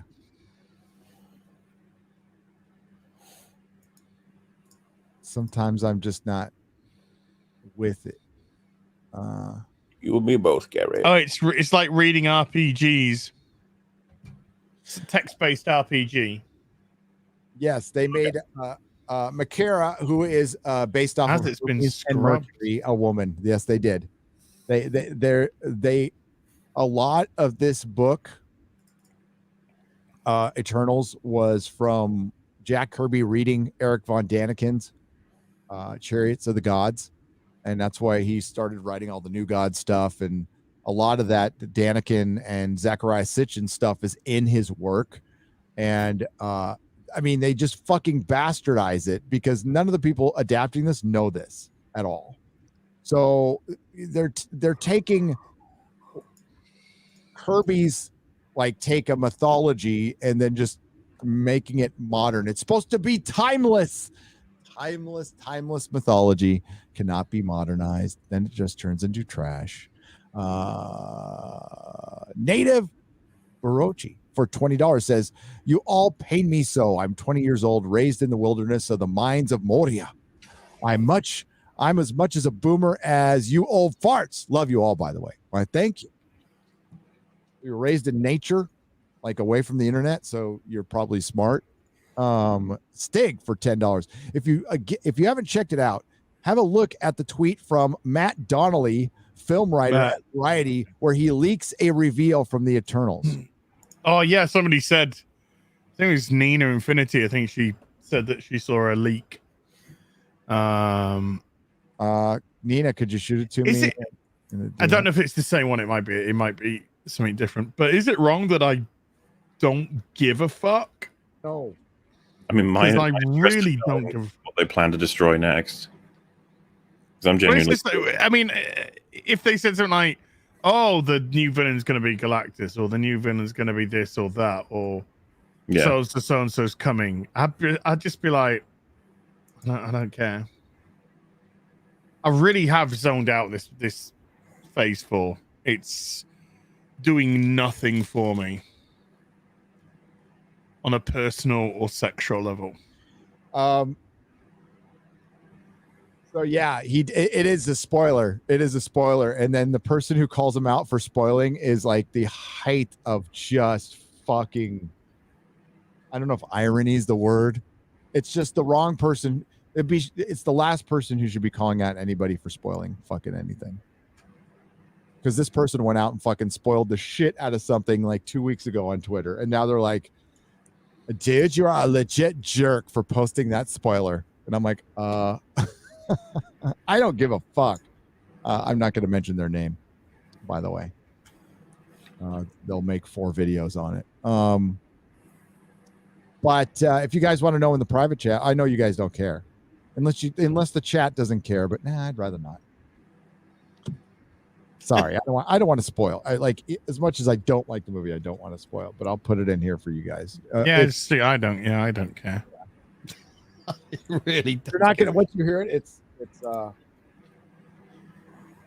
I predict that I'm gonna respond to it by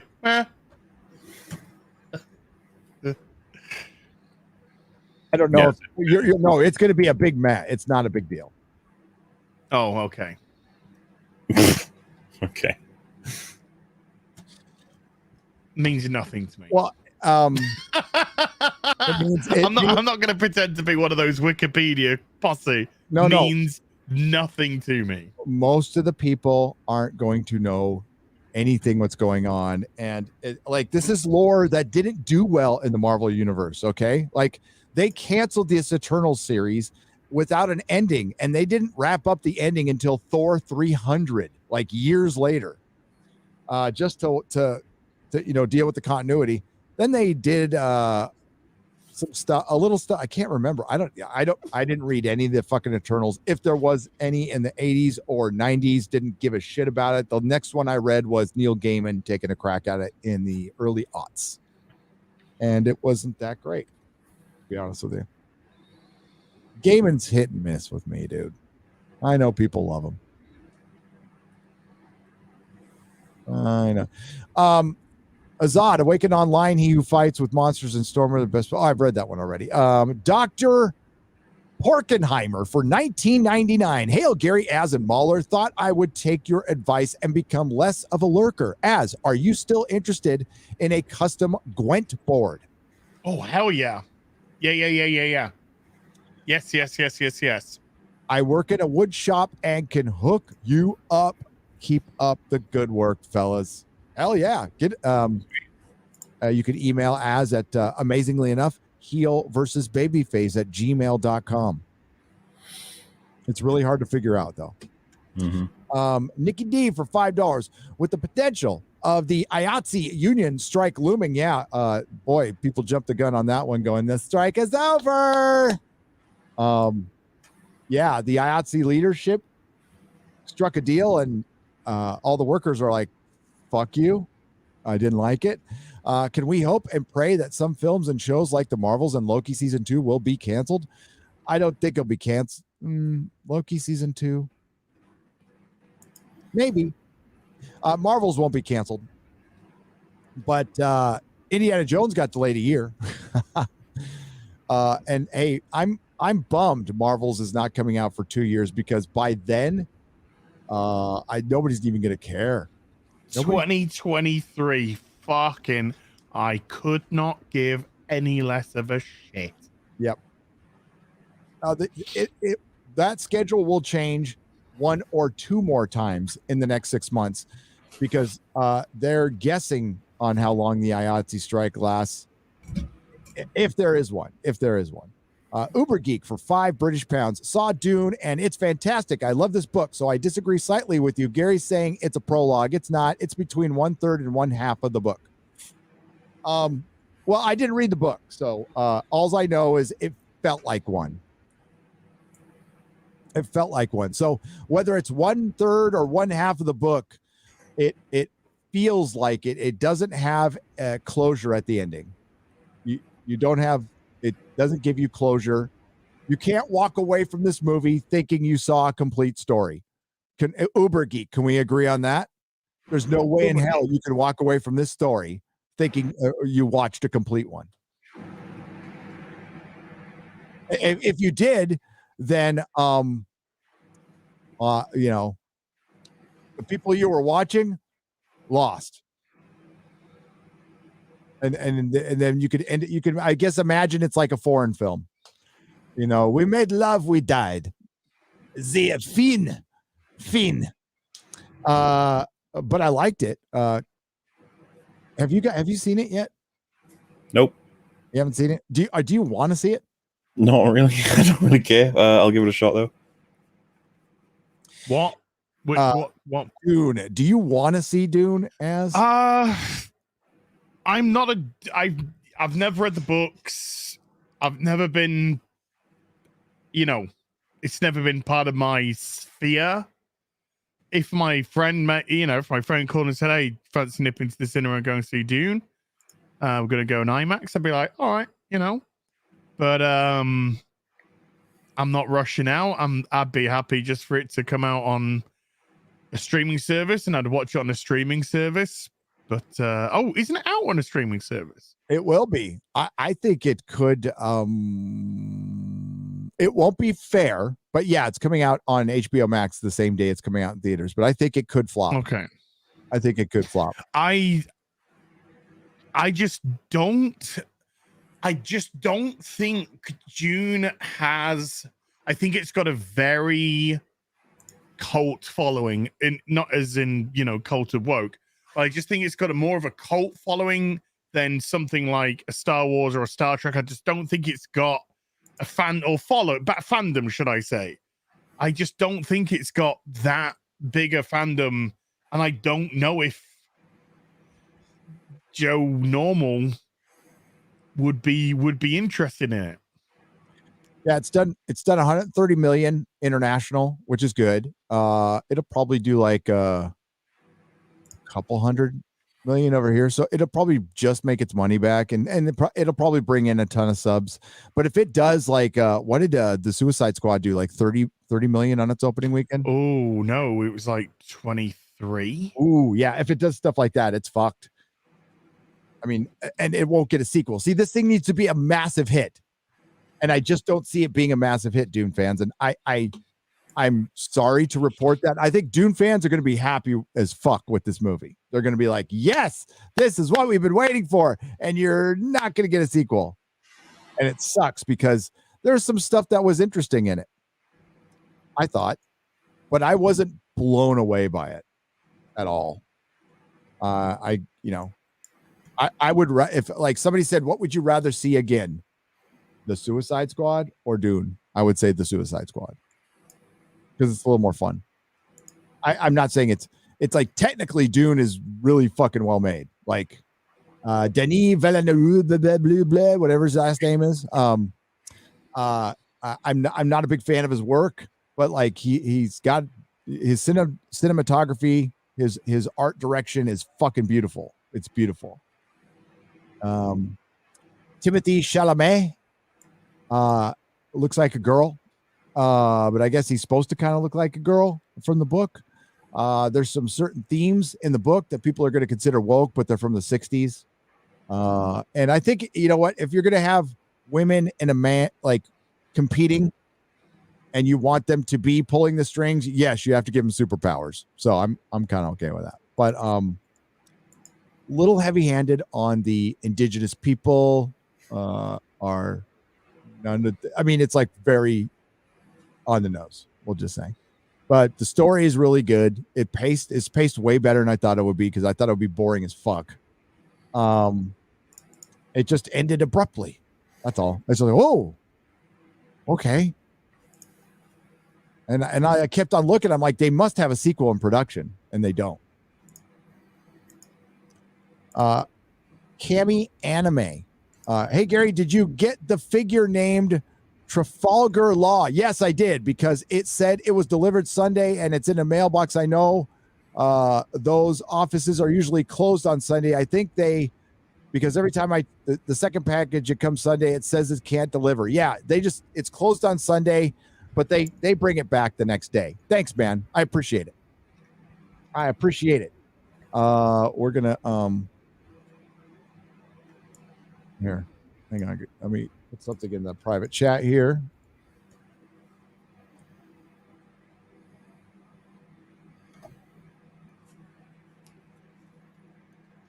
Hope you're having a nice day, chat. Having a nice day, chat. We love you. I hope everything's going fine with you. I'm gonna have to go real quick to go finish up this house thing. I'm so fuck. I'm so fucking happy. So fucking happy, dude. Go watch Chong-Chi. I'm so fuck. Me so fuck. Christoph, the Polish guy, for 25 Polish pesos says, wait, you guys already seen Eternals? Is it worth it? Is it woke free? No, I haven't seen the Eternals. My friend has seen the Eternals and says it's woke trash. I don't believe you. It's going to be amazing. I've heard it's very different. Yeah, very different. And my God, those end credit scenes. I was going to say, the end credit scenes around for them. Ticket, that's what I think. Guys, what about those surprises, those twists, those turns? I feel it's very much a Camilla Zhao vessel as opposed to a Marvel movie. It's more her than them. If we ever get one of the Access people saying that the after credit scenes are worth the ticket alone, that's game over. It is, yes. I got to be on the hunt for that now. That quote, if we ever see that from official, that'll be the greatest quote in history. Don't even bother watching the film. Just watch the after credits. Yep. Just get your ticket and go in for the after credits scene. And then when you see the after credits, don't watch those films. Just watch the after credits. Hey, who remembers what movie came out that had the Fandom Menace trailer and everybody was just going to see the fucking movie for the Fandom Menace trailer and walking out before the movie came out? Bonus points for who starred in it. I will give you a fucking hint. Bro. dude, bro. Dude, was my Dude, car. where's my car? No. Okay, they're gonna get in the chat. They'll get in 2 seconds. Come on. Dude, bro. This is easy. Let's see who's in there. What was Wing Commander? Scooby Doo? There you go. Jack Thursby, Wing Commander. Wing Commander came out with a Fandom Menace trailer. Everybody went to see that and it like was number 1 for the week or close. And they walked out before the movie started. And starring Freddie Michelle Gellar. So Mr. Sarah Michelle Gellar. Mr. Sarah Michelle Gellar. Do you think he like goes? Does you think she makes him call her Buffy once in a while while she's like working out? It's like, honey, could you buy me some more podcast gear? Thanks, dude. Hollywood is patting itself on the back for their messages. They honestly believe they are better because they have the perfect vision of the world, says JA for $5. Lasagna Lynch did say that at the end of the very long interview about James Bond. Does anybody remember James Bond? It is fucking just forgotten. Completely. That's the one with Daniel Craig. I think I know that one. He died. Craig.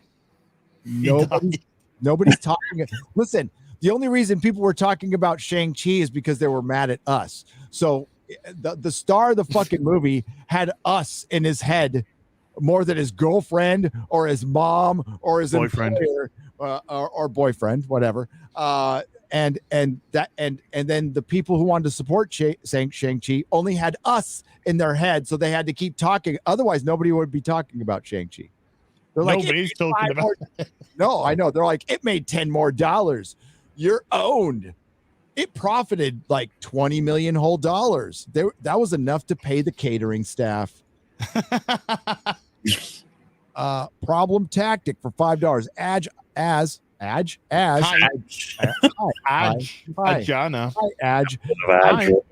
bunch of your Dr. Whammon and then dreamt you were announcing retirement from YouTube. Glad you're still here. LOL. Wow. I had a couple of weird dreams today. I slept in a little bit and I had a wee, and then the postman knocked on the door and I was like, thank you, Mr. Postman, and then went back up to bed and I fell asleep for 2 hours and I had really fucking weird dream in that 2 hours. Did you dream of a movie called The Postman Only Pisses Twice? No, but I hate it when you're having a dream and you need a piss, and in your dream you're like, I need to find somewhere to have a piss, and then you find somewhere to have a piss and you're like, I'm having a piss, and then you're just like, but I still feel like I want to piss, and then you wake up and you're like, I need a piss. You try to fight it, and it's like, this is the pea boner is going to win. The morning wood is going to win this battle. Now we're going to get up later.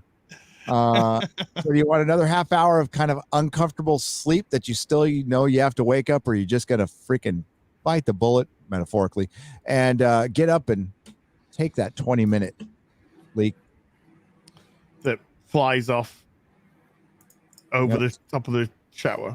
These are men problems. Men pee standing up. Unless you're a journalist. Unless you're a urinalist. And then you sit down. Oh, do you guys want to end with Starboat?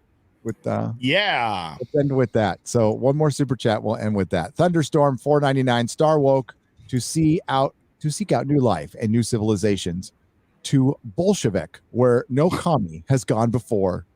Hey Gary, how did you see Dune, by the way? How did I see Dune? That's a good question.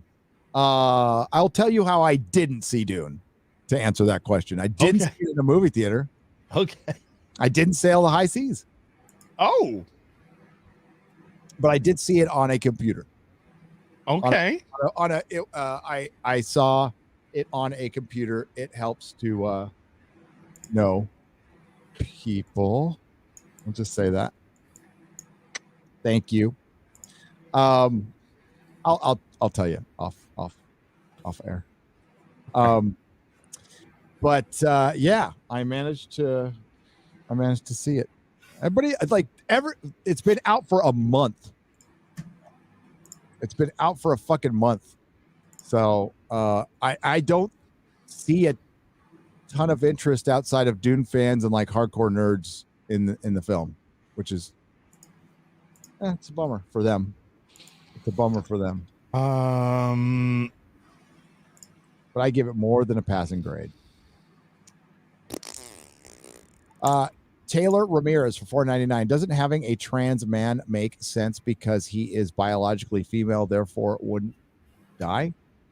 I think it's the other way round. I'll have to check, but I think it's a trans woman. I need to check. They've added this character in, so I need to look. They made this fucking shit up all the time. I'm used to fucking proper biology, not fucking made up shit. But I'll look into it for you. But I believe it's I believe it's a dude. A biological dude. I'm gonna say it. Yeah. I believe. I'll look into it for you. Curious to know if any of y'all have read Middle West and your thoughts. I have not. I have not. What is Middle West? I have not. Oh, it's Image Comics. I have not read it. No. The last thing I bought from Image was Mark Millar. Yep. Reborn. That's the last thing I bought. Probably the King Spawn. King Spawn's actually. Reborn. I'm the exact same as you, Reborn and King Spawn. He also said, Gary, wish you nerded out a little more on Friday night. No problem, though. It depends on the guest, really. But I thought we got in the weeds pretty good with Squid Game Friday morning. Yeah. All right. So the rest of these. Chris Gore's awesome. Chris Gore is fucking great. He's such a great guest. We love him. He's amazing. Would you be? Oh, maybe we should bring him on a BBC sometime. Mm-hmm. I think if you want to like do a straight up nerd talk, I think this would be awesome to bring him on this. If you guys want, I mean, it's up to you guys. Totally up to you guys. If he lives, he lives. I will get the rest of these on a square up. Thank you all for the donations and the super chats. They will be read. They will be read. And thank you very much. I have to jump off and take care of some IRL stuff. But first, let's go to Kyle Dunnigan. Let's close it out with Kyle Dunnigan. Oh, stop. No, I'm gonna piss in my bed if I want to. If you want to. Mm-hmm. Leave your friends behind. It's my bed and I'll piss in it if I want to. Piss in it if I want to. Piss in it. You would piss too if it happened to you. That was a great song. Thank you. Do you want our faces on or full screen? What do you think, guys? Either. I'm not bothered. Okay, let's do this. MauLer's good either way. I'm fine. Blood. You would do anything to Last time on Blood. you would do anything to cheer up young neglected boys with games. As a space blob of color, Michael McJack was the one under threat from structural spacism. And wine. We could just make out or whatever. No. Quick, put on the mask. Captain, life signs are disappearing all over the ship. Oh, sick.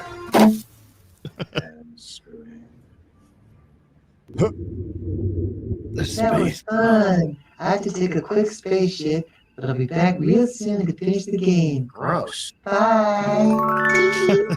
Captain, now is probably our last chance to make a plan to save our lives. Yes, perhaps it would be wise for us to put our heads together before they explode. Look how cute he is. He's having a little dream. Wonder what he's dreaming about.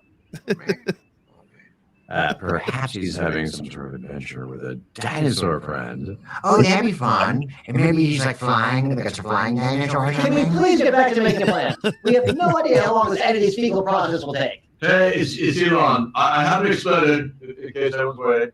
Is Pete okay? No, Elon, Pete's dead. So cool. We should just get Michael on the ship and kick his ass. Highly logical. He demonstrates near omniscient power in this current form. I learned one thing in this crazy, crazy world. If it shits, it can be killed. Jack was a human form, and then perhaps we could lure him into the teleportation room. And then we beam his ass into the closest star. Look, that plan could work in theory, but how are we possibly going to lure him into the transporter room? All we need is some good bait. Oh no!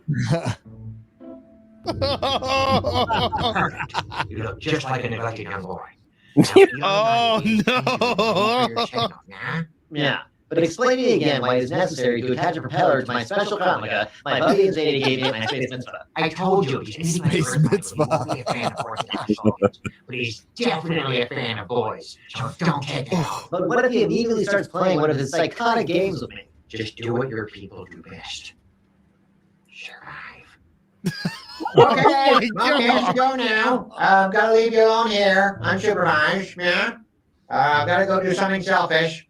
Probably gonna take a long time. Bye. But Mom, I'm 9 years old and full of innocence and curiosity. The only thing I'm good at is keeping secrets. I wish I had an older friend I could hang with. Hi, little boy. So I took you to the box so we could play. Sounds good. But are you absolutely sure you're completely made of solid transportable matter? I'm a real boy, just like you. Now! Now what? Pull it now! Okay, slow down. Hold on, Michael. It's my mommy. I need to take this. That's cool again, baby. Hey, how are ya? Hi, Mommy. What the fuck? What the fuck? You've got to stall for time. Elon's having trouble locking onto Michael. How much time, Mommy? I'm concerned I won't be able to hold in my potty much longer. Tell him I need 30 seconds. He needs 30 seconds. Okay, Mom. If that's what it has to be, that's fine. It's fine. Is there a problem? No, Michael. I just need to say something that will take approximately 30 seconds. And that thing is that maybe you should have me sign an NDA from eForms.com. It's a non-disclosure agreement. It ensures confidentiality. You're a powerful man. You need to protect yourself. God knows what I'll say after our time playing together. But isn't drafting legal documents both time-consuming and expensive? Not at eForms.com. For a fraction of the cost of consulting a lawyer, you can have all sorts of legal documents ready at the speed of light. Oh my goodness. And that is the end of me talking, and everything should be ready to go. Hang on, it's my mommy again. Hey, Ben, it's Elon. How's it going, buddy? What is happening? So, I need 2 weeks. Well, Mommy, I'm 100% certain I can't hold my potty in for 2 weeks. Well, okay, I'm having trouble stabilizing the coordinates because of the stages. Just do it, Mom, you fucking nerd. Okay, I'll give it a shot.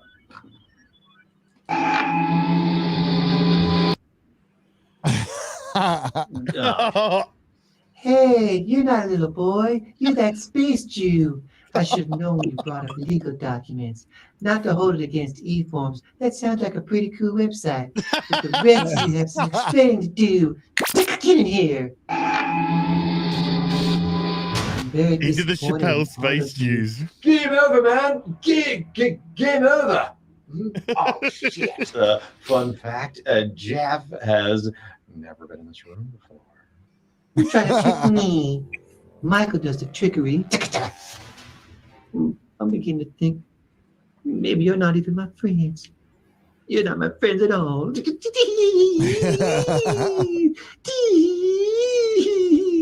Is he laughing or crying? Listen, Michael, I know how you feel. I lost my best friend today. We had plans to play paper boats, but then it exploded. The last thing I said to him was very weird. Very weird. But I was thinking, I don't have anyone to play paper boats with, and you don't have anyone to play paper boats with. Maybe we could play paper boats together and let the others go. Oh, I don't want to play with a nerd. You can go, actually. Really? Cool. See you later. Son of a bitch. Since we're not friends, I guess we can skip the games Yeah, skip the game. We're not friends. and go right to your dead. That backfired. Michael, I can't help but think you want to kill us all because you're afraid to face me in a dance-off. What? That's crazy. You can't beat me. No, it's fine. You're a huge pussy. It's fine. It's fine. I'm not a gross pussy that's all weird and has folds everywhere and has bleeds all the time. No. Well, then, how about a dance-off? If you win, we'll all willingly play with you forever. But if I win, you let us go in peace and never play with us again. So if I win, you'll play with me forever and ever? That's correct. Okay, let's go, bitch.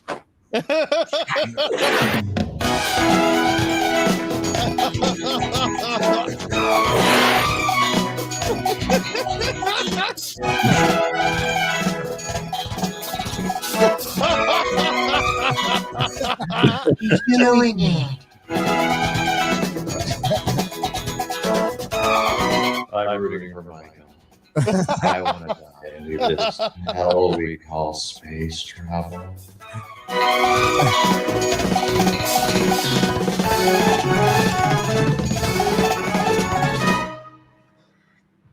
Wow, you're good. So we can go now? Oh, you didn't win, silly. Your moves were derivative. Okay, so now I'm going to absorb your brains into the space block so we can play forever and ever. Hey, this bathroom looks different, man.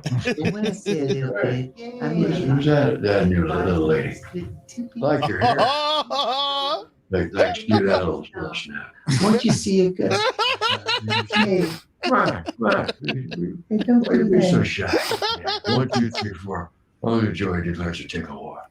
There you Oh, go. please. Ooh, There you it smell is. like diaper. Come on, get Look at you, get close. I don't like this game. Let me see your bottle. Yeah, Let me see your bottle. yeah, wait. I learned something. When people don't want to play, you shouldn't use your power to make them do it.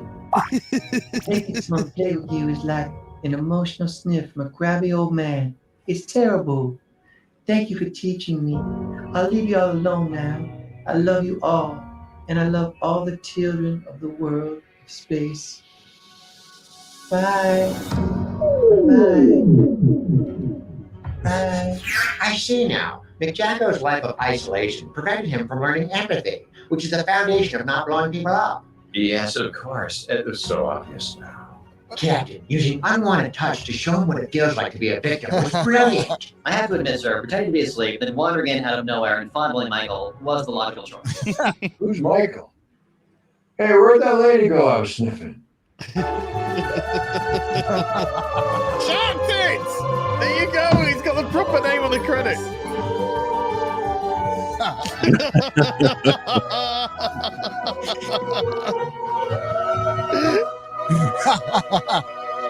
Good enough. It'd be cool if you could get like your face and like if you could look at it real quick and get your face in it. What a Awesome. production. That was What a brilliant, production. man. Oh, well done, Kyle Dunnigan. And then we get a. Oh my God, Tucker, no! Tucker, no! What the fuck?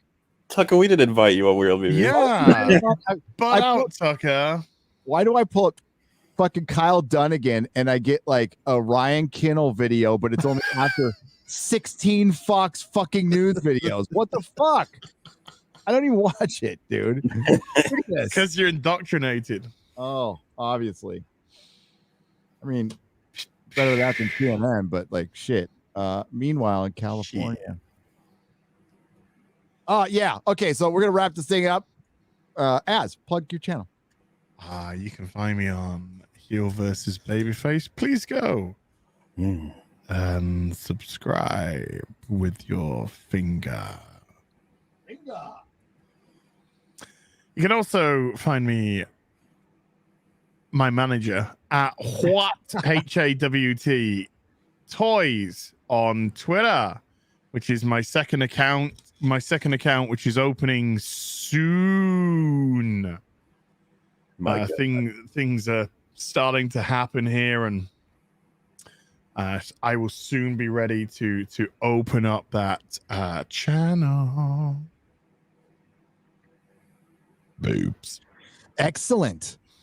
I'm looking forward to it. As am I. He's yawning. MauLer, Yes. would you like to say words to direct? I guess I could. Yes. What word should I say? Well, tomorrow, instead of a regular EFAB catch up, where we're still trying to catch up with the super chats, we're having a EFAB episode with a very special guest. The topic, and I've had to tell people because they gotta watch it, but hopefully before we do it. But we're gonna break down Train to Busan. Ooh. Yes. Oh, Gonna talk all about it. I gotta see that. I quite love the movie. I am looking forward to talking about it. We're bringing someone on who's been on EFAP once before, I think. But very much likes the film as well. Hi, I'm the only camera. No, you're not Hello, only camera. the only camera. Sorry, I was It's been a fun day. Thank you guys for sorting it out. You know, having these topics and that. No, this is I had to kind of get my feet back on the ground after traveling. I didn't want to talk. We'll talk about Tim Pool on the Nooner. I don't want to bore these guys with the Tim Pool stuff, but we'll talk about Tim Pool stuff tomorrow on the Nooner whenever it is. I have a couple of videos to finish out. Watch for my Dune review tomorrow morning. It's short. It's spoiler free. Watch for a big long Ladies. Big long trailer reaction to the Batman, the Flash, Black Adam, and I kind of talk about Jar Jar a little bit and Batman the Animated Series in a video that's probably going to go on Nerdrotic daily because it ended up being like 20 minutes long. So watch for that. You know what? I'll put it out today. I'll put it out in about a half hour. X-Ray Girl. Hi. How you There's doing? one more. I'm good. Are you at work or are you drunk? I'm working. Why not both? I don't get drunk at work. Why not both? Yeah. Yet. Still not. Well, it's actually 6 o'clock now. Dang, the time has passed. Oh wow. Eastern time. Yeah. She's on Eastern time, which I was on. And flying out there, it's not like a long flight, but then you lose 3 hours, and it just locked me up for a day. But then I came back real quick. Hi, Az here from HeelvsBabyface. I do Friday Flight fucking tights every Friday. I know. Friday flight. Friday flights. WG for $50. Says, "Hey, Gary, just a small donation to recognize the tremendous work you continue to do with the accent impaired. MauLer is making tremendous progress, and as well, he's damn near intelligible now. Well done, sir." Whoa. Hey, they're almost British Americans. This is an international lineup, by the way. It really is. We got a British American and somebody from Canada and somebody from England. No, I'm just kidding. Yes. Wales. From Cumbria. I know what that is from Doctor Who, actually from Torchwood, but Cardiff. Yeah. Oh yeah, they got the Welsh accents going on all over that show. Whoa, like Torchwood, like you know. It's like when you watch Farscape and they're all Australian. Yep. Yeah, they're all yeah. And there's an agent. What's Majiggy plays an agent in the Matrix and that. What's up, Majiggy? Who that? I like the guy with the mask. He's one of the agents in the Matrix. Is he? I didn't know that. Mm-hmm. Neat. No, I didn't know that either. There you go. Oh, there you go. So thank you, everyone. Thanks, Perry Chan, for making the intro. Thank you to the Modrotics for doing a great job. Thanks to everyone who participated in the chat. Hope you had a good time. Thanks to everyone who left a donation, any super chat. You help keep the lights on around here. And again, Eagles. Yeah. What's that? Eagles? Eagles. Yeah. Eagles. Check that out on Nerdrotic Live. So we will go out with I should probably have that ready, which I didn't. So my bad, but it's ready.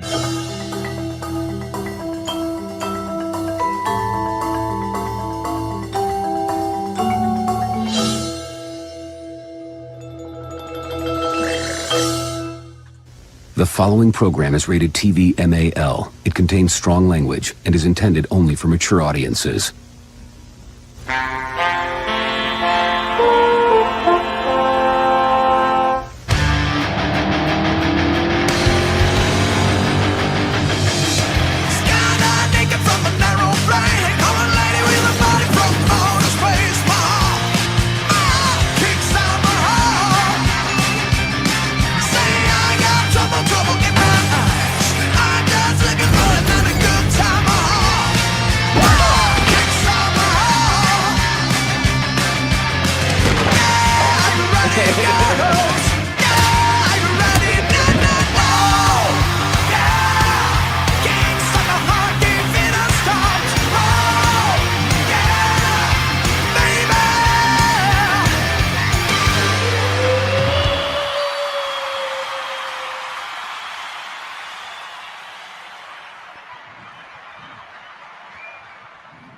Oh, I like that. Oh, it's so cute. I love it. Brilliant. Did somebody send you that? I had it made. Oh, that's fucking awesome. Those. Well, you can get your name put on the back of your favorite jit. So I got it done. I love it. People said they wanted to see it in the chat earlier, so I thought I would show you at the end. Yeah, we're there you still. go. But I just wanted to show that off. All right, bye everybody. Bye everybody. Bye. Bye.